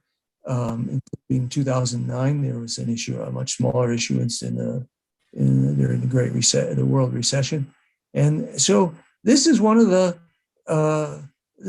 big struggles, and it's different from the struggles involving the IMF for the past few decades, in that this is actually a fight for a beneficial policy rather than the many fights against their harmful policies. For example, in 2018, the IMF made its largest loan ever to Argentina, $57 billion, and the country is still suffering from the devastating impact of the conditions that the IMF attached to that loan. So right now, there's also a fight to stop the IMF from adding surcharges to the cost of its loans, these are grossly unfair and unharmful, and they hit some of the most heavily indebted borrowers. Ultimately, finally, the IMF, is again the most powerful financial institution in the world. It's going to change when its governance changes, or as began to happen actually to a very large degree in the first decade of the century after the IMF's disastrous intervention in the Asian financial crisis. Countries stopped borrowing from it. Until then, there will be a lot of work ahead to try and hold it accountable as much as possible. And anybody here who can influence or talk to their own government to support the next issuance of special drawing rights or the elimination of surcharges, we need your help. Thank you very much. Thank you, Mark. And I think something that's always so great to have Mark on these calls is he brings not only such a level of detail, but very specific proposals on policies. And we know so much about how the global south is pressed by the richest countries, but sometimes we don't have ideas and policies that we want to put forward to those international institutions and how those things can be tackled. So I think that was really interesting. Before we move on to our final speaker, Jeremy, there's been a lot of very specific questions come in from Mark, and I'm not going to try and get into too much detail, but there's two that I think are sort of linked, Mark, if you could quickly answer in 1 or 2 minutes. One is from our good friend Jan O'Malley on Zoom, who says, how do poor countries access these SDRs? Do they just have to apply? And who decides how much they get? And then linked to that from Katerina, also on Zoom on the same issue, is that do the 39 countries, I guess she's thinking of places like Venezuela, Cuba, Nicaragua, etc., do the 39 countries under unilateral US sanctions have access to getting this reserve? Yes. So the second question first, yeah, that is a problem. That right, the IMF has denied. Well, it basically doesn't recognize. This is really kind of unprecedented. It doesn't recognize the Venezuelan government, and now it's doing the same thing with Afghanistan as well. And so this is going to have to be fought against, and I think it will be. I think now that the European Union no longer is supporting the United States in recognizing its, the government of Guaido, which the U.S. was trying to say was the actual government of Venezuela. I think there's a chance that could be reversed. It is really pretty outrageous. Now, the other question was, how do they access the SDRs? And they get them automatically. They're transferred to the governments, and they are already do a lot of good, as I said, that just by providing the reserves, because they lower the country's borrowing costs, and they also help them avoid crises. And but to convert them into SDRs, they just have to do that within the IMF. The IMF has rules that if any country can show need, which is not even challenged, they can ask for them to be converted to hard currency. There's 5 currencies that they can convert them to, including dollars and euros and pound and renminbi and yen. And so they can do that. And countries have always volunteered to give some of their excess hard currency reserves in exchange, because the SDR is just as good an asset to have in your at your central bank. So that's how it's done. Now, they also asked how, and I won't take any longer.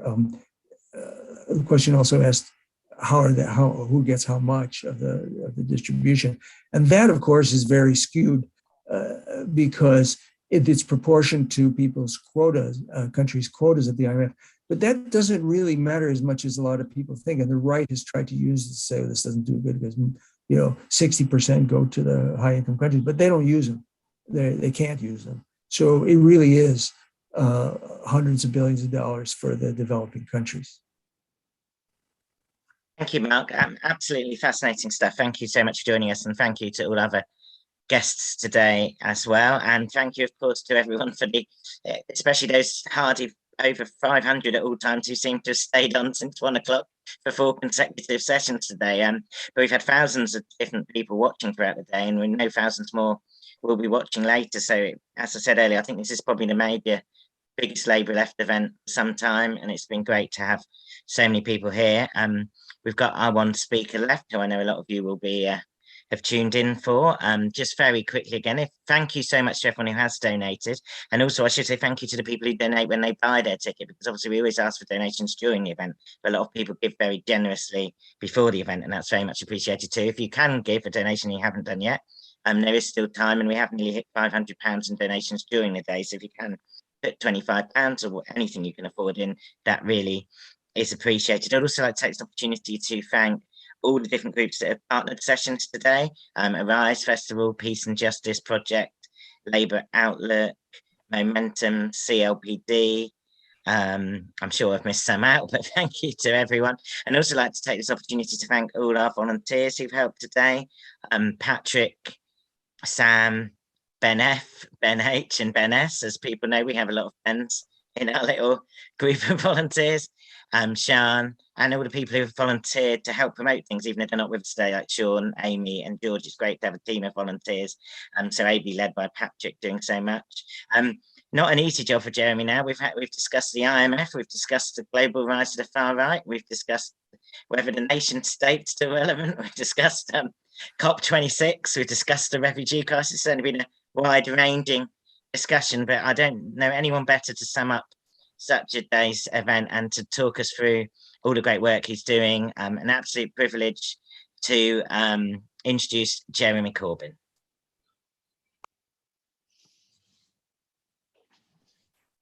Thanks, Matt. Thank you for inviting me on, and thanks to Diane, to Alicia, to Mark and to Danièle for their contributions. I've just come off the train from Brussels, but I was listening to it as best I could on the journey, so I caught quite a bit of what had been said.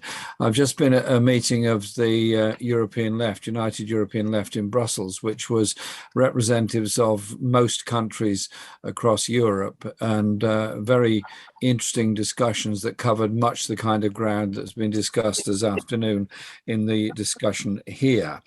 And there's so much to say, but I think we just need to put some things into a global context at the moment. But I'd like to start with what I think is an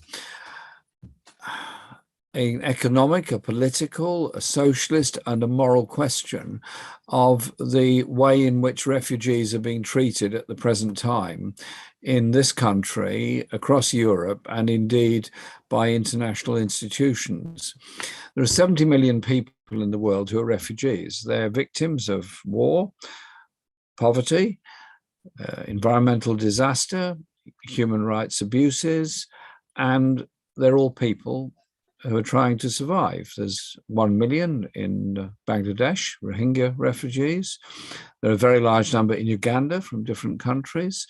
There are many in Jordan and Lebanon and Libya and Greece, and a relatively small number in the Western European countries such as France, Britain, Netherlands, and Germany. And over the past few years, several thousand have died in the Mediterranean trying to cross. A number are now dying, literally dying in front of our eyes on the border between Belarus and Poland, where the response of Poland has been to build a very strong frontier and has created a kind of total exclusion zone alongside that frontier, which even Council of Europe observers were not allowed to go beyond to observe what was happening there. 7 people died in horrible circumstances in a frozen forest on the border. And then 27 died in a dinghy in the Channel a couple of days ago. And the response is so cold, so nasty, and so unpleasant, it beggars belief that we're saying the important thing to do now is to put up more defences against refugees and prosecute the people traffickers. Well, I'm not here to defend people traffickers any more than anybody else is. And when Diane was our Shadow Home Secretary, she would certainly not have defended them, but she would have said, and I'm sure she would agree with this, that what we've done by preventing asylum seekers exercising their legal rights is create a market for the people traffickers. So when the history of this part of the 21st century is written, it's going to be pretty brutal on those politicians that deliberately exploited the problems that individual refugees have in order to create a racism within our society and create division within our society. So hats off to those people that held vigil events last night and today in various parts of Europe and on many of the seaside towns on the south coast of England. Particularly, I saw pictures of a wonderful one in Hastings, organised by Maya Evans, who's a councillor in Hastings. And so I just think that we've got to approach this with a sense of humanity and of solidarity. Solidarity with those organizations in Poland, in France, Germany, Netherlands, here, many other places, Italy as well, of course, that are doing their best to support and help refugees and stand up against this horrible narrative, which is blaming them for all the problems we've got, because that feeds straight into the racism and the rise of the far right, AfD in Germany, far-right organizations in Britain, Netherlands, and France, because the danger of the rise of the far right is that it drags with it the centre ground political parties, and sadly, many socialist parties across Europe who should know better end up conceding the ground on this. The issue is, why are people forced to seek asylum in the first place? That means examine what we've done with the wars we've done in Iraq and Afghanistan and the bombing of Libya and Syria. Examine what we've done on economic policies. Examine what we've done in arms sales to Saudi Arabia and so many other places, and examine what we've done, which has created this crisis in the first place. And I say this because I believe this is a very strong issue that we have to be fully involved in now in defending those people. The other things that came up and have come up in this call have been the environmental crisis facing this world.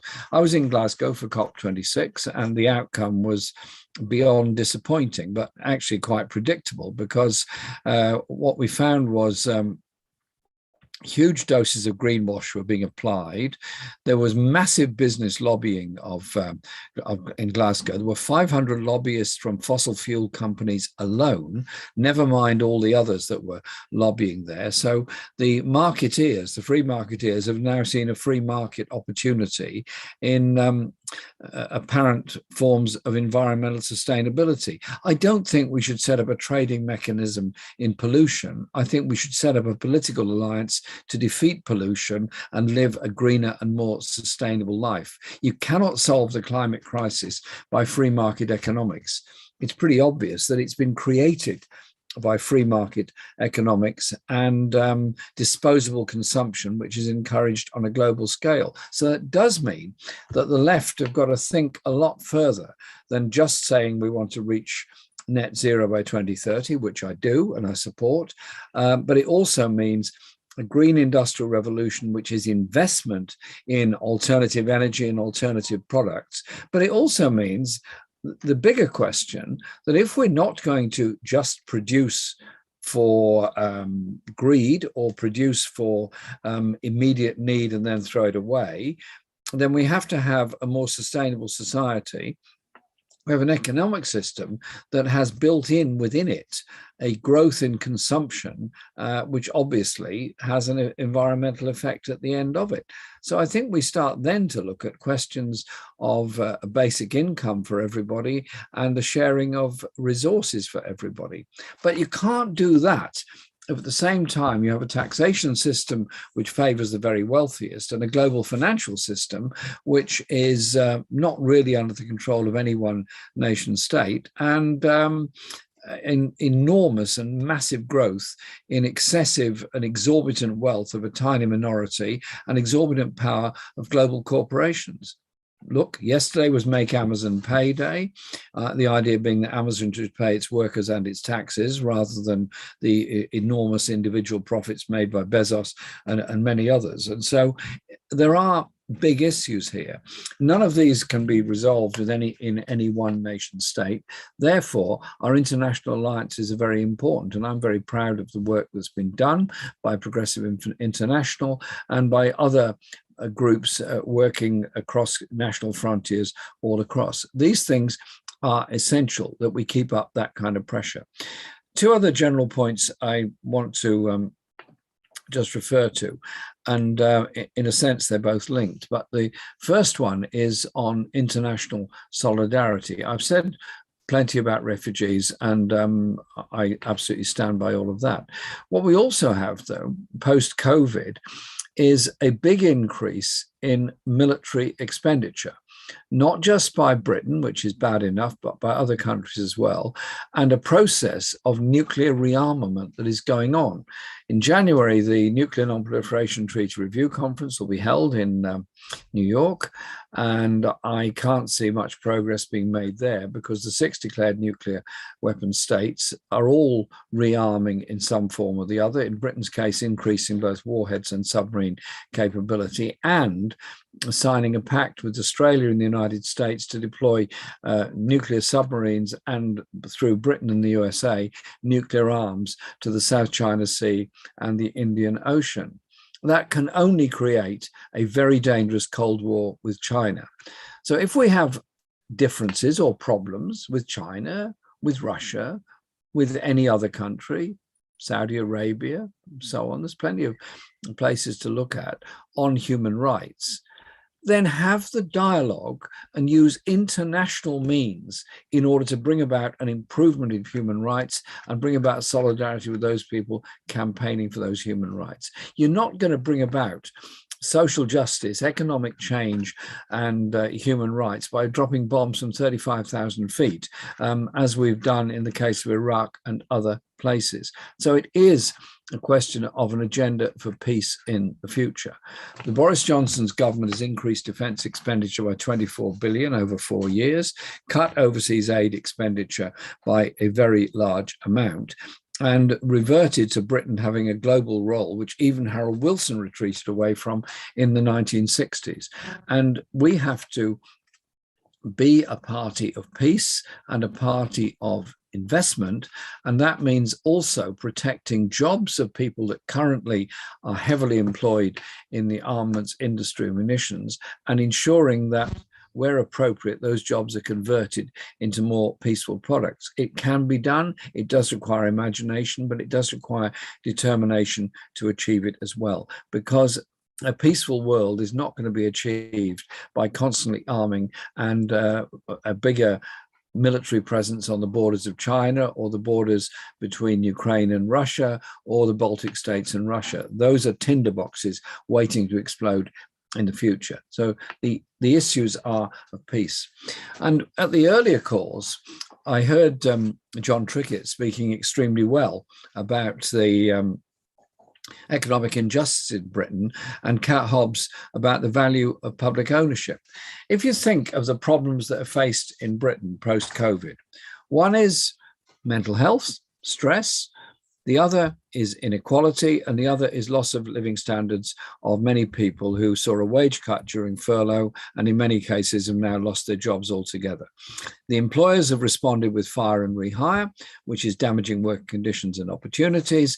And it is, as ever, women, particularly women of colour, and Black and minority ethnic communities have suffered the most as a result of this, with increasing poverty and unemployment in some of the inner city areas of Britain.